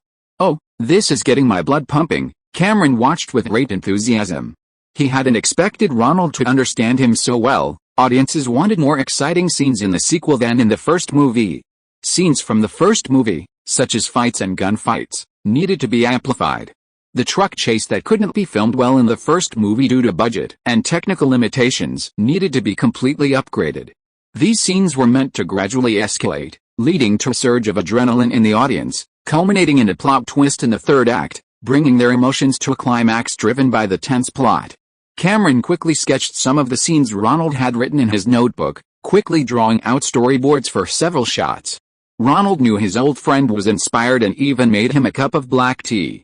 After finishing 2 sketches, Cameron, still wanting more, was about to continue when he suddenly frowned and said to Ronald, However, what? The scenes in your script are all very exciting, but the filming costs might be astronomical. Cameron pointed out a few scenes, such as the scene where the T-1000 transforms into other people and then faces them face to face. Or the scene where the T-1000 is frozen to pieces, then gradually thaws under the heat of an explosion, and then the mercury-like liquid metal reassembles, transforming back into a robot. If we film all of them, I'm afraid it will cost more than $80 million, Cameron sighed. No one in Hollywood was willing to invest the money for 2 Batman movies to make one film. Then how about cutting some? Ronald tentatively suggested. Cut some? Cameron touched this page, then that page, reluctant to part with any of them. But keeping them all? Cameron knew that wasn't realistic either. Kiraco Pictures is a mid-sized production company. Being able to fund a film with a budget of $40 million is already quite remarkable. Now, that's doubled. Even if Ronald's previously negotiated Samsung Pictures adds more funding, or even if Ronald himself adds more, it still won't be enough. Add to that a film with a production budget of $80 million, and even Wall Street investors wouldn't dare invest in such an outrageous project. Ronald shook his head. He understood that Cameron hadn't been very strict about budgets since collaborating with 20th Century Fox, and this film's production cost was likely much higher than $80 million. He didn't dare invest all of that money himself. Nobody's money grows on trees, right? Let's wait and see. I heard something during my trip to Japan. Kiraco might have Japanese capital interested. Maybe they can raise the money you need. Ronald told Cameron what he'd heard, that Pioneer Electronics was going to invest in Kiraco, and told him, with mixed feelings, to go back and refine the script and budget. Ronald had other important matters to attend to. He needed to spend time with Diane. I'm so nervous. Diane finished lunch and sat on the sofa, staring at the television. This afternoon, the Academy of Motion Picture Arts and Sciences will announce this year's Oscar nominations. Ronald has nominated Diane for Best Supporting Actress in Steel Magnolia, the same category as Julia Roberts. He wants to recreate the glory of Sigourney Weaver and Joan Cusack receiving 2 Best Supporting Actress nominations for Working Girl. Chapter 1189 Oscar nominations sniped. The Oscars are so influential that even the nominations are broadcast live on television. This year's nomination announcement ceremony was held at the Samuel Goldwyn Theater in Beverly Hills. The ceremony was hosted by Carl Morden, president of the Academy of Motion Picture Arts and Technology, and last year's Best Supporting Actress winner, Gina Davis. Now for your award from last year, Best Supporting Actress. You'll announce it. Carl Morden, the newly elected president of the Academy, a gray-haired man, had given a long and tedious opening speech at last year's Oscars, which was quite annoying. Perhaps still dissatisfied with his appearance at the awards ceremony, he now even took over the task of announcing the nominations. Brenda Frick, My Left Foot. Angelica Houston, Enemy, A Love Story. Lena Oren, Enemy, A Love Story. Julia Roberts, Steel Magnolia, Sigh. Diane gripped Ronald's hand tightly. All 4 nominees had reached Steel Magnolia. There was only one nomination left. Could it be him? Diane's father, Bert, had dreamed of raising his daughter to be an Oscar-winning actress since childhood. After the Golden Globe Awards, Ronald treated his father-in-law to dinner and then stayed at his house for 2 days. Bert was excitedly praising Diane's performance every day, beaming from ear to ear, as if his dream had already come true. Tisk, Ronald paused inwardly. It was practically impossible. Enemy, A Love Story had won 2 awards, which meant 2 things. The competition for Best Supporting Actress wasn't that fierce this year, and Steel Magnolia hadn't won the judges' favor. A double win for both was almost impossible. Diane, sigh. Diane sat up abruptly, her grip tightening slightly. Diane wheezed. Parenthood, sigh. Diane, who had been tense, suddenly deflated, slumping against Ronald. Disappointed, Ronald gently stroked Diane, trying to calm her down. Diane clung tightly to Ronald, trying not to let him see the tears welling up in her eyes. It's okay, we'll take our time choosing scripts, and we'll get nominated eventually. Diane felt a baby in her belly also expressing its opinion, a wave of maternal joy washing over her. With a good husband and an impending child, an Oscar nomination didn't seem so important anymore. It's better not to go, otherwise I'll look terrible in my clothes with this big belly. Diane pretended not to care, getting up to instruct the maid to prepare some coffee for Ronald. Don't be discouraged, let's go play some games. Ronald's house still had many arcade games sent by Capcom, including Street Fighter, which featured Diane's character from Ghetto Justice, Gagan, Gagagaga. Every time the game started, the strange laughter of the actress who looked like Diane after being kidnapped by the villains would amuse Diane. Happy now, Ronald, controlling Cody, was quickly killed by the villains. This made Diane laugh again. This arcade game performed very well after its release in the American market. On average, each arcade machine received $180 in coins per week, which meant that more than 100 people played it every day. Kenzo Tsujimoto of Capcom said on the phone that this game was the best performing game in the company's history, and nearly 10,000 arcade machines had been sold in America alone. Diane could earn a small amount of money just from the licensing fees for her image. "Ronnie, you're so good to me." Diane's mood improved. She felt that compared to the Oscars and her acting career, Ronald and their unborn child were the most important things in her life right now. "What the hell is going on? Why are all the movies I produced rejected by the Oscars?" Ronald was furious. He had gone to Daydream that afternoon to meet with his agent Richard, Nisida, and public relations consultant Michael Gray to discuss the matter, and he couldn't help but curse. The others lowered their heads and remained silent. They had indeed handled the situation poorly. Ronald's self-directed film, When Harry Met Sally, only received a nomination for Best Original Screenplay. No nominations for Director, Best Picture, Best Editing, Best Actor, or Best Actress. That was one thing. Romantic comedies were generally not favored by the Oscar judges. But Steel Magnolia, which Ronald produced, only received a nomination for Julia Roberts. This was a bit unreasonable. The screenwriter of this film was Robert Tarlin, the original author of the Broadway script. His play garnered numerous critical acclaim awards, and being a Southern romance beloved by American audiences, the fact that it didn't even receive a nomination was infuriating. Sally Field and Shirley MacLaine both won Best Actress awards, and Ronald's Best Actress nomination, submitted through negotiations with TriStar, also failed to receive a nomination.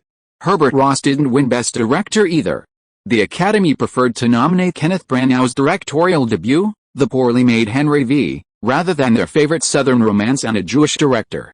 And for Best Picture, even Kevin Costner's baseball fantasy film Field of Dreams received a nomination. When did the Oscars start liking baseball films? Say something, don't stop talking just because I'm angry. Ronald took a sip of coffee, indirectly apologizing to his colleague. Our PR work hasn't had any major flaws. The current scarcity of nominations suggests someone is deliberately targeting you. Michael Gray wasn't a full-time employee of Ronald's, so he had more freedom of speech. Upon hearing this reason, the two agents and the executives at Daydream all breathed a sigh of relief and began chatting amongst themselves. Then why are there two other nominations? Why weren't they targeted? Ronald had already vaguely accepted this conclusion, but he still couldn't quite accept not being nominated because of his own actions. Look, Ronald, both of the nominees have other powerful backers. Nisida offered Ronald a reasonable explanation. Nominations depend on the votes of various specialized unions. Nora Ephron, the screenwriter of When Harry Met Sally, is not only a well-known Jewish woman but also a rare female screenwriter in the New York film industry. Jewish and female members of the screenwriting community, especially those with New York backgrounds, would give her a little face. Julia Roberts' boyfriend, Kiefer Sutherland, is a representative figure of Canadian descent in Hollywood. Last time, at the anniversary celebration of the Canadian Film Institute, he and his father, Donald Sutherland, represented all Canadian actors in Hollywood by presenting the Oscar trophy. As for Herbert Ross, although he was also a Jewish resident of New York, his new wife had almost ruined what little reputation he had left. Okay, I want a summary report. We can't let this happen next year. Ronald knew he was in the wrong. He was the one who dragged others down, not the other way around. He hastily ended the meeting. Everyone filed out, but Ronald stopped Nisida and Richard, closing the door behind him. I think it wasn't just that guy, was it? He definitely played a key role, but it wasn't just him. Nisida had an answer in her mind, but no evidence to confirm it. The biggest winners in this year's Oscar nominations were two films. One was Driving Miss Daisy, which received 9 nominations. It was released by Warner Brothers. It was a classic film about racial issues, plus a rare subject matter involving the elderly. Ronald nodded. Warner Brothers had some issues with him. They might not be the ones orchestrating the attack on him, but kicking him while he was down would be no problem for them. The second was born on the 4th of July, with 8 nominations. The Universal distributed film, directed by Oliver Stone and starring Tom Cruise, bears a strong resemblance to Michael Ovitz. After Dustin Hoffman's blatant self-praise revealed Ovitz's secrets last time, he's become increasingly cautious. While he doesn't have the same public profile as in Rain Man, many of the key members of the production team are his clients, and the entire film was essentially a package deal he made with Universal. The third film is Glory, which received 5 nominations. It tells the story of a white officer in the Civil War who trains and commands the 54th Massachusetts Army, primarily composed of freed black men who fled to the North. It's another racially charged film, and the white officer is played by Matthew Broderick, a Jewish-American actor. Broderick comes from a Jewish family of actors and has extensive connections in the industry. The fourth film is the British production My Left Foot, a high-quality film that also garnered 5 nominations. Some judges had connections, some were targeting Ronald, and some were simply competing based on merit. Ronald was truly wronged, his luck was incredibly bad. I have to give them a response. Ronald felt very uncomfortable, and he decided to deal with them one by one. However, the biggest lesson was that this kind of thing couldn't be completely delegated to other people in the company. Even if you're much richer than them, you still have to campaign and canvass for votes when it comes to awards. In America, it's a tradition not to buy votes, it's all about personal connections. A big shot's vote counts, and a poor guy's vote counts too. A few extra parties and a few kind words from someone else are far more valuable than simply contributing money. Don't forget to meet with Carl Malden. You're the host of this year's awards ceremony, Richard reminded Ronald. Ugh, no nominations, and I still have to work so hard for the awards ceremony. Ronald started grumbling. It's convenient for you to be the host since you weren't nominated. Don't look at me like that, young man. Hollywood has had countless Oscar nominees who haven't won, but the line of actors who should win could stretch all the way to the Beverly Hilton. Carl Malden, a straightforward old man, noticed Ronald's sullen expression and, after finding out the reason, began to comfort him in a tone that suggested, "Young man, I've seen too much. Oh? Can you tell me how to get a nomination, or even win?" Ronald's tone was less than friendly. This old man, seemingly lacking in talent, insisted on continuing the tradition he established last year, demanding that Ronald arrange an opening speech for him. Ronald looked at the script. Given Carl Malden's slow pace, wouldn't it take more than 5 minutes? The Oscars ceremony was already long enough, and opening with such an uninteresting, old-fashioned speech would be worse than having Billy Crystal tell a couple of jokes. "You don't believe me?" Carl Malden grinned. "Young man, I entered the entertainment industry in 1937, and I've always worked with Marlon Brando. I won Best Supporting Actor for A Streetcar Named Desire in 1952, and I was nominated for On the Waterfront in 1955. I've seen a lot of behind-the-scenes stories about the Oscars every year. This time, it's obvious someone is targeting you." "Oh," Ronald became interested. "Do you have any secrets to teach me? If you satisfy me at the awards ceremony, I'll teach you properly how to win an Oscar." "Oh," Ronald was skeptical. This guy was an actor, much more troublesome than Jack Valentine, the former president of the Academy and a politician. "First of all, this is still a secret. This time we'll be inviting Akira Kurosawa from Japan. This honorary award will be dedicated to him, so you need to find someone of considerable stature to present it to him. Also, you'll be responsible for arranging all of Mr. Kurosawa's activities in Hollywood." "No problem." Ronald knew there were plenty of Kurosawa fans in Hollywood. If he went to invite him, it wouldn't be a matter of not being able to get a heavyweight presenter, but rather a matter of everyone vying for the spot. "Secondly, I plan to add a new segment this year, reviewing classic scenes from film history and editing them into a short clip. The Oscars and the Academy need to give these classics from the silent and black and white era the respect they deserve." Ronald found it a bit troublesome. Silent films, black and white films, narrow screen and widescreen formats, editing them together, making those who have seen them feel like they've recreated a classic, and ensuring those who haven't seen them don't find it boring. It's quite a difficult task, much more troublesome than receiving Kurosawa. "Alright, I agree. The Academy will give me copies of classic films, and I'll prepare slowly in advance." Don't forget the scene that won me the award, the scene between me and Brando in A Streetcar Named Desire and On the Waterfront. "I won't forget." Ronald took out his notebook and jotted it down. "Also, my opening monologue. You need to give me more time. I haven't had a chance to showcase my acting skills in a long time." "Hey, This is a live TV broadcast. There's no chance for editing. Ronald found this request most annoying. It's words laced with sarcasm.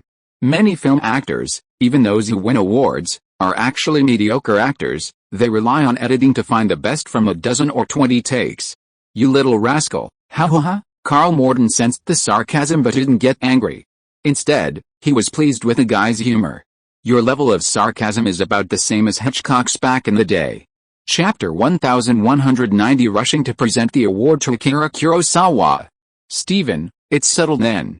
You'll be one of the guests presenting the award to Mr. Kurosawa, of course. I'll definitely be there when Kurosawa receives his honorary Oscar. As the producer of the Oscars ceremony, Ronald's biggest job was to gather as many stars and celebrities as possible to elevate the event's prestige and attract a larger audience, while also satisfying the Academy. Aside from the nominations and the award presentation duties, most stars weren't particularly keen on attending the Oscars in person. They only did it out of necessity for some screen time. Especially for female stars, sitting for hours in very tight dresses, even going to the restroom was difficult. Without screen time, it was a miserable job. For a director of Spielberg's caliber, it wasn't really necessary. Plus, his girlfriend, Kate Capshaw, like Diane, was pregnant and close to giving birth. Spielberg hadn't really wanted to come. But when Ronald mentioned Kurosawa's name, Spielberg immediately agreed. He greatly admired Kurosawa's last film before Ran, considering it his best work. He also put in considerable effort to finance Kurosawa's subsequent films. George, I have a request. Could you be a presenter at the Oscars? Ronald continued his call to George Lucas. Let me go to the Oscars, Ronald. Although I heard you're organizing the awards ceremony, I won't go. Ha ha ha. Lucas had some issues with the Oscars. He had also left the Directors Guild of America, and he wouldn't have attended if it weren't for the special effects department winning an award last time. What? A special honorary award? I won't go to anyone. Kurosawa? Okay, I'll definitely go. Save me a seat. This presenter is definitely me. No one can take it from me. Hey, Ronald knew that Lucas was an even bigger fan of Kurosawa. His Star Wars, A New Hope heavily referenced Spider-Man's nest, in terms of cinematography, plot, and characters. Moreover, he had a kind of fan-like devotion to Kurosawa. Back when Akira Kurosawa returned to the directorial scene with Koremisha, it was Ronald who provided the financing guarantee for 20th Century Fox. The news that two heavyweight directors would present an award to Kurosawa had already spread within top directorial circles. Ronald had been nearly driven mad by calls from various friends these past few days. Francis Ford Coppola was somewhat better off, as he was busy filming The Godfather Part 3. However, he still insisted that Ronald arrange a meeting with Kurosawa when he visited. Left with no other option, Ronald arranged a meeting at the Director's Pilgrimage dinner after the Oscars, even specially purchasing wine from Coppola's winery for the after-party. Only then was he satisfied. Martin Scorsese, however, was extremely dissatisfied. He was furious that he didn't have the opportunity to present the award to Kurosawa, and his phone calls were filled with accusations that Ronald had forgotten his old friend, Marty. It's not that I don't want to give you the chance to present the award. You know those rigid rules at the Academy. An award can only have a maximum of 2 presenters, and there's nothing I can do. I'm Kurosawa's #1 fan. You should let me be one of the 2 presenters, Scorsese pointed out sternly. Even if there were 2 spots, he should naturally have one. I'm the Hollywood director closest to him. You all say you like Mr. Kurosawa. But I went to the countryside around Tokyo to act in his film Dreams, Marty. Ronald was truly speechless. Others who idolize celebrities go to get investment for their idols, act as guarantors, or talk in Hollywood media about how Kurosawa influenced them, but Scorsese went directly to acting. He wasn't the kind of director who became a director after acting. He had only appeared once before in a Roberto Benigni film because of his ex-wife, Isabella Rossellini. This time is a little different. Mr. Kurosawa's films didn't do well at the Japanese box office, so he needed international investment. The money for his previous films was all raised by George, Lucas, and Steven Spielberg. And although he's almost 80, he still has a strong creative drive, so we have to recognize the investors and let his wishes come true. Well, okay, but I need a chance to talk to him. You have to arrange it for me. Scorsese considered it for a moment, realizing he wouldn't have the chance to compete with his 2 top-ranking colleagues for the award to Kurosawa. I'll arrange it. A few days before the awards ceremony is Mr. Kurosawa's 80th birthday. We'll all go then." The two chatted about the arrangements for Kurosawa's birthday party, and then Ronald remembered something and asked Scorsese. "The Academy gave me a batch of old movie copies and asked me to edit out a short clip as a retrospective and nostalgic look back at Hollywood. I'm facing a problem. Many of the movie copies are in very poor condition. Is there any way to restore them?" You've come to the right person. Scorsese happens to be a passionate old movie enthusiast, with many copies stored at his home in New York. After film prints are projected, problems inevitably arise, such as scratches, stains, and sometimes even fires. The projectionist will cut off a portion and piece the rest together. Improper storage can also lead to mold growth. Celluloid, due to its age and accumulated chemical reactions, will gradually fade the image stored on it, reducing contrast. With the rise of the videotape business, some people started restoring old film prints, but this was often time-consuming and costly. Except for some cinematic classics, most films couldn't benefit from modern restoration technology. Scorsese told Ronald that the best solution was to go to the original studio and have a new copy made from the negative. However, many old film negatives are also lost, only some screening copies remain. "By the way, how's your new film coming along?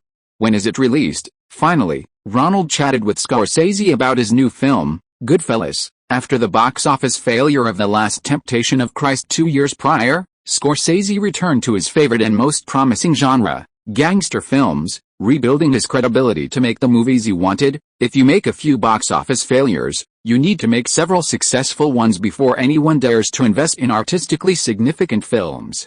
"Great, I'll show you my rough cut later. I'm working on the final soundtrack now. Oh, by the way, I have a long take where the male lead first experiences the advantages of his gangster identity for picking up girls, and I need a suitable soundtrack. Could I borrow your Jimmy Reiner? I need to buy the rights to some really hard-to-get music. What piece do you want?" Ronald pulled out a pen and paper. Then he kissed me. Ronald remembered that piece. When Chris Columbus was filming The Nanny, the opening scene, where Elizabeth Shue was dancing in her room waiting for her boyfriend, used this music, a perfect depiction of a teenage girl's fantasy of her boyfriend inviting her to dinner. Scorsese's making a gangster film, how could he use such a cute piece? Talented directors, that's how their creativity is so unexpected. Since the box office success of The Nanny, the copyright holder of this famous Crystal Band song had significantly increased the price of film scores. Ronald, filled with intense curiosity, called Jimmy Reiner to ask him to call Scorsese, eager to see the film. The major studios, having received notification from the Academy, readily cooperated, providing Ronald with copies of numerous classic films for use in the Oscars ceremony. These films spanned from the silent era, encompassing black and white, sound, color, stereo, and widescreen formats. Ronald, overwhelmed by the sheer volume of film reels, reluctantly approached Walter Murch, offering him a contract as a consultant to re-edit these classics and calibrate all the sound and film formats to ensure a smooth final product. Perhaps the most suitable person in Hollywood for this job was Murch, a double Oscar nominee for film editing and sound design. Look at these silent films, their expressive methods were actually much richer than today's. Without sound equipment, film production costs were lower, and there was no need to worry about the massive size of the on-site sound recording equipment, so the expressive methods were very free. Many actors' performances were also excellent, many of which you can't see in modern films anymore. Even Walter Murch was seeing some of these films for the first time. He had his assistant play a few clips and exclaimed to Ronald. Sound films, which were filmed very late, used very large on-site sound recording equipment, and there were many requirements for the stability of the camera positions to avoid background noise that couldn't be eliminated with the technology at the time. This led to the fixed routines of the main shot, 2 over-the-shoulder shots during dialogue, and some reaction shots. And all sorts of random long takes, huge close-ups of dialogue, and other techniques from the silent film era, have all disappeared. Any thoughts? Walter Murch asked Ronald. This kind of editing is actually very simple, but it's not easy to make it memorable. How about this? Ronald thought of Soviet Union director Eisenstein's masterpiece, Battleship Potemkin, which was one of the earliest to make extensive use of montage. Editing montage can modify the meaning of original images, generating film clips with entirely different meanings. Ronald's idea was to re-edit the most famous shots from historically renowned films to achieve different effects. For example, screams from horror films become laughter in comedies, physical performances from the silent film era become dances to music, musicals become dramas, and scenes from commercial films become expressions of art films. All sorts of films from different eras were edited together, presenting a unique feeling. Both film buffs and general audiences could find enjoyment. Film buffs could recognize which segment or shot belonged to which film, while general audiences also enjoyed the humorous clips created by clearly different films being edited together. In the end, this tribute to the classic still landed on common human emotions, becoming a collection of smiles and kisses. I think we need a powerful ending, Ronald discussed with Walter Murch. Ending with a kiss was fine, but it lacked the power of the opening.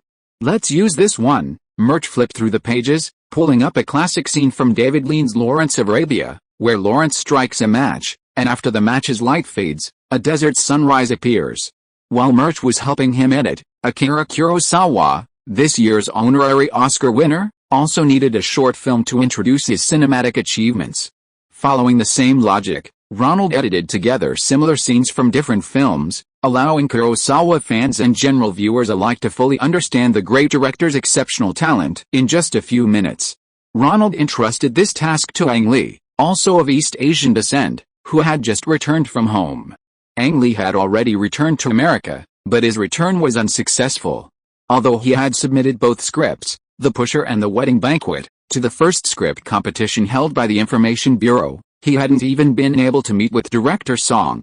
Ang Lee's father was merely a school principal in the South, with no connections in Taipei.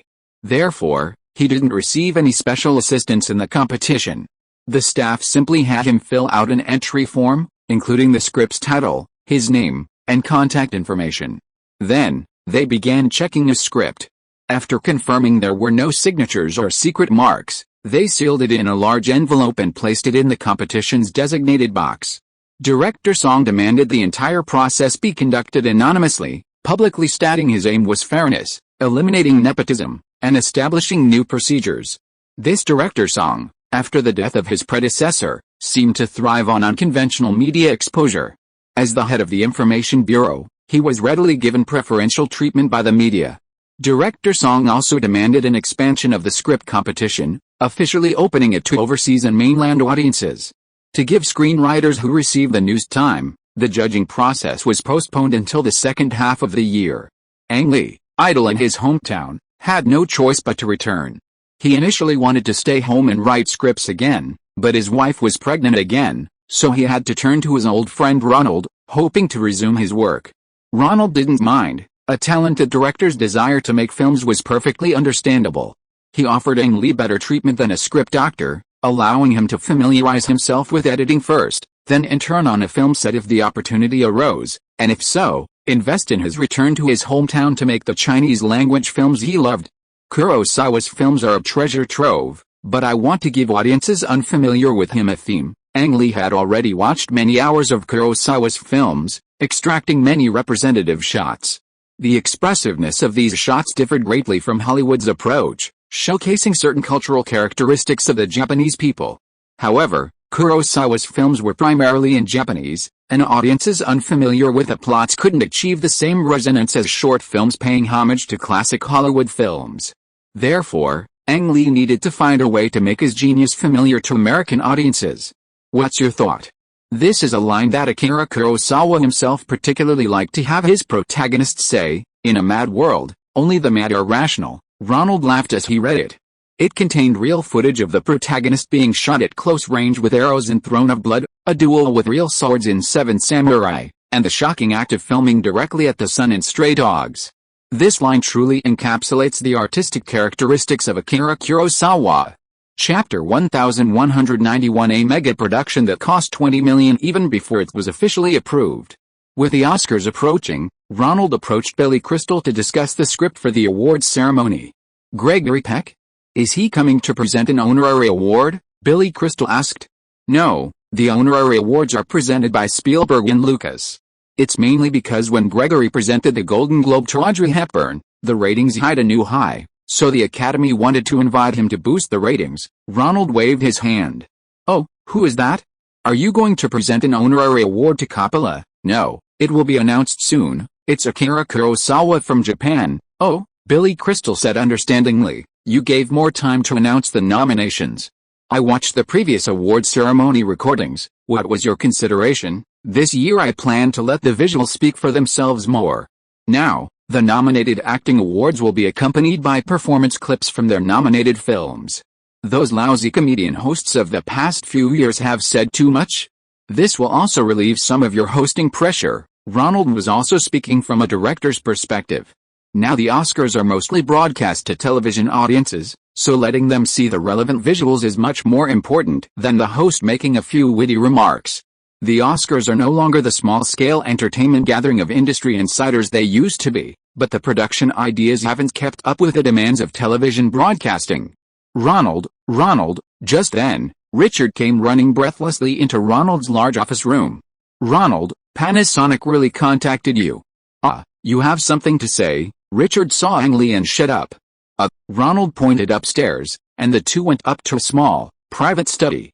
Panasonic contacted Nishida, and their chairman, Masatoru Matsushita, wants to invite you to be their advisor for the acquisition of MCA. MCA is the parent company of Universal Pictures and Universal Records. Panasonic is envious of Sony's acquisition of Columbia Records and Columbia Pictures and wants to complete the two major deals that Sony took 3 years to complete in one go. I already promised Mr. Oga of Sony. I'm a man of my word. Ronald waved his hand, indicating that he would not go back on his promise. But Panasonic said they can give you this amount. Richard whispered a number in Ronald's ear. Huh? Ronald looked at him with a look that said, did you miscount? This price is equivalent to the best-selling VHS and soundtrack of 1988 after the release of Dirty Dancing, and he made a pure profit. He could act as a consultant, helping them make connections. As for Norio Oga, he could apologize and explain the situation. He had indeed helped Oga-san a lot, so he should understand, right? Should I go and continue negotiating with them? Richard was also shocked by the figure, which was why he came to Ronald's house so quickly.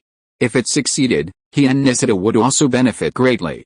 Let's ask about the situation first. Confirm if there are any additional conditions. Ronald felt this was outrageous. Did these Japanese entrepreneurs not value money? Recently, Japanese entrepreneurs have been very aggressive in overseas acquisitions, with many companies buying high-quality assets in America and Latin America, Richard said, then returned to the CAA office to discuss with Nishida. Ronald, Kirako has contacted me. They've started substantive copyright negotiations for the Terminator sequel. Just as Ronald was daydreaming about getting something for nothing, James Cameron called him. Yet, I heard. Pioneer Electronics from Japan has invested in them, the Japanese companies Richard mentioned earlier, which were buying assets all over the world, included Pioneer Electronics, which started by making loudspeakers for the U.S. military. Compared to Panasonic's proposed full acquisition, which required review by government agencies such as the Committee on Foreign Investment in the United States, CFIUS, Pioneer's investment in Kirako was relatively low-key and did not involve any controlling stake. It was more like an investment by a minority shareholder. Therefore, they did not need approval from members of the Senate and House of Representatives, or multiple committees. In addition, Kirako was only a medium-sized studio, unlike the Big Seven studios, which were representative and had a large library of classic films that evoked many memories for the public, and did not have its own domestic distribution channels, so it was easy to invest money in Kirako. And the first thing Kirako did after receiving the money was to start filming Terminator 2. Kirako has gone mad. Their founder, Mario Casard, paid Heimdall $10 million for 50% of their rights. Cameron's tone on the other end of the phone was extremely enthusiastic. This figure had spurred him on. Years ago, when Heimdall invested in his film Terminator, they had a falling out. Heimdall's boss, John Daly, had forced him into a contract of servitude and tried every means to remove him from the director's position on Terminator. Now, this boss hadn't done anything, just sat at home and pocketed $10 million. Casar has really gone mad.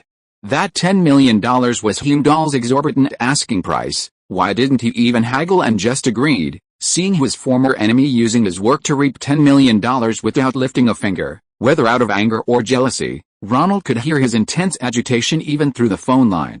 Isn't this a good thing? It shows they're very serious. To be honest, Jim, They paid him all $10 million for 50% of the rights. What does that mean? It means your 25% is worth $5 million too? Oh, damn, Cameron exclaimed, then suddenly fell silent. This money was something he was very.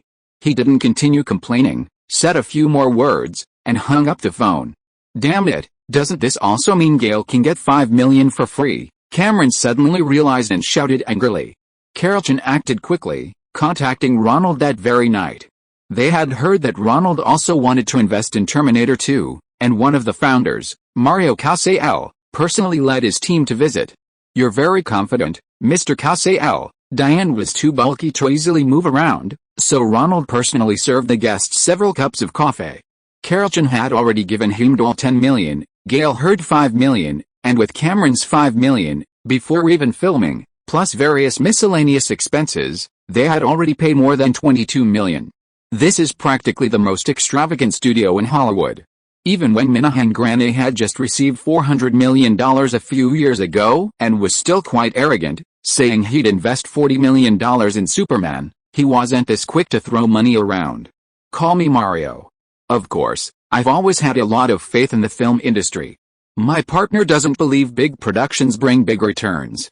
So I've bought out his shares.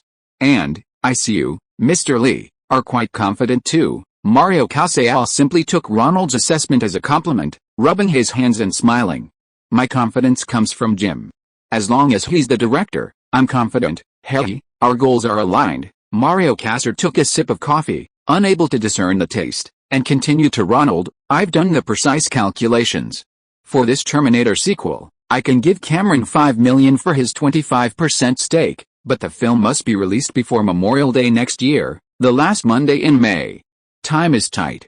Whether Cameron wants to direct or not, I have to push this project forward. If he's willing to join, I'm willing to contribute another $1 million to the script, and the director's fee is separate. As for our relationship, I can reserve an investment share for you. We must push this forward. Time waits for no one. Ronald was stunned by his extravagance. Was this an all-in bet? I can bring in Samsung as the domestic distributor. For European distribution, I can find Canal Plus from France. Their subsidiary, Lee Studio Canal Plus, has also agreed to invest. Mario Casal's fervor gave his face an unhealthy flush as he began to talk at length about his plans for the sequel. This enthusiasm was contagious, and Ronald immediately agreed to invest in the project, persuading director Cameron. Jim, here's the situation, the terms are excellent, but their timeline is rather rigid. If you join, you'll likely be as busy as when you were filming the first one. Fuck it, I'll do it. Cameron, after a moment of silence, suddenly agreed. After all, the terms offered by Carlton were too good.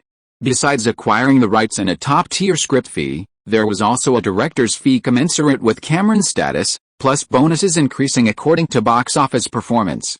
Cameron was very confident in the quality of his sequel. Now he would definitely be financially independent.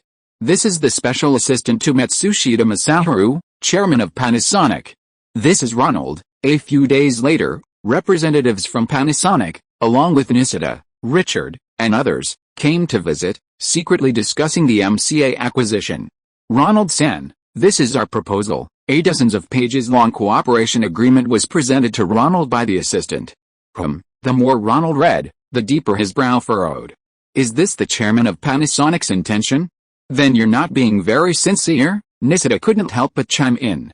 This clause was far too harsh. If Ronald wanted to earn this money, he had to go through everything from indexing Universal's film library to smoothing things over with Congress and the censorship committee. Each project was broken down into phased results, and each small result was evaluated by Panasonic. If the evaluation results weren't met, money would be deducted. Moreover, Panasonic had learned from Sony's mistakes and adopted Hollywood's advanced experience, implementing a long-term performance evaluation system. Only half of this consulting contract, over $20 million, was paid in cash, the other half was in stock options for MCA after the acquisition. Yes, this is also the intention of our president, Toshihiko Yamashita. This is the corporate culture upon which Panasonic's success is built, equality for all. Even the chairman of Panasonic himself has to take turns cleaning the toilets in the office, equality for all. Ronald suddenly didn't want to work there anymore. Was this some kind of exploitative employee? Forget it, I'm an artist after all, these things aren't my forte. If he followed this suggestion, he wouldn't be able to do anything else this year, devoting himself entirely to working for Panasonic, and he still might not get the money. Although $50 million was a large sum of money, it wasn't something he couldn't earn. I understand, Ronald's loyalty to our old friend is admirable, Panasonic's chairman's assistant said and left. It seemed that his help to Sony, and even his promise not to interfere in other acquisitions, were indeed known within the industry. In that case, Ronald picked up the phone and dialed Norio Oga of Sony. A moment later, the other party called back. Ronald-san, Oga-san, Panasonic really did invite me to help them smooth things over in their merger and acquisition deal, and they offered an astronomical consulting contract. If Ronald-san thinks it's a waste, no. I've already refused. I won't forget what I promised Oga-san. But since they've come to me with such a high price, they must be determined to make it happen. You guys need to be prepared, you're right. I thank Ronald-san again for his kindness. I'll remember this favor. Ronald, after hanging up the phone, smiled at his two agents. He needed Oga-san to know about his feelings for him. Chapter 1192 The Premiere of Beautiful Women. Norio Oga could effectively manage TriStar Pictures, which was controlled by Frank Price. To reward Ronald, he had TriStar Pictures offer him further benefits. Daydream renewed its distribution contract with TriStar Pictures for 5 films. After the merger, TriStar Pictures could only pick up film distribution projects rejected by Columbia Pictures, which perfectly aligned with Ronald's Daydream. The 3 B movies that had made a small profit last year due to the Stars and Stripes incident could now be greenlit for sequels. Kickboxer performed best at the box office and was naturally the first to be greenlit. However, with Jean-Claude Van Damme's growing fame, the budget for the sequel couldn't accommodate him, and Daydream began searching for his replacement. Black Belt Elite performed second best at the box office, and the original cast began preparing for the second film. Eric Roberts' drug abuse issues prevented him from gaining favor with major studios, forcing him to continue making low-budget films for Ronald. Only Hot-Blooded Kids performed poorly at the box office and wasn't enough for a sequel. They had no choice but to distribute the actors evenly across the other 2 sequels, letting them fill in for those who couldn't participate in the sequels for various reasons. Ronald looked at the distribution report Michel Canold had given him. This film, with the highest production quality, had surprisingly performed the worst at the box office. Cinema Score's analysis pointed out that the film's strong Japanese cultural flavor didn't resonate with many American audiences. Conversely, the other 2 films, while using foreign cultural themes, were essentially stories of free-spirited American protagonists who, after setbacks, achieve enlightenment, work hard, and are admired by beautiful women, leading to success, stories that resonated with the limited cultural awareness of most American viewers. This reminded him that if a film was made for box office success, not awards, it needed to find a common ground with the audience, ideally a story that resonated with knowledge taught in high school textbooks. After all, for most American people, the pinnacle of their intellectual development was their high school prom. Mr. Akira Kurosawa has been confirmed by the Academy of Motion Picture Technology and Art as the recipient of this year's Honorary Academy Award. As the producer of the awards ceremony, what would you like to say? That day, Ronald, who was at home with Diane, was interviewed by reporters from The Hollywood Reporter and Vanity Fair. "Oh, this is incredibly exciting. I spoke with Mr. Kurosawa on the phone." His daughter acted as translator. Director Kurosawa, who will soon turn 80, is still working hard on his next film. His Rashomon won an Honorary Academy Award for Best Foreign Language Film, back when Best Foreign Language Film wasn't an official award category. Desao Uzula won Best Foreign Language Film, but Kurosawa didn't come to accept it. And in 1985, although Mr. Kurosawa attended the awards ceremony, his Ran lost for Best Picture. So this award is his first time accepting an Oscar in person.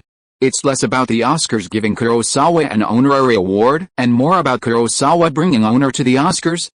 The reporter kept taking notes, surprised by Ronald's high praise of Kurosawa. "So, will you be presenting him with the award?" "Hey. My phone's been ringing off the hook ever since this news broke. You know what? George Lucas and Steven Spielberg both told me he was the obvious choice to present the award. What could I do? In the end, I had to compromise and have them both present the award. This part can't be reported now, it has to wait until after the ceremony, then we'll say the Academy of Motion Picture Arts and Sciences will give Kurosawa the highest honors, letting the most outstanding talent present the award. Great, your reporting style is excellent. Ronald could now subtly guide the media without being seen as bullying by reporters. After all, he was the behind-the-scenes owner of an influential newspaper. Preparations for the Oscars went very smoothly. Soon, a week before the ceremony, Ronald had Sony's private jet pick up Akira Kurosawa and his daughter Kazuko Kurosawa and their family, bringing them to Los Angeles. Kurosawa was 79 years old, still in good health, but given his age, he needed to rest in Los Angeles for a while. Ronald arranged for him to stay at his home, complete with a chef hired by Sony's CEO office, making his stay even more comfortable than at home. His eldest son, Hisao Kurosawa, flew in from New York to meet his father and was very grateful to Ronald. Hisao Kurosawa wasn't particularly talented and could only manage to run a small office in New York for some of his father's projects. Kazuko Kurosawa, on the other hand, studied fashion design in university and became a fashion designer after graduation. Starting with last year's film Dreams, she has been working as a costume designer for her father's movies. Besides caring for her elderly father and her own children, she also excels at her job. Just like a traditional Japanese woman, Kazuko does everything exceptionally well. Ronald, why is it that I'm welcomed in America and Europe, but Japanese producers are unwilling to invest in my films? I've had many scripts unfinished these past few years. I've just been writing, hoping to one day make them into films. That afternoon, after his lunch break, Akira Kurosawa took a walk with Ronald in the garden. Although the style was predominantly Chinese, Kurosawa still appreciated its East Asian influence, and he loved walking here with Ronald every day. I think it's probably because the Japanese market is too small to support a master's epic production. Ronald couldn't quite put his finger on it. But the film market first needs quantity. Only when many large, medium, and small productions make money each year can outstanding producers be willing to take big risks and make films that push the boundaries of art. Perhaps that's true, Kurosawa nodded, listening to his daughter Kazuko's translation. The Japanese market was still too small to accommodate his meticulous style, where every detail of every film had to be perfect. Mr. Scorsese is here, Ang Lee, who could only listen and not offer his opinion, said to Ronald. Let's go back, Marty's here. Happy birthday to you, happy birthday to you. Kurosawa Kazuko's daughter sang a birthday song in her childish voice. Scorsese laughed heartily, happy for Kurosawa Akira enjoying family time. Ang Lee himself was filming the scene with a Sony home video camera. Seeing Kurosawa Akira's hearty smile, Ronald and Marty also sang a few lines, which were also captured on video. This segment, along with a Kurosawa Akira film retrospective edited by Ang Lee, would be used as material for the Oscars ceremony, played both live and in the broadcast. Ronald, this is truly a very enjoyable moment. I must organize a grand celebration for Mr. Kurosawa. Scorsese found the birthday party amusing and regretted not having the opportunity to present an award to Kurosawa Akira. What are you planning to do? Ronald asked. I happen to have a film going to Cannes this year. I'll try to persuade the Cannes organizing committee to award Mr. Kurosawa an honorary prize as well. If they're unwilling, you'll have to help me. We'll organize a petition from Hollywood directors to fight for Mr. Kurosawa's honor. Don't worry, this year's awards ceremony will be a celebration for Kurosawa by the top directors still active in Hollywood. When this news gets back to France, they definitely won't let the Americans have all the credit, Ronald reassured Scorsese. Kurosawa was a Japanese director, and Hollywood was giving him such a big honor. The French, who wanted to compete with the Americans in terms of cultural influence, certainly wouldn't let this opportunity to make up for their regrets. Rashomon won the Golden Lion at the Venice Film Festival. That's true, Scorsese chatted with Ronald about the new film. Jimmy Reiner lived up to his reputation, helping him get the rights to the theme song. With the theme song, the long take was finally perfect. The next day, after Mr. Kurosawa had recovered his energy, major film media outlets began to come to Ronald's home to interview him. He was to receive an honorary Oscar, and many media outlets were waiting to publish headlines the following day, providing a comprehensive introduction to Kurosawa's life and films. Ronald didn't try to steal the spotlight from the elderly man. He and Diane stayed in the host's room, letting the spotlight go to this Japanese director who had inspired and influenced a generation of Hollywood directors. In the afternoon, Ronald put on a light-colored suit, kissed Diane goodbye, and walked to the Beverly Hills Cinema for the premiere of Pretty Woman. Come back soon. Diane stood up and kissed him goodbye. She was nearing her due date and walking was a little difficult. I'll be back as soon as I'm done. Anyway, I'm not the main character today. This Disney-distributed film was a mid-sized production, and Ronald was only hoping to break even. He wasn't particularly concerned about it. The main reason for going to the premiere was to reunite with the main cast and crew, as they had formed a special bond during the earthquake. Ronald, director Gary Marshall came up and gave him a warm hug. The test screening went very well, and it seemed his romantic comedy would finally get him some commercial productions in Hollywood.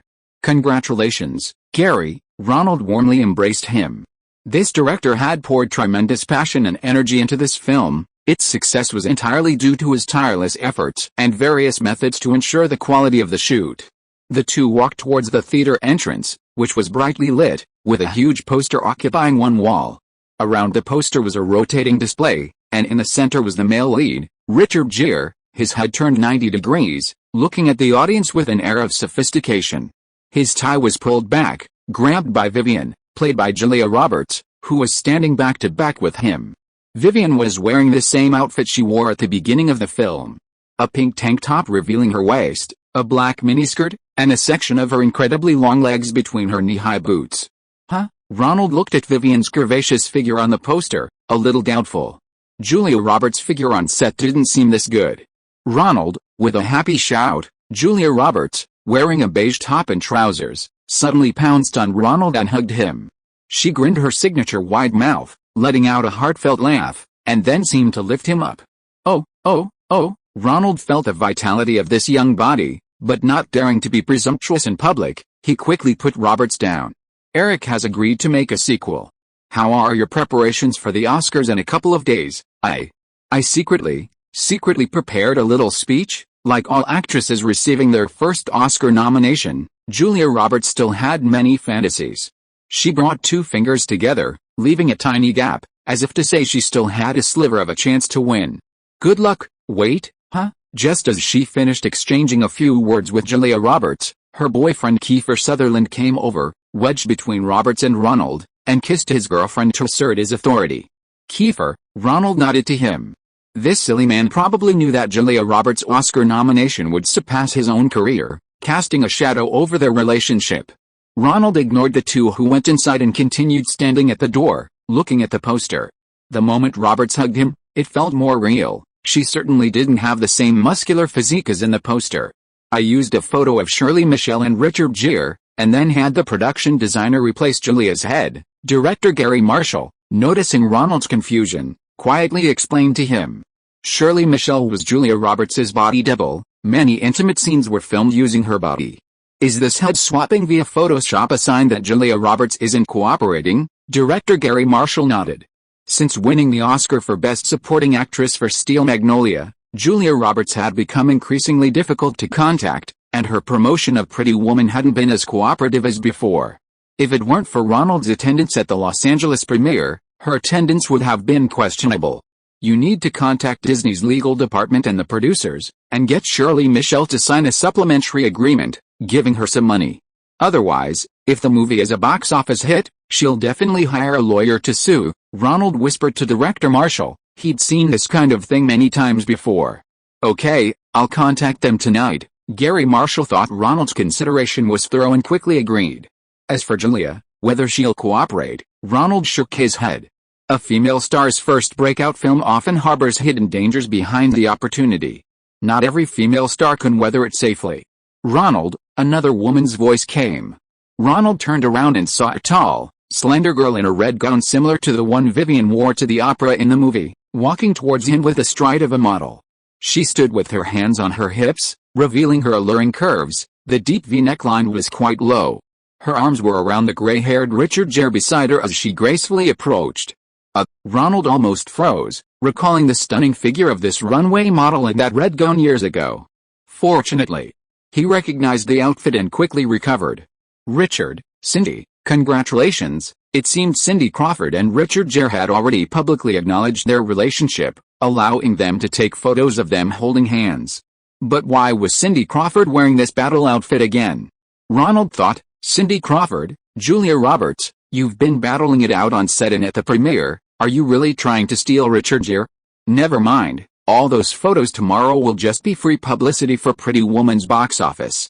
Ronald, yesterday was the first day, and the box office per theater was over $8,000. The next morning, Gary Marshall brought Ronald the good news. How much? Ronald calculated. With over 1,300 theaters on the opening weekend, this meant it would break 10 million.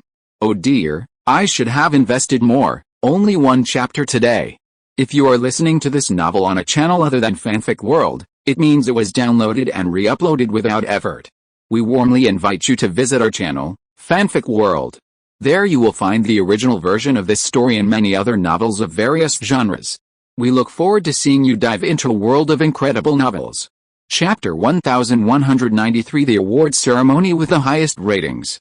On Monday noon, Ronald, wearing a white t-shirt, ate lunch at the table. Today was the Oscars ceremony.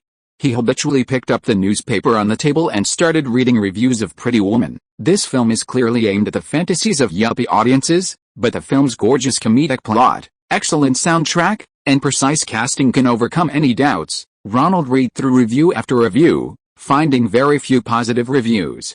Most only gave it a C+ or B. One review even gave it a D. The female lead is a tough streetwalker. The film can be seen as a feminist version of the Cinderella fantasy. The film pretends to be about how love transcends money, but it's actually obsessed with the magic of money. This is so poorly written. Ronald glanced at the reporter's name, Irving Lieberman, clearly a Jewish name. HMPH, these Jews are so shameless in their attacks on this kind of non-Jewish film that audiences love, and they even pretend to have an intellectual perspective. It seems my old man was right, don't play a prostitute in a movie, or the critics will really make you suffer. Diane, having eaten a few bites of breakfast, chimed in with her insincere words. Although the film's reviews were poor, Pretty Woman grossed $12 million over the weekend, topping the box office charts. Moreover, the male and female leads quickly became famous, with numerous television interviews for the two actors. Here's a nice one. Diane handed him a copy of the Los Angeles Times, which prominently featured a fantastic 10 out of 10 movie. Ronald took it, glanced at it, and burst out laughing. Honey, that's an ad we made. Diane took it back and flipped through it herself, then chuckled. It was indeed an ad disguised as a film review. Below the headline were the film's key selling points: a captivating film, a delightful comedy, touching, tender, and a little sexy. Beautiful women aren't just beautiful, they're absolutely gorgeous and utterly delightful, light-hearted, cheerful, and full of romance. Adjacent to this seemingly film review was a quarter-page poster, a very effective way to mislead the audience. It's kicking me again, can't wait to come out, Diane chuckled, rubbing her stomach. Honey, I'll come back to you after the party. After settling home and resting until the afternoon, Ronald donned an elaborate tuxedo, picked up the Kurosawa family, and drove to Dorothy Chandler Hall. After 1988, the awards ceremony was moved from Dorothy Chandler Hall to the Temple Auditorium. However, the ceremony there had significant problems, with low viewership and poor reviews. The main issue is the venue's size. The previous hosts lacked the ability to engage the audience and create a warm atmosphere. Therefore, this year, the new Academy president strongly advocated moving the ceremony back to Dorothy Chandler Hall. The smaller venue allowed for closer interaction between the stage and audience, and the better acoustics made it ideal for television broadcasting. However, this also had its drawbacks. The venue couldn't accommodate everyone, and many Hollywood figures couldn't get tickets. Furthermore, the facilities were outdated, with insufficient parking. Most guests had to get out of their cars early and walk across the street to enter. Only Ronald's car drove directly into the internal parking lot, thanks to Akira Kurosawa. Academy President Carl Morton was already waiting there and immediately invited Kurosawa over, where they chatted with his daughter and son as translators. Ronald seized the opportunity to run out and greet his friends. The delicate yet beautiful Michelle Pfeiffer, the slender but strong-willed Jodie Foster, the alluring Kim Basinger, and the mature and charming Jessica Lange. This year's actresses captured on camera were all distinctive, each with their own unique characteristics. Moreover, the camera focused solely on the female stars themselves. This was the result of communication and coordination between Ronald and ABC, the broadcasting company. Viewers watched the Oscars for the handsome men and beautiful women, Who wants to see a female star's boyfriend?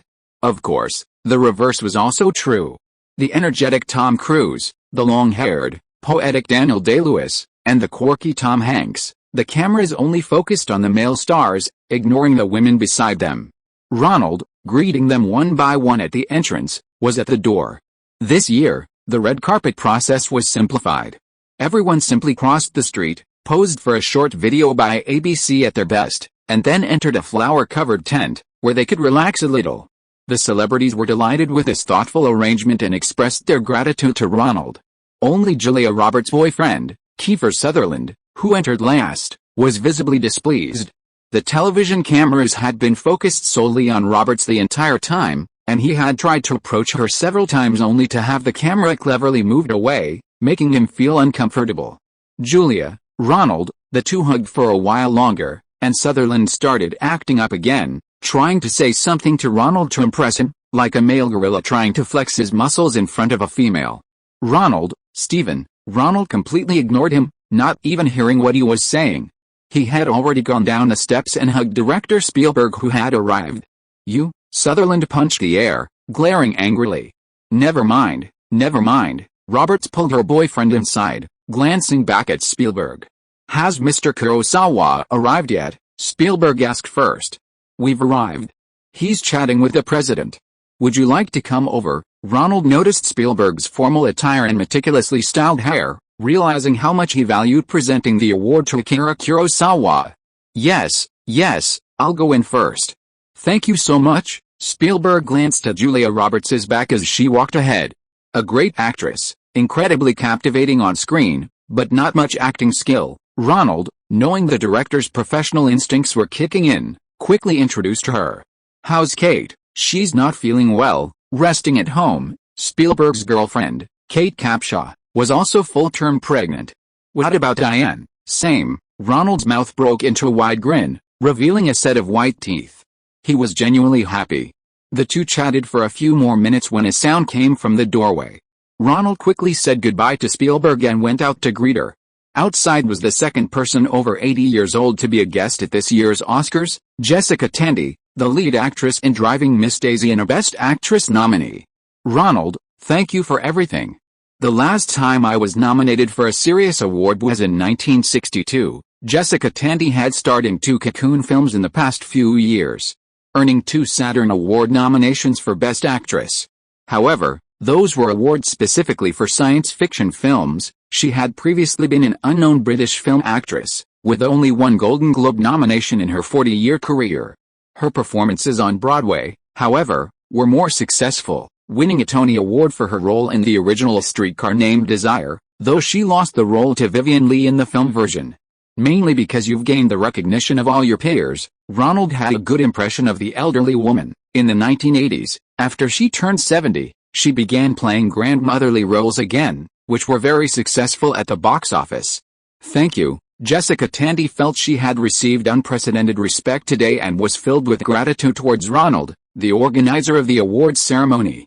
He hadn't treated her with disrespect just because she was nominated. He had given her ample screen time and even provided her and her husband with excellent seats.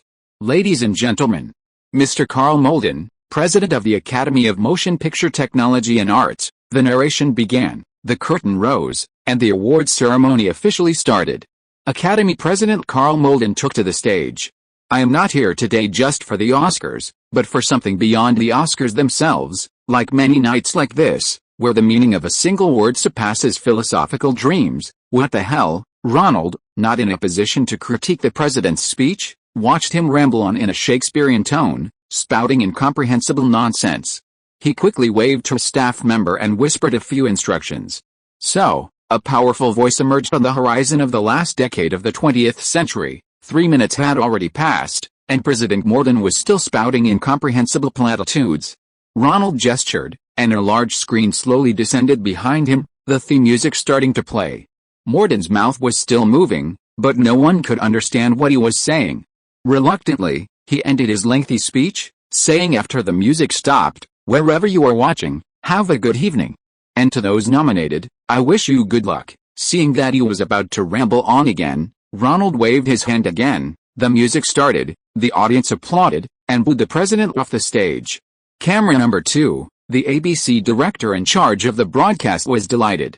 The most annoying part of the Oscars every year was the president's speech. Viewers complained the most about it. It was a waste of time. A song or a dance in that time would be much better. Music started, and the screen showed Kubrick's 2001, A Space Odyssey, the scene of the ape throwing the bone with all his might, then Judy Garland from The Wizard of Oz looking up, seemingly at the bone, then the camera cut to Clark Gable from Gone with the Wind, standing on the stairs with a charming smile, and finally, the alien spaceship from Close Encounters of the Third Kind. Hey, this editing is really interesting. The director was also pleased with the visuals, seeing these classic Hollywood films re-edited, taking the audience on a journey through Hollywood's history from silent to sound, from black and white to color.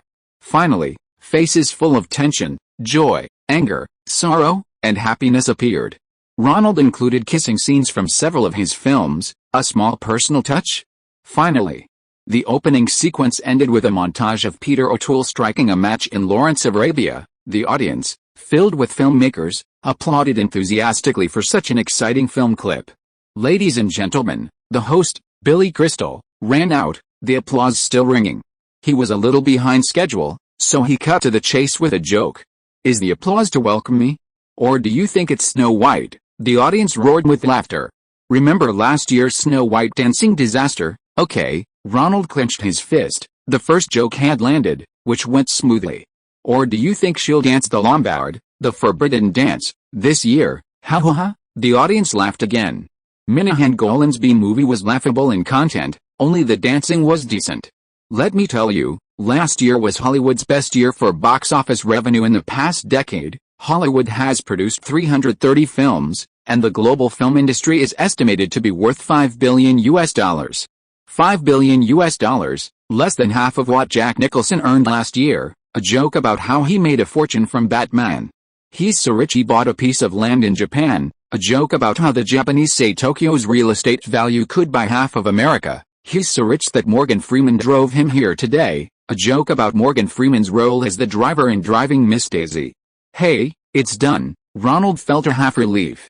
This year's awards ceremony was optimized for television broadcasting, starting with a few minutes of video footage, followed by close-ups of host Billy Crystal.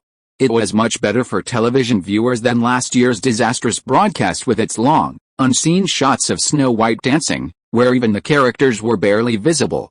The viewership share has exceeded 40%, a very good start. With the news from his assistant, Ronald finally felt completely at ease. This year's Oscars ceremony, which he was managing, had finally gone smoothly. Today, we first want to welcome Ms. Jessica Tandy, who has been nominated for Best Actress for her role in Driving Miss Daisy. The camera then focused on a close-up of Jessica Tandy.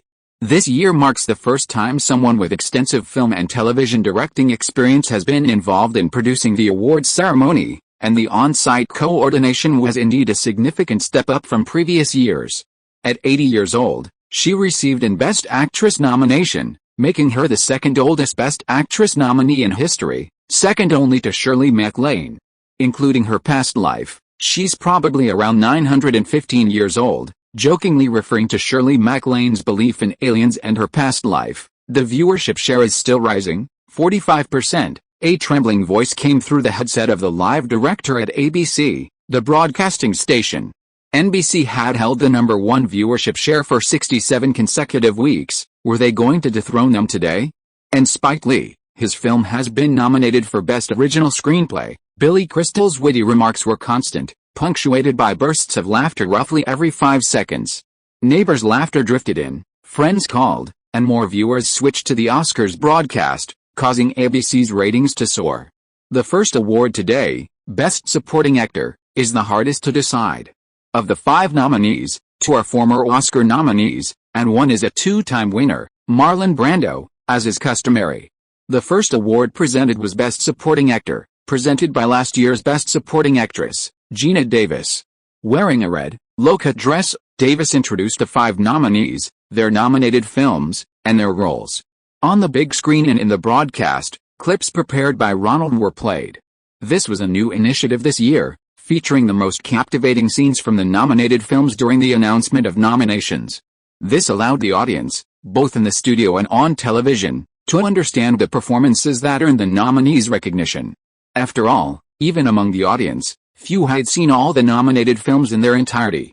The winner is Denzel Washington. For the glorious battle, the award ceremony music played, and Denzel Washington stood up, kissing and embracing his wife.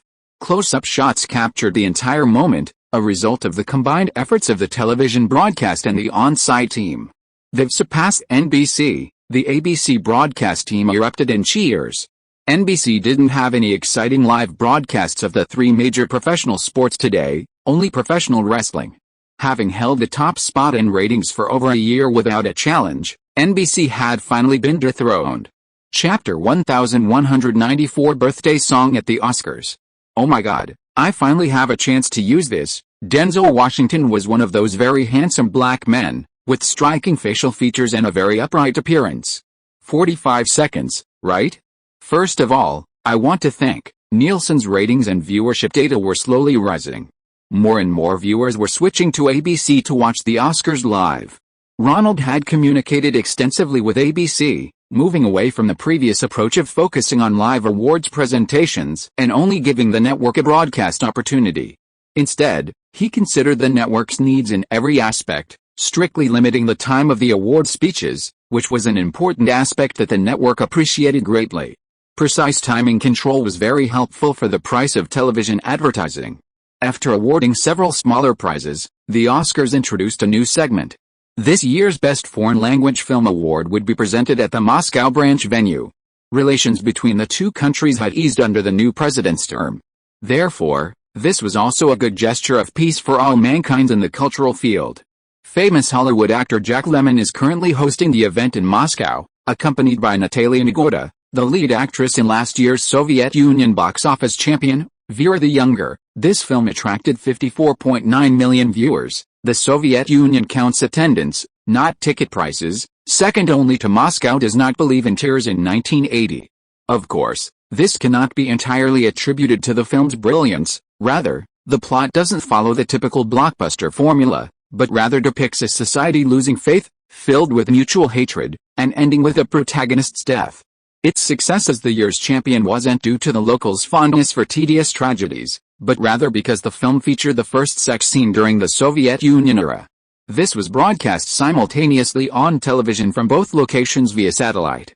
ABC spent a considerable sum renting a satellite and went to great lengths to set up a temporary venue in Moscow for this tidbit. While there was some echo, it didn't affect Jack Lemmon's acceptance speech. After mentioning several nominated films, actress Natalia Negoda, speaking with a heavy Russian accent, opened the envelope and exclaimed, "Best Foreign Language Film goes to the Italian film, Cinema Paradiso." Applause erupted, and the scene cut back to the awards ceremony.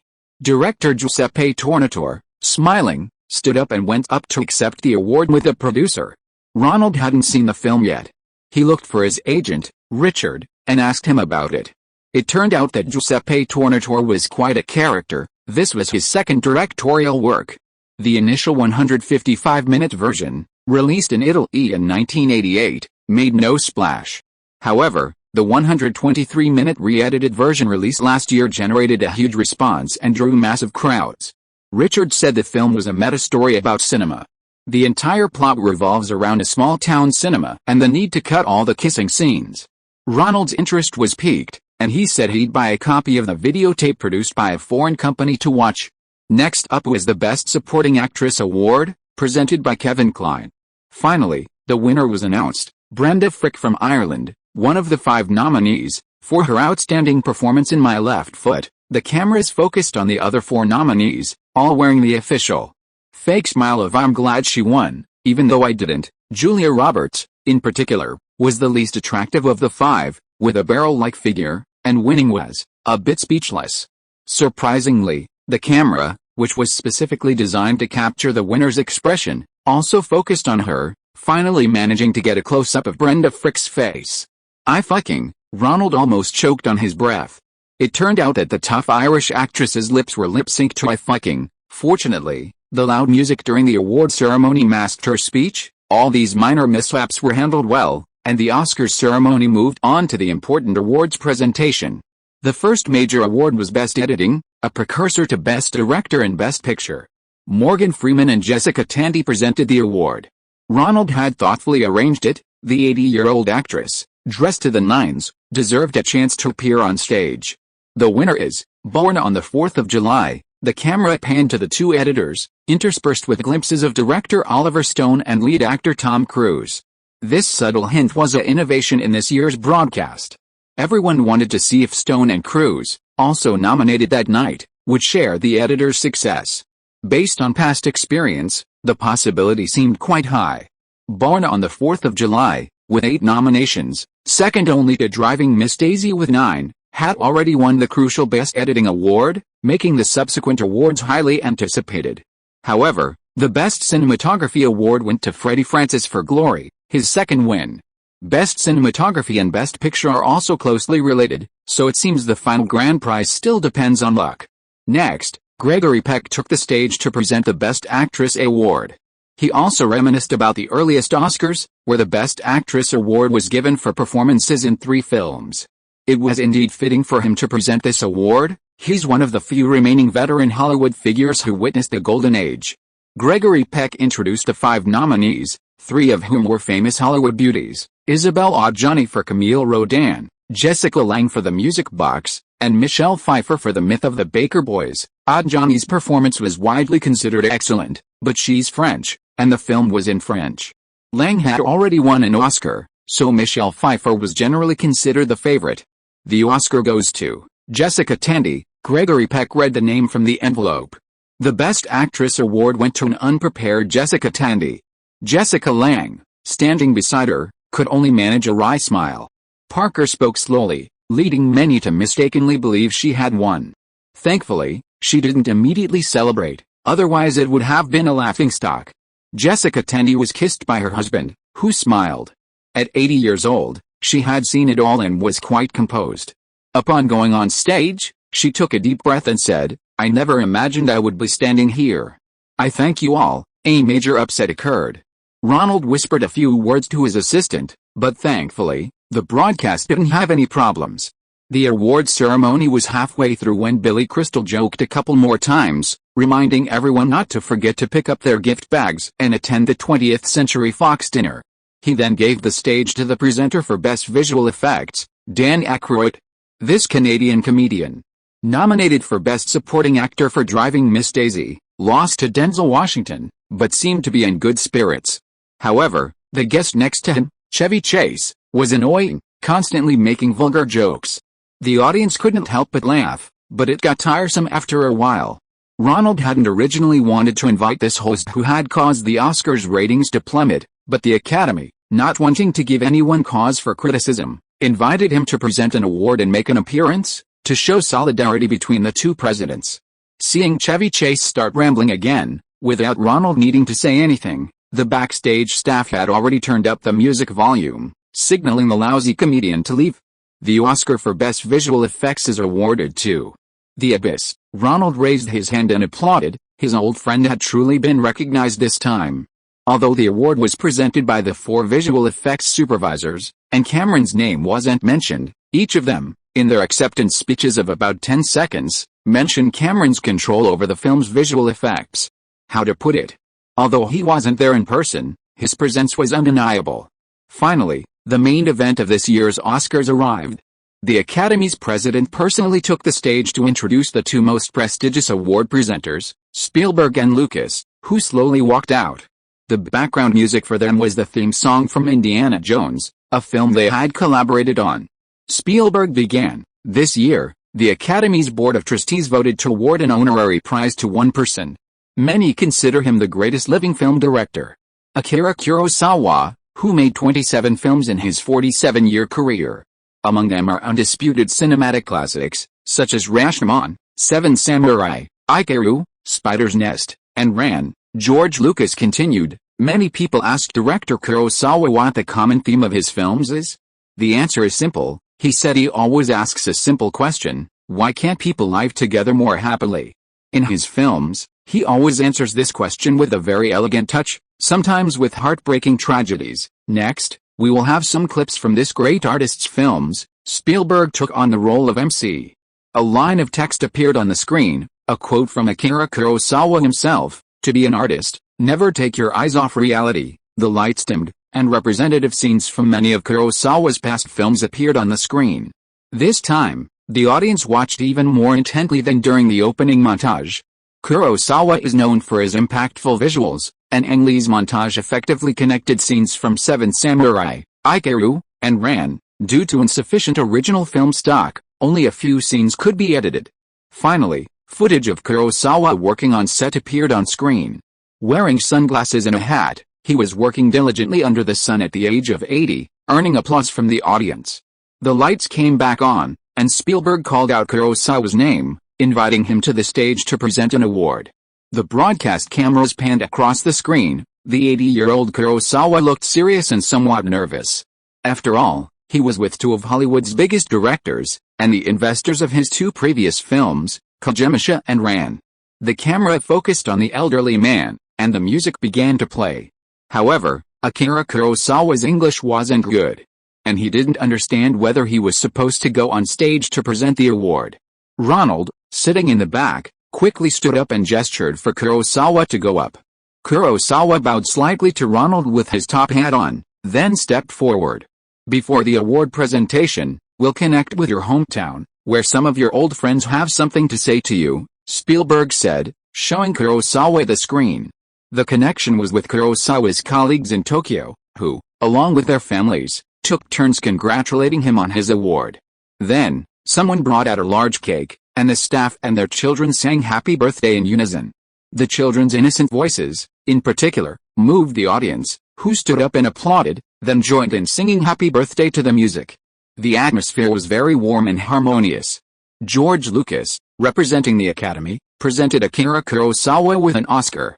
A Japanese translator hired by the organizing committee translated Kurosawa's acceptance speech. I am deeply honored, very honored to receive such an honor, but I must ask myself if I truly deserve this award. I am a little worried because I feel I don't yet understand film. I really don't think I have grasped the essence of film. For a moment, the audience was speechless. They weren't used to this kind of Eastern self-deprecation. They quickly recovered and began applauding even more enthusiastically. Film is a wonderful thing, but grasping its true essence is extremely difficult. But I assure you, from now on, I will do my best to make films, and perhaps along this path, I will understand the true essence of film and deserve this award. George, Lucas, Steven, Spielberg, and then waved to Ronald in the audience. Ronald, thank you. The camera gradually zoomed out, preparing for the cultural performance. Ronald breathed a sigh of relief. So far, everything had been very good. The following awards ceremony produced few blockbuster winners. Best Original Screenplay went to Dead Poets Society, and Best Adapted Screenplay to Driving Miss Daisy. The Best Director award was presented by Martin Scorsese and his longtime collaborator Bob De Niro. The nominee segments continued last year's tradition, using behind-the-scenes photos or videos to introduce the directors. The Oscar goes to Oliver Stone. Scorsese handed the golden statuette to Stone. The cameras then focused on Tom Cruise, who had won Best Editing, Best Screenplay, and Best Director for Born on the 4th of July. Based on past trends, Cruise's chances of winning were quite high. My deepest gratitude to you all. Oliver Stone seemed very emotional on stage. The Vietnam War isn't over yet. Some people say it's over. But the Vietnam War is a mentality. It will never end, as long as there are people with a lust for power, who want to use power to interfere in other people's lives. Ronald was about to call his assistant to turn up the volume again. Oliver Stone kept blinking, wondering if today was going to be later. Thank you, Kovac, the real-life inspiration for the film. Thank you, Tom Cruise, for bringing Kovac to life on screen. Fortunately, he regained his composure and stopped rambling, thanking the many crew members and his loved ones. However, the Best Actor award presented by Jodie Foster dashed Cruise's hopes, who had appeared 3 times during the broadcast. Daniel Day-Lewis, For My Left Foot, won Best Actor. It was clear that Tom's laughter and applause were feigned. Kenneth Branagh, the British actor and director next to him, who directed and starred in Henry V, received nominations for both Best Director and Best Actor, and knew his chances of winning were slim, hence his genuine joy, was truly applauding, creating a stark contrast between the two. The final award, Best Film, also produced a surprise. Born on the 4th of July, which had won Best Director and Best Editing, didn't win. Instead, it was awarded to Driving Miss Daisy. Jack Nicholson, having made a fortune, went on stage to present the award, which was shared by Richard Zanuck, producer of Driving Miss Daisy, and his wife Lily. Finally, a disappointed Tom Cruise approached Ronald after the awards ceremony. "Are you going to the Fox party?" Cruise's attempt to curry favor with Oliver Stone had failed, and he thought of Ronald, who hadn't yet won Best Director. Perhaps working with him would increase his chances of winning? A nomination is a testament to ability. Winning is a matter of luck. Ronald patted Cruise on the shoulder, offering words of comfort. His performance this year was actually quite good. Losing to Daniel Day-Lewis might have been partly due to jealousy from his fellow actors regarding his higher salary and larger fan base. "Ronald," Richard called to him. He had Ronald's phone number. After a brief phone conversation, Ronald returned to Tom Cruise and said, "Diane's a bit lonely at home. She wants me to come back early. We can talk again sometime and see if there's a suitable script." He declined numerous invitations from guests and, under the protection of his bodyguards, got into Bud's car. Diane rarely called to ask him to come home. Ronald felt his wife was more important, so he turned down invitations from several actresses to various after-party events. "Stop at that video rental shop over there. I'll see if they have a copy of Cinema Paradiso." Passing an intersection, Ronald saw a video rental shop and told Bud to stop. He'd heard this best foreign language film was excellent and wanted to buy it to watch that evening. "Sorry, I can't find the movie you want. I'll have to ask my dad." The video rental shop was small, with only one employee, a Chinese woman. She wasn't familiar with the film and, after searching for a while without finding it, came over to apologize. "It's okay. Does your dad know about this movie?" "He knows a lot about it." "Wait a minute, Dad," the girl turned and called back. "He's watching the Oscars. He'll be out soon." "Coming." A deep male voice came, sounding very frustrated. The curtain separating the front and back was lifted, and a dark-skinned, burly Chinese man walked out. "Old Wu?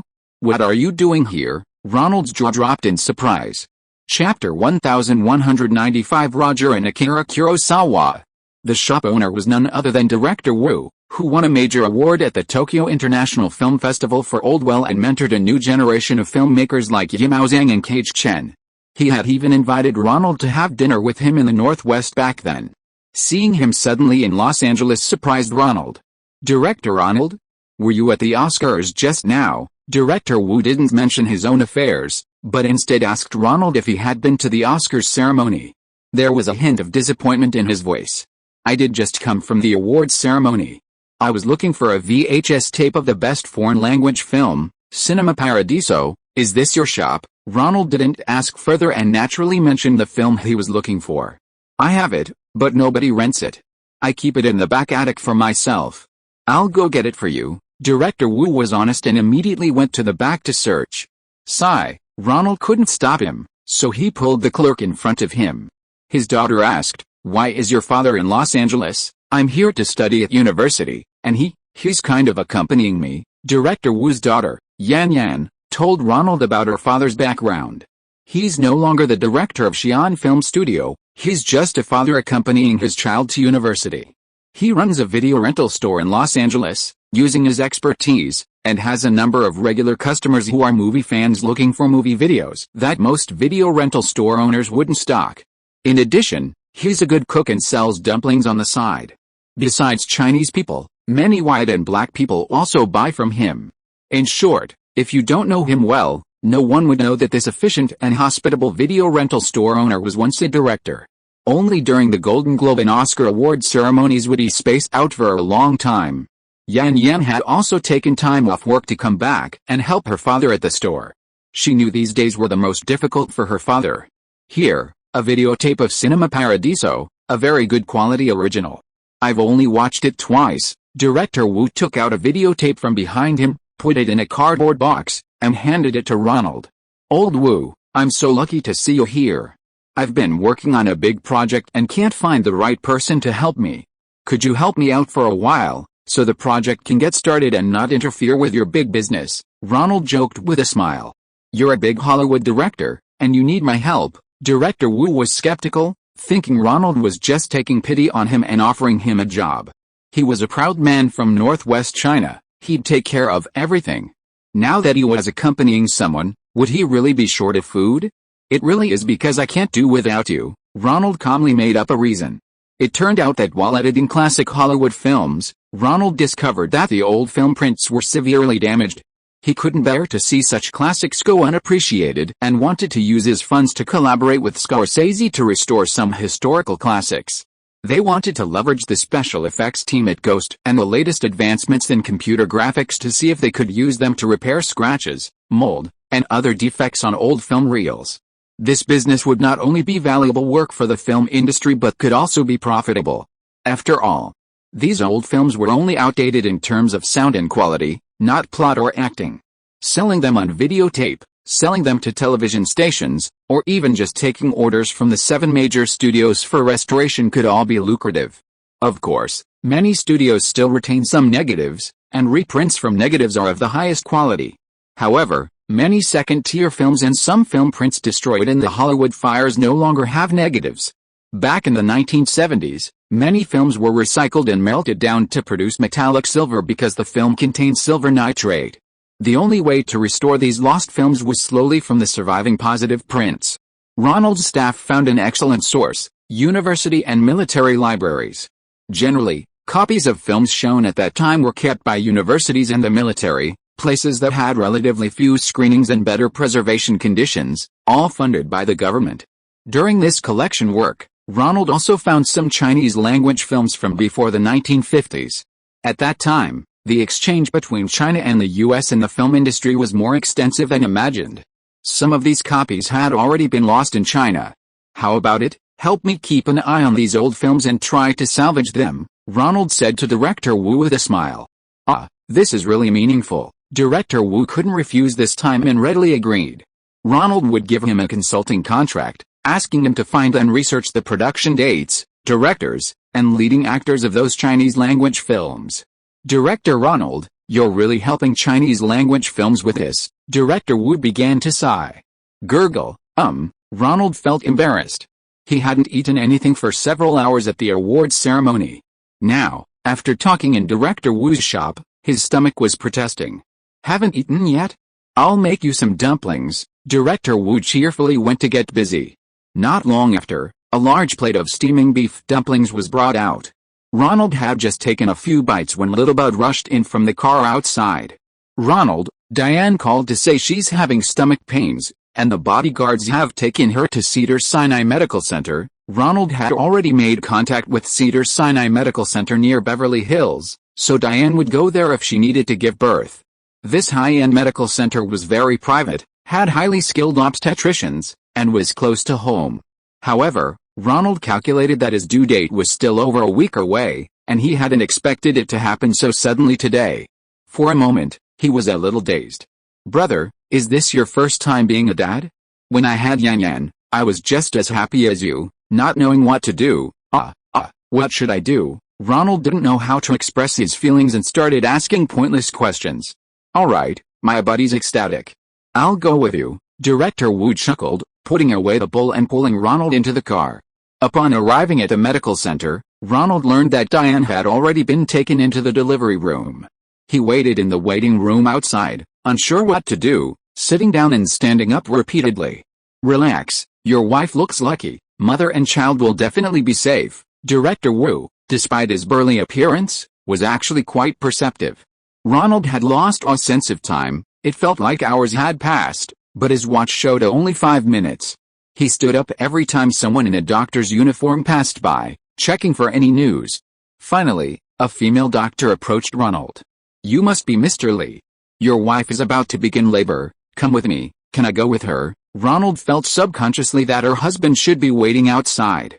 Of course, we were one of the first hospitals to allow family members to accompany their children during childbirth. Ronnie, seeing Ronald enter, Diane, lying on the bed, felt much more at ease.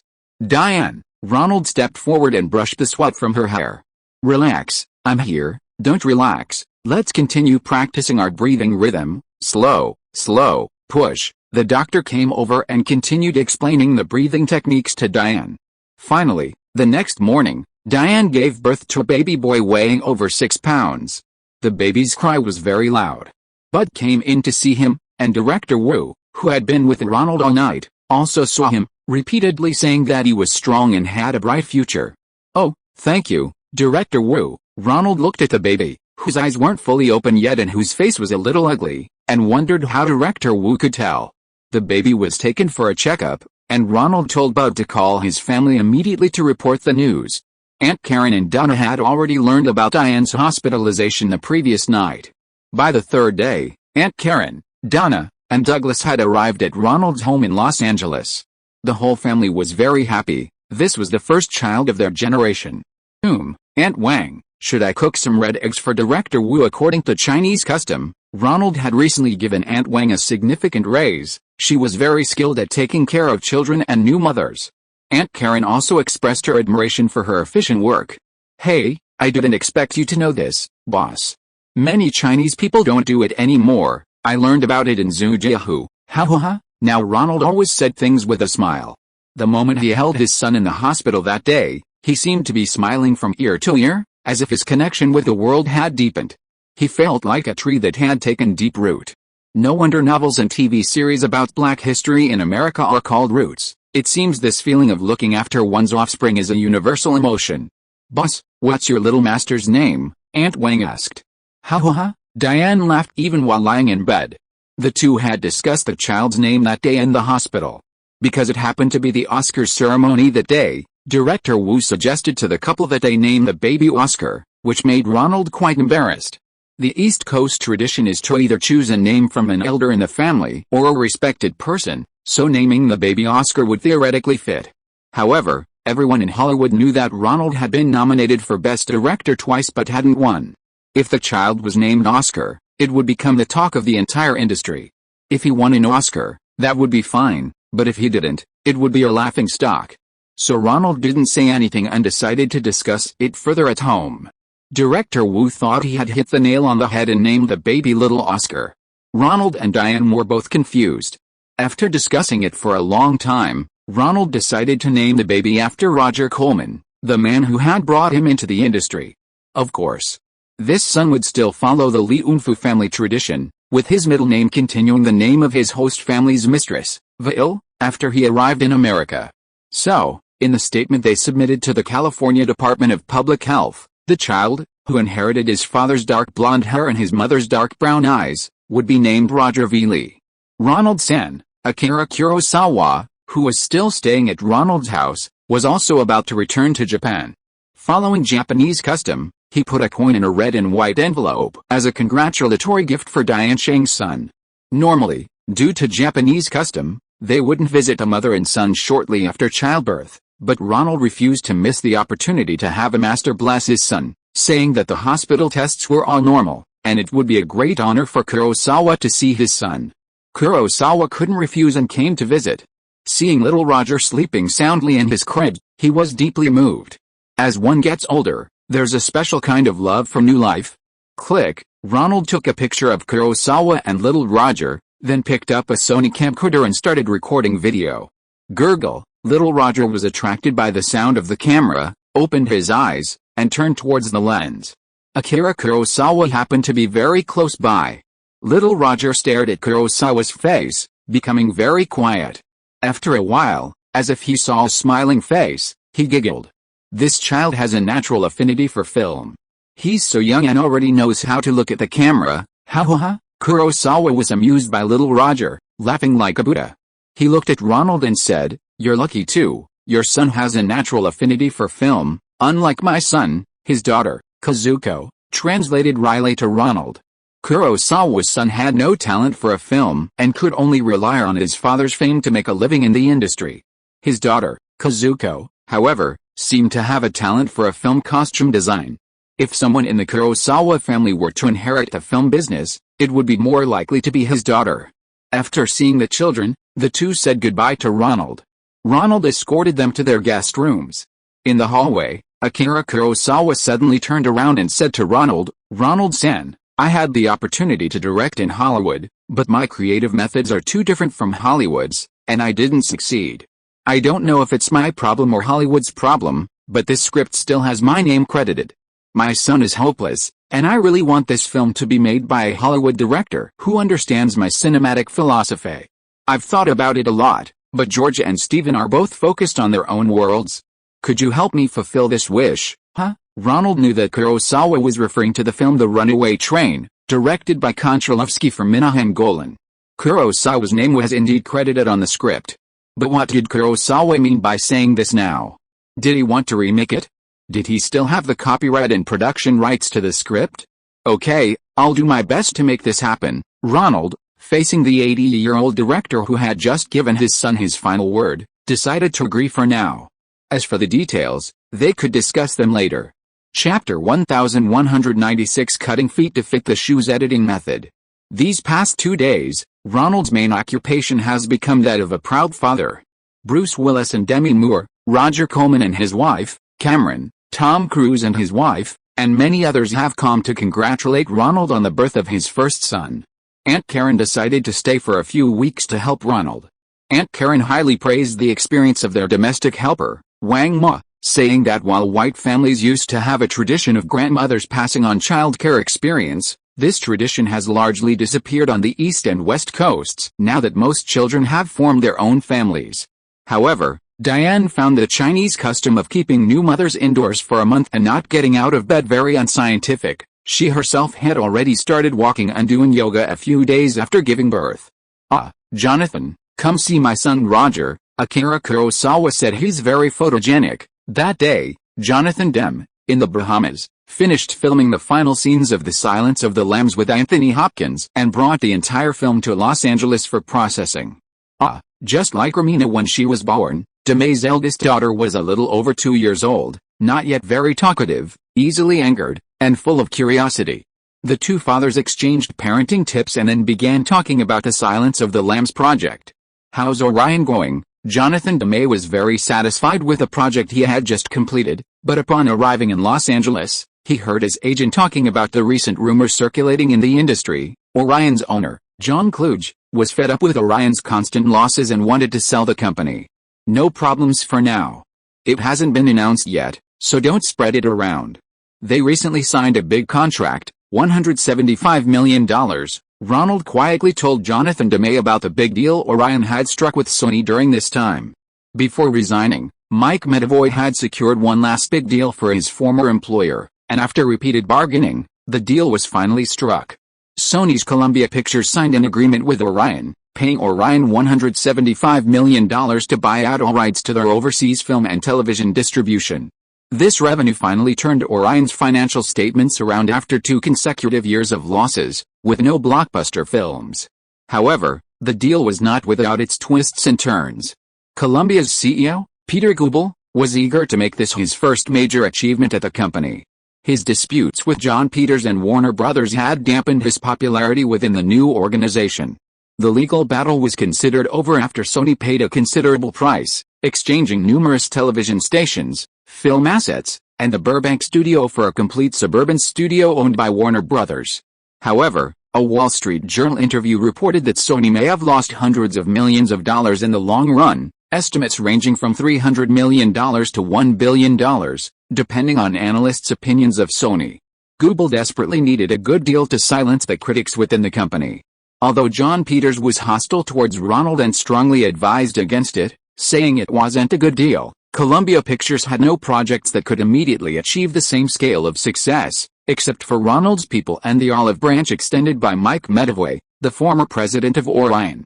Ultimately, Mike Medavoy went to TriStar Pictures to manage film production and distribution, assisting Frank Price, which allowed Goebel to quickly agree to the price insisted upon by Orion's owner, the richest man, Kluge. "So, your film, and the distribution of Costner's Dances with Wolves, can proceed normally. Actually, there's an extra safety net. TriStar Pictures will handle overseas distribution, which will significantly reduce Orion's financial pressure. They only need to focus on building a reputation in the domestic market. Overseas distribution won't be a problem." "That's very reassuring." Jonathan Demme was still somewhat uneasy, but he couldn't be too critical of Ronald. After all, without Ronald's strong support, the film would be far less successful. Actually, Orion has returned to the path that brought them past success. Their flawed blockbuster strategy has been abandoned, Ronald told Demme the last bit of Orion insider information he had learned through Mike Medavoy. During a period of financial easing, Orion joined the blockbuster competition, adopting the big star, big budget, big investment approach, much like Cannonball. They abandoned their previous strategy of relying on medium-budget productions and artistic teams to generate box office revenue. However, after defeating Viacom's Redstone's takeover bid and topping the rich list, owner Kluge became extremely cautious about the reputation of his business investments. He no longer underpinned Orion's large investments, lest he be branded a sucker and damage his image as a shrewd billionaire. After 2 consecutive years of big-budget failures, Orion returned to its original mid-budget approach, bringing back Dennis Hope, the director of Easy Rider, which ignited the New Hollywood movement. He paired him with Don Johnson, the husband of Melanie Griffiths, who rose to fame with the TV series Miami Vice, and the promising young Jennifer Connelly, to film Hot Spot. In addition, there was another mid-budget film, The Fiends, starring 2 very promising actors, Sean Penn and Ed Harris. This made Orion's budget this year its most relaxed in 3 years. As long as these 2 films don't suffer major failures, the release of Dances with Wolves and The Silence of the Lambs won't be affected. Don't worry, Jonathan, I'm here to back you up. Mike Medavoy and I have already included a clause in the contract that if Orion can't be released, I'll take over the distribution rights. Don't worry, I still hope Orion doesn't have any problems. We can handle the distribution ourselves, it's always better, I hope so. I'm very confident. Ronald knew that without the distribution slot Orion had secured at the Western Film Festival in Las Vegas, the film would be greatly affected. But even the richest man, Kluge, had already made money through that contract with Columbia. His business reputation was protected, and if he wanted, his pockets were bottomless. After seeing Jonathan Demme off, Ronald sighed and called Kevin Costner again. Unlike Demme, whose artistic level was extremely high and whose post-production was not a concern, Kevin Costner, as a first-time director, not only encountered many beginner-level problems during filming but also faced considerable trouble in post-production. Ronald and his agreed-upon film length was 180 minutes, but after Costner finished editing a 5-hour version, progress slowed down. He was at a loss for what to edit further. Costner fell into a common trap for novice directors, finding fault with everything and reluctant to cut any scene he had painstakingly filmed. Editor Neil Travis, who maintained close contact with Ronald, called him to ask for guidance. After arranging a time, Ronald arrived at Orion's editing room in Burbank. "Kevin, I heard your editing is slow. I came to see if there's anything I can help with." "Oh, Ronald, it's great to have you here. I'm stuck in a vicious cycle. I'm afraid to cut any scene, fearing that a mistake will affect the whole film." Much better than expected, Costner realized his mistake and wasn't dismissive of Ronald's suggestions. "Tell me, why can't this scene be cut?" Ronald noticed a long shot playing on the editing machine, showing beautiful forests on high mountains. If Ronald were editing, he might keep the scene for a few seconds to give the audience a visually appealing shot, then cut the rest to avoid giving them any further stimulation. However, he didn't rush to offer any opinions but wanted to hear the director's thoughts first. This is Dunbar and Kickbird riding through a beautiful forest in the Grand Teton Mountains, only to find the area littered with dead trees and animal carcasses left by white hunters. Costner pointed to 2 small dots on the monitor screen, himself as Dunbar, and the Native American kicking birds on horseback, not particularly eye-catching in the distance. Ronald fast-forwarded a bit and found that the pacing of the entire film was completely different from the commercial films he was used to. The shots were about twice as long as Hollywood shots nowadays, even feeling like a 1950s movie. But these scenes were a kind of nature rarely seen in recent films, instantly evoking a sense of vastness and wildness, very unique. "Oh God, this movie is really unique." Ronald fast-forwarded several times, realizing he couldn't cut it either. Yes, look here." Costner found another clip on the editing machine, a scene of bison hunting. 2 bison, bathed in the magical light of the setting sun, seemed to have a special chemistry with the camera. The Native Americans hunted bison, but they didn't waste them, they only took what they needed for survival. After shooting the bison, they would pray for them, thanking them for providing food. This contrasted sharply with the earlier scene where white colonists in the woods killed a bunch of animals but only took the most valuable pelts, leaving the rest to rot in nature. The problem is, to achieve this sense of empathy in the audience, to spontaneously identify with the Dakota Indians' philosophy of harmonious coexistence with nature, and to evoke aversion to the brutality and waste of white industrialization, these lengthy shots are essential. In other words, The film's inherent rhythm is slow and lyrical, not dramatic and fast-paced. Ronald fell into deep thought. To achieve that kind of emotional connection with the audience, 3 hours was indeed not enough. If you were given more time, there was no doubt that no cinema would be willing to allocate more screens. But if he edited it like a typical Hollywood film, it would be better to keep the original editing rhythm, or even just retain half of the plot, which would be more moving than haphazard editing. Ronald realized something. When he was learning from Walter Murch, Murch had taught him that besides the usual approach of editing according to the rhythm and direction of the material itself, there was another editing method to try. Here's an idea, you guys try it. With that, Ronald switched to the first editing tape, then turned a large dial to the fast-forward setting. Buzz, the motor propelled the editing tape forward rapidly, and at the 10-minute mark, Ronald snapped it to pause. Here, in the opening 10 minutes, there needs to be a small climax that will fully engage the audience. Look, what's this? It's the scene of Lieutenant Dunbar charging into the enemy lines for the victory of the war. Costner saw a close-up of a cavalryman on the monitor, the very image of himself, Dunbar, charging into battle. Write it down. Ronald pressed fast-forward again, to the 20-minute mark. What's this? The scene showed a common caravan in the Western era. This was the scene of Lieutenant Dunbar, having received orders to advance from the most remote border outpost, finding the only coachman who would go there, and setting off for the western frontier. This is good, a plot twist. Buzz, he fast-forward to the 30-minute mark. What's this? The scene showed Dunbar carrying a bucket, fetching water from a lake, seeing deer bones in the lake, realizing that the area was fraught with danger. This point sets the stage for Lieutenant Dunbar entering the most dangerous outpost inhabited by Indians. Costner thought he had found Ronald's train of thought and actively made notes in his notebook. This won't work. Keep going. ZZ. Wait, what's this? Ronald fast-forwarded and spotted a shot of 3 Native American warriors with their faces painted red and white. These are barbaric Comanche warriors who killed the coachman, so no one will know where Lieutenant Dunbar is, Costner replied. The 30-minute mark, right here.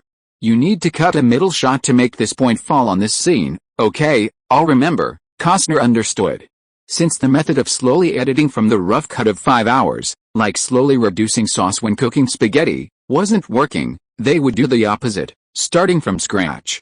First, they would determine the necessary time points for the film, then fast forward to those points to see if there was a logical connection between the shots. If so, they would try to fill in that time period on the film. If not, they would continue forward until they found a shot that fit the current time point, and then cut a middle shot to make the timeline consistent. In other words, normal editing is like a tailor making a custom suit, taking measurements, slowly creating the design, trying it on several times, and then adjusting the details until it's a perfectly fitting suit. But the pacing of modern films is different. It's like making a suit for someone with oddly proportioned limbs and a body that doesn't fit normally. Using this tailor-made method is inefficient for an inexperienced tailor. Ronald simply took a ready-made suit and, following the mold, shortened the strange character's limbs, forcing him to fit into normal clothes, regardless of whether exciting parts were cut. That's it. It seems you've got the method.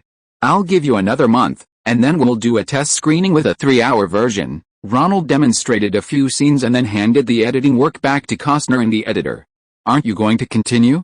I feel like with you here, our efficiency has increased a lot. Editor Neil Travis felt that with Ronald's authority, Costner was easier to talk to. I have to go back to my wife and son, Ronald chuckled. What's the point of hanging out with you roughnecks if I can't enjoy family life at home? Chapter 1197. Who will be paired with Cage as the female lead? Sorry, my main job right now is spending time with my wife and kids. I hope I kept you waiting a long time, Ronald apologized as he came down the stairs. Although he didn't need to take care of the child himself, he still changed Roger's diaper, so happy that he forgot Nicolas Cage was already waiting for him downstairs. Having a child, is it really that wonderful? Cage looked a little worried.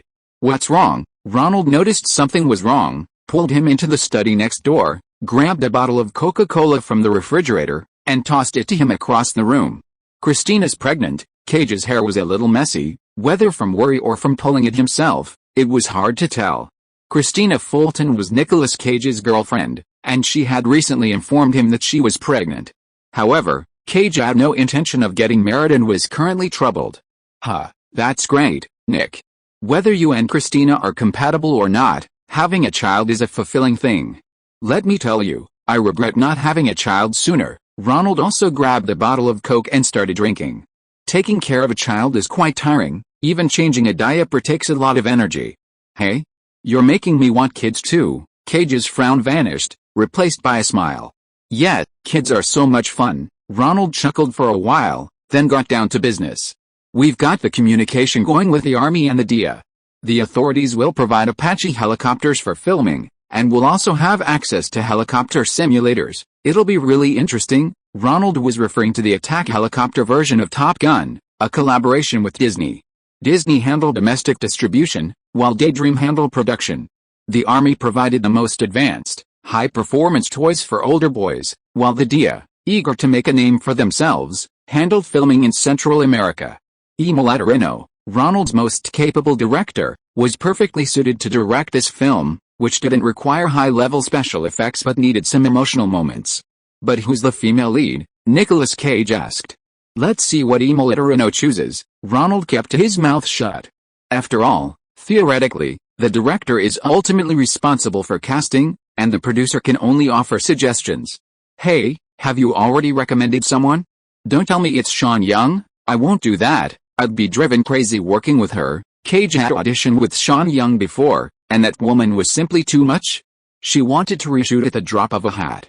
Even for a simple audition, she would call cut 10 or more times, acting as the casting director.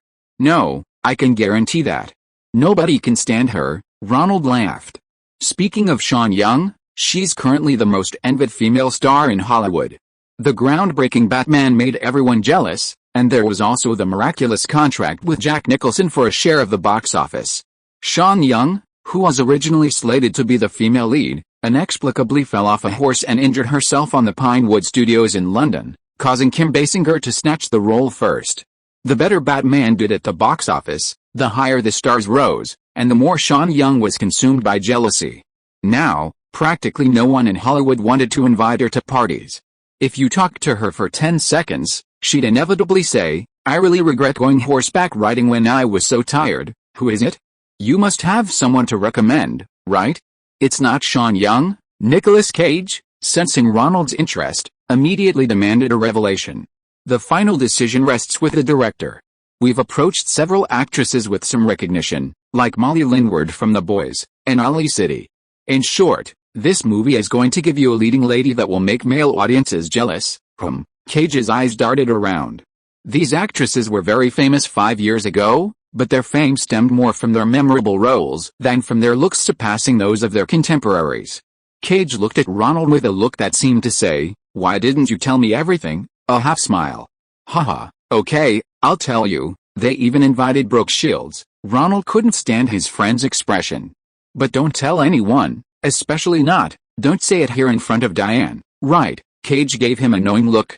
What nonsense. I told you not to tell anyone before the audition, or I might get a ticket from the Screen Actors Guild. Recently, the Screen Actors Guild and the Directors Guild jointly issued a special communication to all members of the Directors Guild and the Producers Guild, mainly about stopping sexual harassment during auditions. This is actually the reality of Hollywood. The exploitation of actresses by directors and producers during casting is a common occurrence in the industry. Some people don't do it during auditions, but many do. And an actress, on average, attends several film auditions each year. So, on average, actresses will always encounter those morally corrupt directors or producers. To those who don't understand, Hollywood has become a den of iniquity, a place where everyone is a scoundrel. However, such incidents are commonplace in the industry, and the condemnation is usually directed at those who take bribes but don't deliver. The reason the Screen Actors Guild and Directors Guild issued a special communication to remind and warn the public is because director and producer Victor Salva recently violated the law and was sentenced to prison, where he is now officially serving his sentence.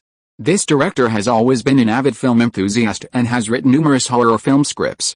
In 1987, his script House of the Clowns caught the eye of Francis Ford Coppola, who secured investment, hoping to capitalize on his success. Victor Salva directed House of the Clowns, but during the audition, he sexually assaulted a minor boy. The boy's parents reported him to the police, and illegal art books were found in his home. This scoundrel was sentenced to 3 years in prison by the local court and just began his sentence earlier this year. Hollywood is very sensitive to such matters. While misconduct within the industry is often overlooked, assaulting a minor and then pleading guilty in court and going to prison is a significant blow to the image of Hollywood professionals. At this juncture, Ronald didn't want to cause trouble and tried to follow the union's rules as much as possible. "Emil, you're here." Ronald saw the mustachioed director Emil Ederino walk in and changed the subject. "Then I'll be going now. I can't meet with the director privately before the audition." Cage blinked, greeted director Emil, and left. "Did you tell him?" Emil Ederino asked Ronald with a smile. "He's smart. He figured Brooke Shields was our first choice. Cage is a good fit for the role. It depends on whether Brooke can break free from the portrayal of a teenage girl. Actually, her image is very suitable for a professional woman, and the officer's identity matches her figure." Ronald's heart, of course, belonged to Brooke Shields, who had already changed agents. Her biggest problem was that she clearly had potential, but it was completely ruined by her ignorant mother. If she had transitioned to playing more mature women earlier, she wouldn't be in this awkward situation now. "How is the cooperation from the army?" Emil Ederino didn't offer any more opinions on the casting. The two actresses in the boy band have a similar problem: they can't shake off the acting style of teenagers. Even though they were in their late 20s, they're still playing the naive, dreamy high school students, which is embarrassing. For a mid-budget film like Firebird, with a budget of $20 million, the best actress they could find was probably Brooke Shields. Many of her fans from back then would definitely be willing to buy tickets for her, and with her collaboration with Nicolas Cage, perhaps a dashing Brooke in military uniform could make a comeback to Hollywood stardom? Anyway, this kind of movie doesn't require much acting skill. Being beautiful and handsome, coupled with modern U.S. military weaponry, and beating up the bad guys is the biggest draw for the target audience. The Army coordinated over 100 personnel to be directly involved, including technical advisors for helicopter operations and pilots of various types of attack helicopters. They agreed to allow us to use A-64 Apaches, A-60 Blackhawks, R-1 Cobras, McDonnell Douglas MD-500 helicopters, and O-58 Kiowa rotorcraft during filming. McDonnell Douglas and Bell will send technical personnel to be stationed on set, just like when we filmed Top Gun, Ronald said, taking out one model after another of the U.S. military's attack helicopters from a nearby cabinet and placing them on the table. These are all movie standard models." Emil Ederino was delighted, carefully examining the details of the model aircraft. "I had the modelers at Cameron's special effects company make these. There are several models of each model. This one can shoot close-ups, this one can shoot wide shots, and this one can use industrial light and magic's tracking cameras to shoot action scenes. The rotors are electric motors." Ronald explained the uses of each model to Emil Ederino one by one. Richard Stevens, the special effects artist from Industrial Light and Magic who worked on Top Gun, will be on set as the special effects coordinator. You can tell him any special effects shooting requirements you have. If he can't solve it, come to me. Okay. Emil Ederino didn't want to always be following behind the stars in romantic comedies where he had no say. He wanted to have complete control over the filming of a movie, and this opportunity was great. Emil Ederino happily left with a large pile of resources. In Hollywood, the best producers are often former directors because they understand what resources directors need. And the worst producers are often former directors as well. They know too much about the director and interfere too much, ultimately causing many conflicts with the director. Ronald's willingness to delegate, his invaluable trust in directors, his understanding of their needs, and his ability to appear like an angel at the most opportune moment with the necessary resources make working for a producer like Ronald a truly enriching experience. Especially with a newcomer like Kevin Costner, Kevin's Gate would have been a disaster halfway through without Ronald's guidance. Hollywood has a history of such examples: budget overruns, filming delays, and then a change of director, either nominally or in reality, replaced by a production manager, hastily completing the remaining film and resulting in a collapse in quality. This has become increasingly common in recent years. On one hand, film production costs are rising rapidly, with big-budget commercial productions exceeding $50 million becoming increasingly common. On the other hand, the difficulty of becoming a director is increasing, leading to a drop in trust in new directors that is perhaps at its lowest point in Hollywood history. Only experienced producers like Ronald know how to support new directors. No wonder rumors were circulating among young Hollywood directors that Ronald might become the next powerful figure, after Lucas and Spielberg, capable of both directing and producing. After arranging the film's shooting, Ronald headed to the Columbia Plaza building on Sunset Boulevard. This building, formerly Columbia Records Recording Studio, was now home to KNX radio station, AM 1070. To thank Ronald for his repeated assistance in Sony's acquisition of Columbia, Sony, which needed to sell its Columbia-owned radio and television stations due to FCC regulations, did him a favor by transferring several stations and local television stations to Ronald at a friendly price. In New York and San Francisco, Ronald's New York Daily News radio station acquired several more sister stations. Among them, in Los Angeles, was the historic AM and FM radio station KNX. This station had a glorious history. It was the first station to broadcast the news of Robert F. Kennedy's assassination during his presidential campaign. They later became the first all-news radio station in Los Angeles and even Southern California. However, in the last decade, the impact of television and competing radio stations led to the loss of many well-known presenters, and revenue and listenership declined year by year. After Ronald took over the station, he replicated the New York approach. He canceled the all-news programming and replaced it with 10 minutes every hour and 5 minutes every half-hour broadcasting Los Angeles traffic conditions.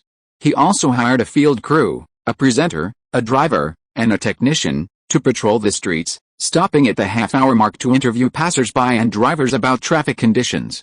This novel format quickly gained popularity with listeners, and advertising spending began to increase again. Ronald also brought some New York programs to Los Angeles for recording and broadcasting, and conversely, attempted to bring some West Coast Los Angeles radio programs to New York and Miami. Although there were only a few small radio stations, confined to major cities, Ronald was trying to share resources as much as possible, following the practices of the bigger players. Even if you can't be a big syndicate, you can be a small one. In addition, Ronald also secured radio broadcasting rights for some overseas programs acquired by PBS through Helen's father. For example, the audio version of Helen's recently completed documentary about Chinese history, after airing on PBS, will also be broadcast on this station. Mr. Lee, the radio station staff came out to welcome their new boss. "Hello, I brought pizza delivery, ice cream, and cola." Ronald used small favors to win over his employees. Chapter 1198 The Fantastic Four, filmed in 21 days. "Oh, so this is little Roger." Roger Coleman arrived at Ronald's house and finally met a little guy who bore his name. Traditionally, this was a great show of respect, and Coleman was pleased, even playing with little Roger for a while. Diane came over and took little Roger away, letting Ronald and Coleman continue their business. "Is it finished editing? I need to see it." Ronald rubbed his hands together. The Marvel Comics adaptation, Fantastic Four, commissioned by Minahan Golan and directed by Coleman, had already been completed in Coleman's fast-paced shooting style. The two went to the projection room at home. The projectionist had already prepared the equipment, and a beam of light shone on the screen, displaying the logo of Roger Coleman's new company, New Horizons. The previously used New Millennium was too awkward to pronounce, so they reverted to a simple word that even a high school student could pronounce. The logo was gold, with some blank lines in the middle, like Venetian blinds. It was very similar to the logo of the New World movie he had sold, the design, the pattern, the way the logo animation appeared. But upon closer inspection, you couldn't find a single exact match. Longtime viewers of New World would certainly think it was from the same company, but legally, the evidence of plagiarism was insufficient. Ronald smiled knowingly. Coleman would do anything, even skirting the law, to achieve big results with a small budget. Ding ding ding, ding, ding ding. The opening melody almost made Ronald laugh again. It was very similar to the background music during Darth Vader's entrance in Star Wars, but upon closer inspection, not a single note was the same. It was definitely a Roger Coleman production. The movie began with Mr. Fantastic's college life and quickly fast-forwarded to the scene where 4 astronauts on the space station were mutated by radiation and gained various superpowers. The more Ronald watched, the more surprised he became. Contrary to his expectations, this B-movie with $1 million budget actually had surprisingly good special effects. For example, the character who turned into a stone statue, in the long shot, it was obvious that the actor was wearing a suit, but in close-ups and extreme close-ups, The traces of special effects makeup became apparent, his eyebrows moved, and there were clearly many fake muscles on his body. Another example is the Invisible Woman. When her protective barrier was activated, it had a sense of isolation, and there were even sound effects, making it not look like cheap, low-budget special effects. The most amazing performance was by the actor playing the villain, Dr. Doom. He spoke with a Shakespearean theatrical tone, although his skill was average, far inferior to the British actors Ronald was familiar with, but it suited the somewhat artistic villain, Dr. Doom, surprisingly well. It was clear that these actors weren't just doing a B-movie, on the contrary, they were very dedicated. It was only because of budget constraints that some scenes requiring a large budget seemed a bit cheap, not worthy of the actors' performances. Ronald regretted not giving them more money. If he had known their performances were this strong, perhaps they could have made a blockbuster. However, he decided against it. He couldn't afford the risk of such a large investment as Batman alone. Ronald looked at Coleman, extended his hand, and shook his hand firmly. Congratulations, even within Coleman's filmography, this movie is among the best. Yes, it's a bit of a pity, but I managed to earn a 200% profit in just 25 days. Even within Coleman's filmography, the return on investment is very high. Ronald waved for the projectionist to turn on the lights. He thought for a moment and then said to Coleman, "Give me the list of these key creators. I think they were quite good. In the future, if I have projects, I'll give them priority in casting." Very good. Roger Coleman's success in Hollywood relied on reputation, and seeing Ronald's thoughtfulness, he was relieved. Wow, the quality is absolutely amazing. How much did they spend? Minahan Golan saw the finished film the next day and excitedly slapped his chair. Let me tell you, if someone had invested $10 million in this movie, it would definitely have been a blockbuster. $10 million isn't enough. Ronald had regained his composure. B-movies and big-budget productions aren't actually judged by the same standard of quality. Audiences will tolerate all the flaws in a film made in 3 weeks for $1 million. For example, the lasers might look fake, the spaceship might look like a model. Because when audiences go to see it, they know it's a B-movie. Their expectation for B-movies is that if one aspect is good enough, the film passes their test.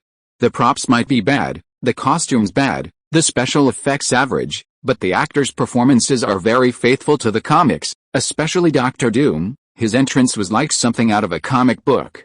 That's how audiences view B-movies. As long as one element meets their requirements, they'll give the film a thumbs up. This is actually why exploitation films thrive in Hollywood. They don't need every part to be an 80. As long as one part is a 90, even if the rest are subpar, they'll still enjoy watching. However, for mainstream commercial films, audiences don't use this quality evaluation system. They evaluate mainstream films released by the 7 major studios with a more immersive expectation. If the actors are good-looking and have excellent acting skills, but the supporting cast isn't strong enough, your drama will be disliked. If the action scenes are great and the fights are exciting, but the plot's development is weak and illogical, then sorry, your action film will receive a lot of criticism. As a B-movie, Fantastic Four certainly deserves a high score, and it will definitely recoup its costs upon release. But to make a decent commercial film, achieving an 80 in every aspect, is not something that can be done with 10 million. The most important factors are, the male and female leads must be attractive enough, the special effects must be immersive, and the climax must be spectacular, explosions, flight, and exciting battles. Ronald consulted with a special effects supervisor, and they calculated that it wouldn't be possible to make it without 40 million. However, that's enough for you and Stan Lee to have a good talk. Hey, no problem, I've got it covered. Minahan Golan accepted the order and left. This, Stan Lee, the lead artist for many Marvel comic book characters, was tall and thin, wearing thick glasses. After watching the movie, he was completely dismayed. This movie can't be released, my god, it's terrible. Ever since Stan Lee learned that his creation, the Fantastic Four, had been bought by Minahan Golan, his recurring nightmares had finally come true. How could this movie compare to Batman? Let alone that it's 1990, even 10 years ago, it couldn't compare to DC's first comic book adaptation, Superman. The special effects were outdated, unable to even replicate the flying animations of Superman from 1978. Throughout the movie, the Human Torch's flying scenes exuded a cheap feel. How can a pair of cheap sneakers bought for $15 at Walmart be compared to a pair of Air Jordan 1s costing $150 at a Nike store? Why can't this be released? You say the flight effects in the movie are too bad? No way. I directed Superman 4, and I feel the flight scenes in this movie are even more realistic than in Superman 4. Look at the Human Torch, he even has flames coming out of his body while flying. Isn't it much better than Superman's flight? Let me tell you, the quality of this movie is very good. Maybe it can be compared to the Superman series. The Fantastic Four's reputation will be about the same as Superman and Batman's. Ha ha ha, Stan Lee chuckled. Actually, if he had said this at the beginning of last year, it wouldn't have been such a big boast. The acting in this movie was indeed much better than the superficial acting in Superman. The four main actors' performances were quite emotionally resonant. Moreover, while the special effects are terrible, they're not terribly bad compared to Superman 4, also directed by Minahan, a film whose effects were even worse than the first Superman movie a decade earlier. However, who can blame them when Batman suddenly appeared? The rich gothic style of Batman, coupled with the incredibly sexy and beautiful Kim Basinger as the female lead, and the incredibly stylish villain Joker, who is almost more popular than Batman himself, made Fantastic Four seem like a pile of... It's not that the movie itself is bad, it's that similar films are so vastly different in quality. Audiences' standards for quality are always comparative. For the past decade, audiences had established a high expectation for the quality of DC's Superman series, Superman 4, Supergirl. Last year's Batman further raised the bar for comic book adaptations. In this context, if Marvel's first comic book adaptation were this Fantastic Four, then audiences would automatically categorize DC and Marvel characters into two separate tiers. This isn't just something comic book fans would be extremely disappointed about. You see, most Batman moviegoers aren't comic book fans, they just know the character exists and go to the theater to see it. The Batman and Superman storylines in the movies form their basic impression of DC characters. That's the power of movies, their reach and the subconscious influence of moving images on the audience are unmatched by other art forms. If Fantastic Four were actually released, Marvel characters would be relegated to second or third-rate status. Moreover, Marvel is facing a financial crisis. If they release a large number of comic book adaptation rights, Marvel already has a lot of comics, and they're cheap. Fantastic Four only cost $250,000. There's no guarantee that a bunch of copycats won't follow suit, making B-movies to make quick money. What if, in the future, the comic book characters they helped create are just considered trash by the audience? Stan Lee quickly banished this terrible image from his mind. Fortunately, his agreement with Marvel granted him the power to censor adaptations of films and television series. If he wasn't satisfied, he could boycott the release, as long as he could compensate the producers for their losses. Tell me, how much money do you want to cancel the release? Seal the film. Actually, it would be best to burn it. Stan Lee coldly tossed out a question at Minahan Golan, who was smugly discussing his release plans. I'm very optimistic about this movie's box office performance. The actors performed very well, and the special effects, while not as good as Batman, are better than Superman 4. I plan to hold premieres in Beverly Hills and Manhattan, New York, and then do a few TV talk shows. I will not let this movie be released. Stan Lee's forward veins bulged. Hey, guess what? I can use the fact that the original author, Stan Lee, tried his best to stop the film's release as a gimmick, so that the audience can see just how bad this movie is that would make the original author furious. Then they go to the theater, and, haha, it's not that bad, it's worse than they imagined. Stan Lee now understood that Minahan Golan, this old rogue, was actually bargaining. I'm sure you know that I've spoken with the Warner Brothers, hoping they'd take over the filming rights to this movie. Now that you've already made the film before the expiration date, your contract can be automatically renewed. Why don't we sit down and discuss a deal? Actually, what's so good about making this kind of movie? After its release, while my interests will certainly suffer, your new company, 21st Century Pictures, will have such a criticized opening film. It certainly won't benefit your dream. I can help you persuade Warner Brothers to buy the script adaptation rights from you, and then give you some compensation. Stan Lee, who signed an unequal contract with Marvel back then, was actually a very shrewd businessman. He changed his persuasive methods, trying to convince Minahan from a profit-driven perspective. You know my dream, Minahan Golan still smiled. I've seen your interview, You want to make a movie that will shake up Hollywood. Actually, this kind of special effects movie isn't your forte. I really like those breakdancing movies you used to make. Do you even need to tell me? Minahan muttered. He came with a mission. My losses need to be compensated. This movie can at least earn 3 to 5 times its production cost at the box office, plus the revenue from the videotapes, overseas distribution, and the sequel production. I won't give you a specific price. I just want to ask you one question. I'm going to Warner Brothers. Are you willing to cooperate? Stanley was moved by Minahan's shamelessness and quickly asked the most important question. My profits need to be compensated. Warner Brothers people are always stingy, but they're insiders. They know the potential of my B-movie exploitation film. There's nothing I can't discuss. The reader group is gone, so I've created a new one. Please click the link below to join. The answer to join is the name of the male protagonist in this book. Chapter 1199, willing to take the bait. He's bluffing. I don't believe this cunning Israeli would release a B-movie about Fantastic Four. He's just trying to blackmail us for some revenue he doesn't deserve. This guy can't make movies at all.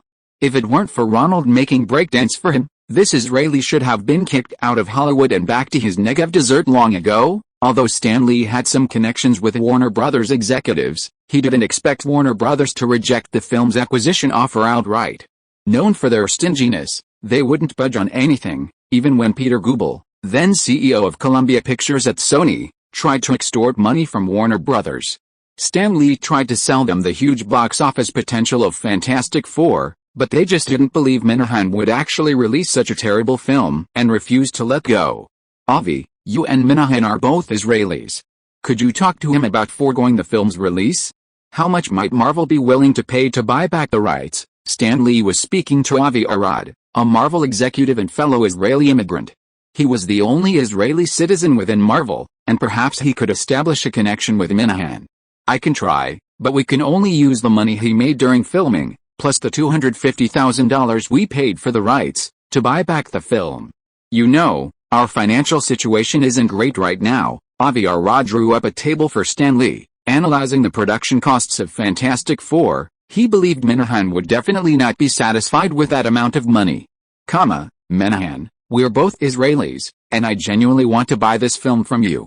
Let's get straight to the point. This film will definitely impact Marvel's brand value, and we don't want it released. Can you give me a definite idea? If you're willing, we can discuss the price further. Avi Arad approached Minahan, immediately identifying himself and trying to elicit Minahan's true feelings. My definite idea is that I want to distribute this film. B-movies are good investments, and I only spend, well, you can probably find out that if the box office exceeds 10 million, I'll make a profit. Come on, you'll make money with 5 million. I'm truly Israeli. My parents were survivors of the Polish Holocaust.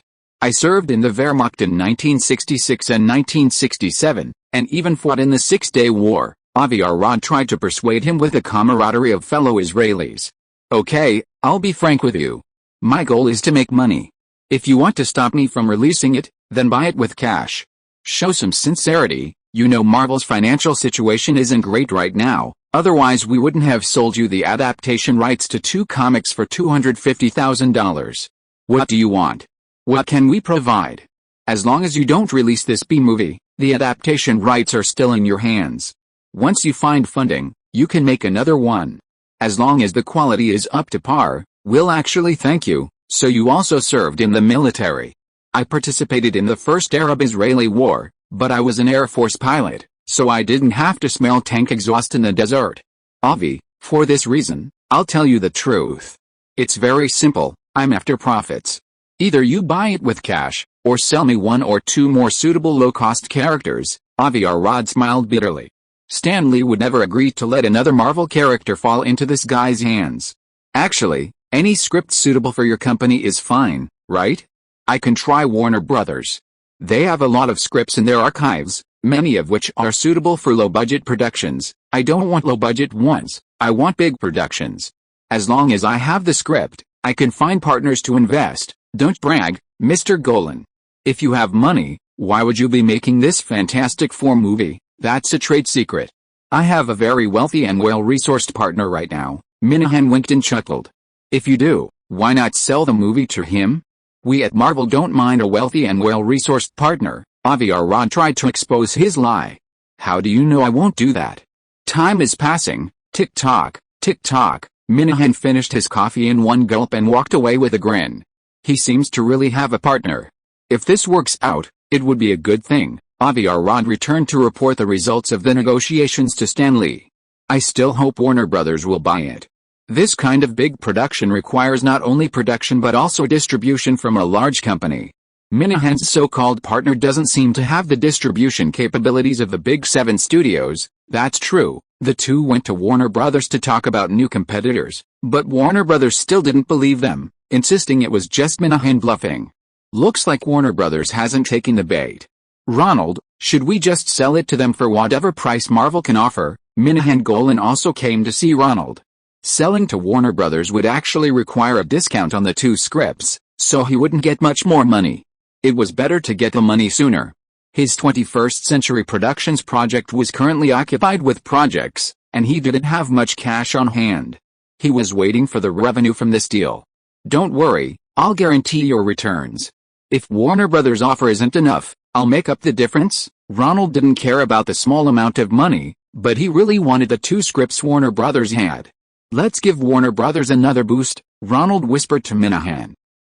You're a shrewd businessman, but all this costs money. I'll cover it. Ronald immediately called his accountant and wrote him a check under the guise of investing in Minahan's next film. The Batman craze hasn't died down yet. Besides the sequel project already confirmed, former Cannonball chairman Minahan Glenn has stated that his Fantastic Four will be released this summer. Soon, trailers for the Fantastic Four appeared on The Hollywood Reporter, Variety, and other media outlets. A trailer for the Fantastic Four also appeared in the trailers for the newly released Coleman Pictures film Pajama Party Massacre 3, and a 15-second commercial for the Fantastic Four was also inserted during the broadcast of The Rich Lake Show on local television stations in New York, Los Angeles, San Francisco, and Miami. This doesn't mean anything. Ad slots and ads on low-rated teen talk shows aren't expensive either. They might even be specifically designed for us. Warner Brothers president, Terry Temer, is currently riding high on the success of Batman, a box office phenomenon, and his influence in the industry is growing. However, he also understands that because of Jack Nicholson's contract, they've lost at least $50 million. This has severely damaged his standing with Chairman Robert Daley. Now, besides scouring for suitable comic book adaptations, he also needs to be extremely careful about costs. Otherwise, even another successful Batman film wouldn't mask the financial failure. Failing to recoup Nicholson's share is a failure. Stan Lee's lobbying efforts have failed. He's contacted Columbia Pictures, which is now flush with cash after its acquisition, and Universal Pictures, which is interested in making comic book adaptations, but neither is interested in doing so. After all, buying out a Minahan B-movie for such a high price would make the studio look like they've made a bad deal. Ronald, Warner Brothers still hasn't moved. What do you think? Minahan, having not received a call from Warner Brothers whom he had been eagerly awaiting, came to Ronald again to discuss the matter. Then let's escalate the investment. I'll have Michael Gray handle it, don't worry. Ronald had already learned about Warner Brothers' mindset from Nessida. He found a public relations consultant and began to escalate the promotional campaign for Fantastic Four. It has been learned that Fantastic Four will be released this fall, during the Labor Day, the first Monday in September, long weekend. Former Hollywood mogul Minahan Golan has indicated that a separate advance screening will be held earlier, during the Independence Day holiday, at the San Diego Comic-Con. To satisfy the demands of comic book fans, Hollywood Reporter and Variety began releasing new release information. According to these two authoritative media reports, Minahan will donate the box office revenue from the premiere and advance screenings to the Coca-Cola Foundation's Special Olympics Charity Project and McDonald's Homes Charity Project that supports sick children. An Israeli's new adventure in Hollywood. Meanwhile, a Los Angeles film magazine, Movie Threat, primarily covering low-budget independent films, interviewed Minahan Golan and featured him on the cover of his first film after resigning as chairman of Cannonball, a film attempting a previously unsuccessful comic book adaptation. The news reached Terry Temer of Warner Brothers, who cursed, "That damn poor Israeli." Although both are Jewish, the Jews in the American New York community are mostly descendants of middle-class immigrants before World War II. The Jews who founded Israel were mostly descendants of poor immigrants who came to America without money, survived the Holocaust, and then emigrated to the Middle East. Both sides harbored mutual disdain, one seeing the other as a pauper, the other as a coward. Terry Temer picked up the phone and scheduled a meeting with his boss, Robert Daley's secretary. He needed to report to his boss. It seemed Minahan was serious, investing heavily in marketing. If Fantastic Four actually gets released, the adaptation rights, which were originally set to expire this year, will automatically be renewed. Warner Brothers will likely have to invest significantly more to adapt the film. Haha, Warner Brothers really contacted me. They're willing to offer $2 million for my Fantastic Four. Minahan, having received Warner's offer, immediately called Ronald to report. Don't rush, they're the ones in a hurry now. Wait a bit, the offer will go up. When do you want me to ask them for the scripts for Forrest Gump and other people's money? Minahan sounded smug on the other end of the phone, eager to secure the scripts Ronald wanted. Don't say a word, don't say a single word. Wait until they offer to exchange scripts, then you can name them. Remember, don't just mention those few. Everything was going according to Ronald's plan, and the plan seemed to be progressing well. However, on the other hand, Ronald's plan encountered a setback. Lawrence Connor, the producer of the TV series Working Girl and head of the writing department, had already filmed the pilot episode and shown the master copy to Ronald. While it was significantly inferior to the film version, Sandra Bullock's face was still considered pretty among TV stars. Her character, Tess, while lacking the real business M&A knowledge and shrewdness of her film counterpart, had a considerably larger role. Besides Jack Traynor, the intended lead, another M&A manager in the office, and a Latino plumber from Staten Island all had a crush on her. This TV series, by all accounts, was a top-tier production among a sea of soap operas. However, NBC was delaying the purchase agreement, forcing Ronald to personally intervene. He called the NBC executive in charge of acquisitions, who, while respectful and full of admiration, showed no leniency when it came to acquiring the series. Their two most anticipated new TV series were Working Girl and Law and Order. One was also a film adaptation, a TV version of Spring Is Not School Days, which, like Working Girl, was a completely new production with a fresh cast. However, unlike Working Girl, this series focused on high school romances, who fell in love, who cheated on whom, and received better reviews in its pilot episode than Working Girl, a workplace drama that spent most of its time on love. The other was Law and Order, which received rare praise in its pilot. This combination of crime and courtroom drama seemed to be very popular with audiences, performing better than standalone crime or courtroom dramas. Because of these two A-list series, Working Girl was relegated to B-list, its airtime to be determined when the new series premiered in the fall. Even Ronald's intervention failed to secure a formal broadcast contract.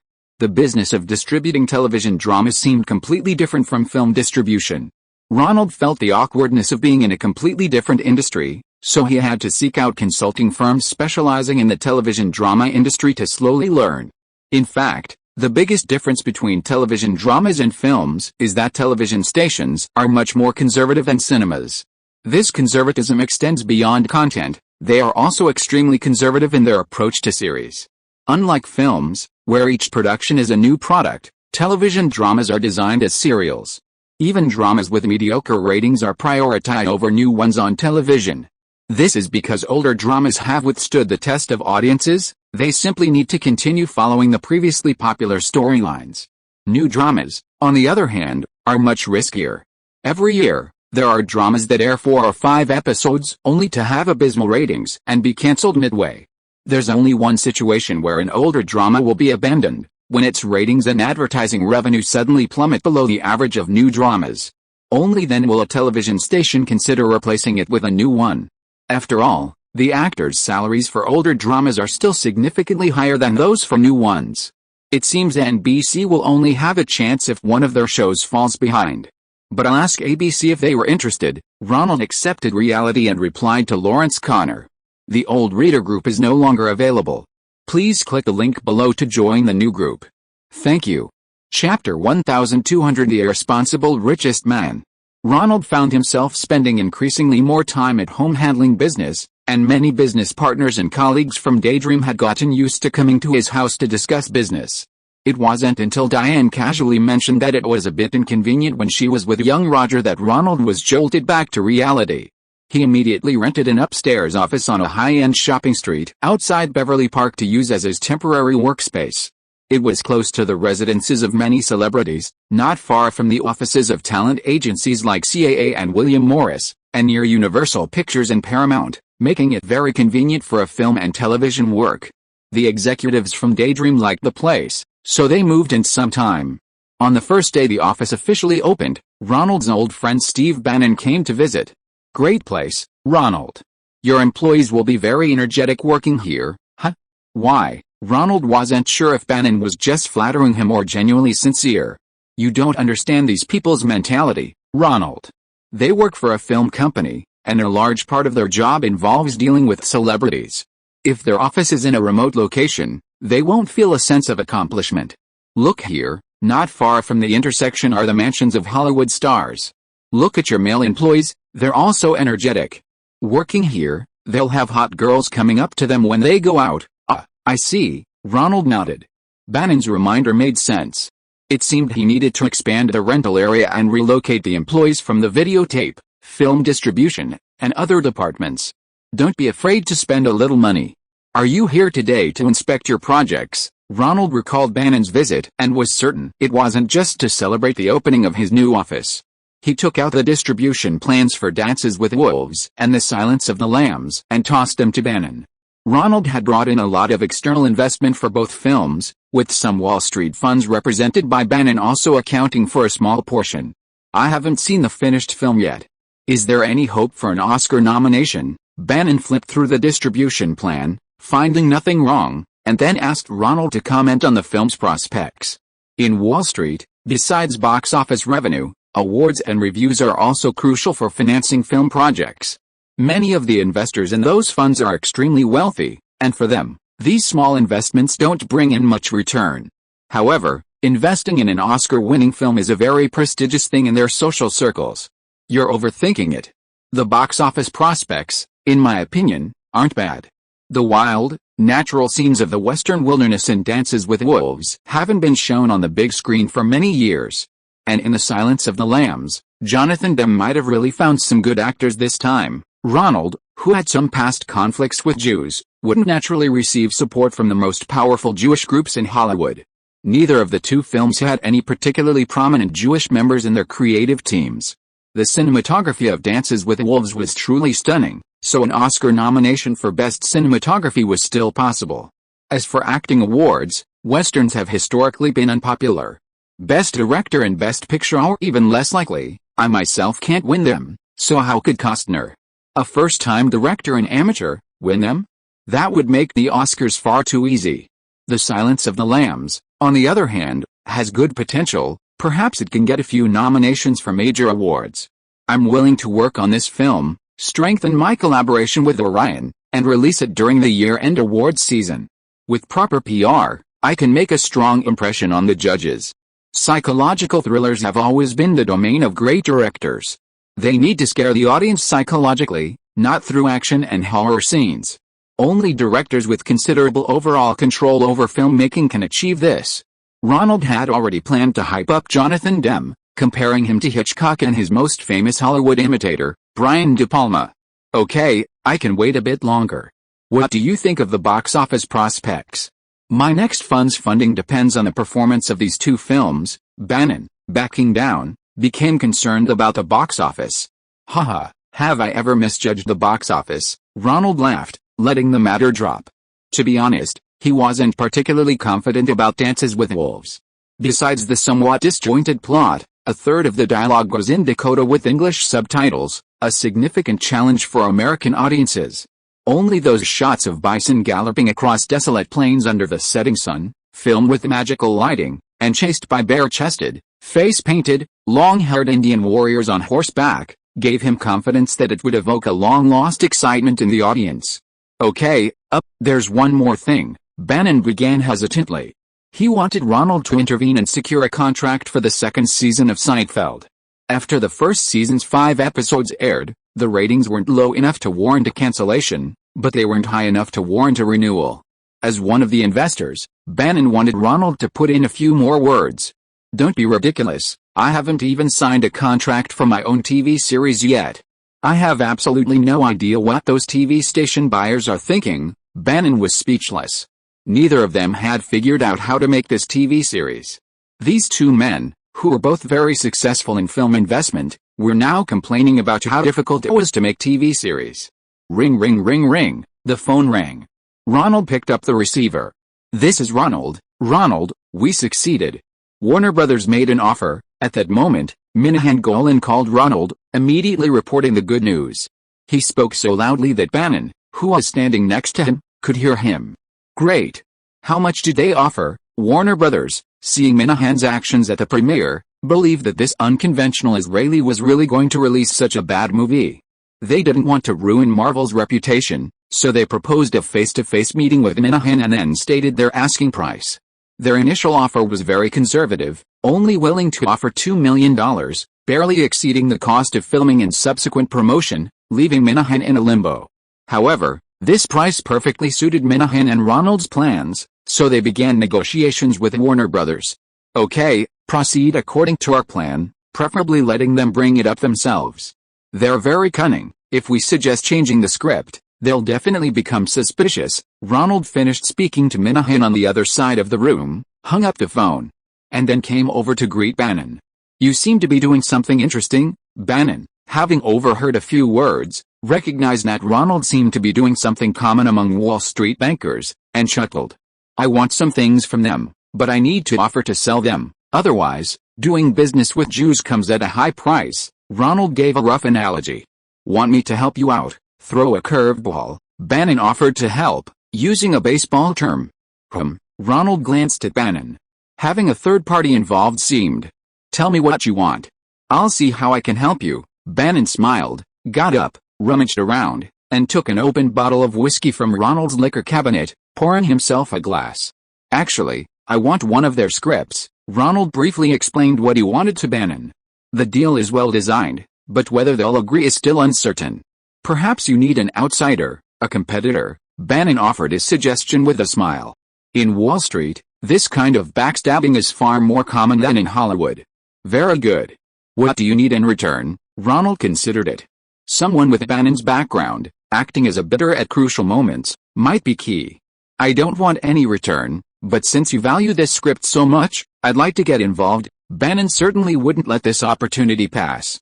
"Also, when you have the resources, could you put in a good word for my Seinfeld?" "Of course, only when you have the resources.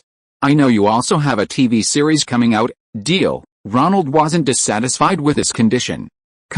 "Your offer is too low. My movie will definitely bring in more than this after its release." Minahan was negotiating with Warner Brothers about the price for buying out the Fantastic Four copies. "I don't understand what you're dissatisfied with. This price is enough for you to recoup your investment and still make a considerable profit.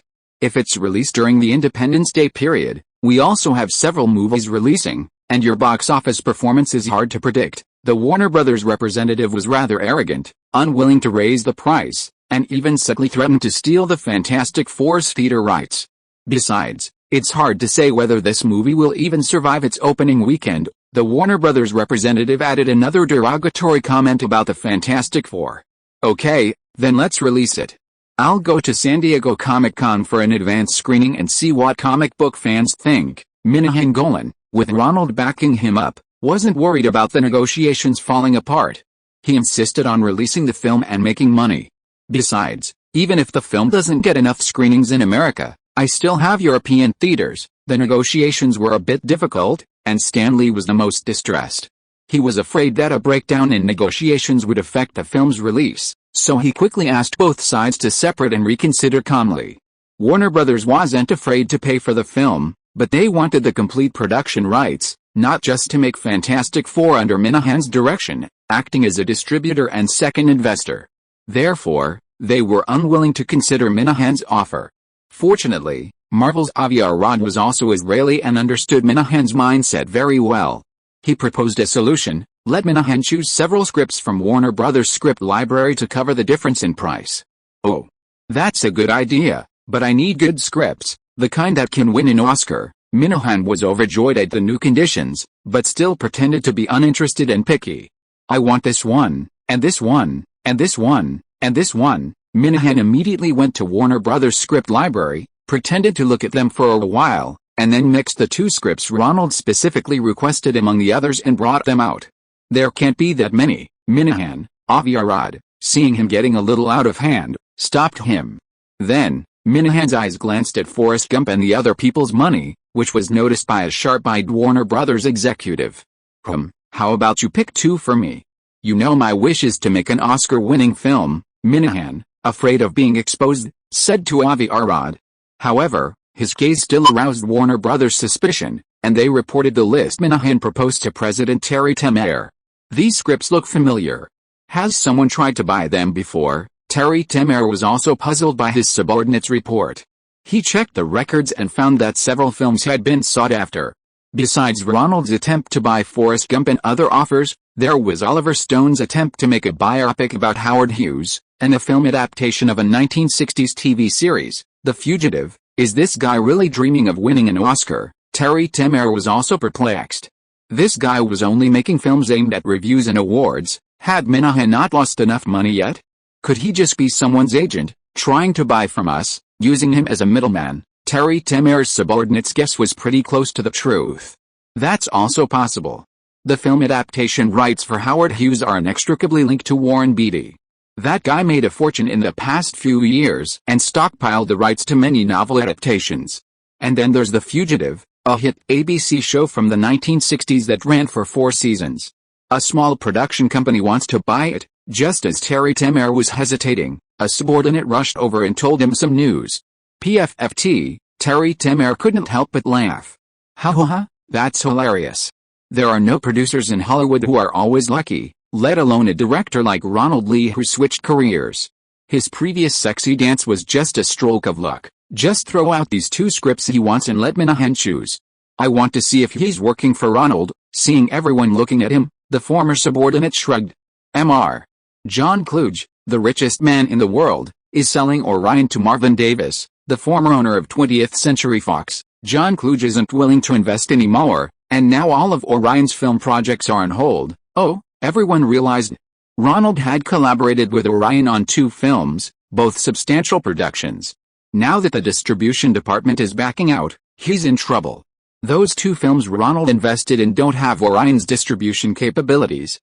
PFFT, it seems they can only be sold to the Big 7 at a low price. Terry Temer laughed heartily. Is that even possible? So many films just stopped like that. Ronald had also heard the news and was calling Mike Medavoy, the new vice president of TriStar Pictures, who used to be in charge of those 2 Orion projects. There's nothing we can do. Mr. Kluge has been ridiculed by all his old friends this year. He can't bear the reputation of being the richest man's investment failure. So he wants to sell them all to Marvin Davis and retire from Hollywood. So what can we do now? Ronald was also angry. This capricious richest man won't last long.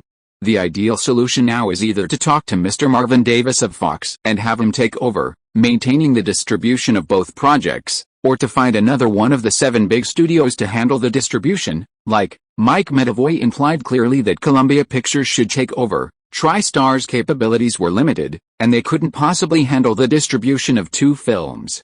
I'll call Mr. Oga. Ronald hung up the phone, slamming his fist on the table twice in anger. The fine hardwood Chinese furniture only made his hand ache. The reader group is gone. I've created a new one. Please click the link below to join. The answer to join is the name of the book's protagonist, Ronald. End of this chapter. Thank you so much for reading until the end. Don't forget to give it a like. Looking for more exclusive content and immediate access? Subscribe to our Patreon.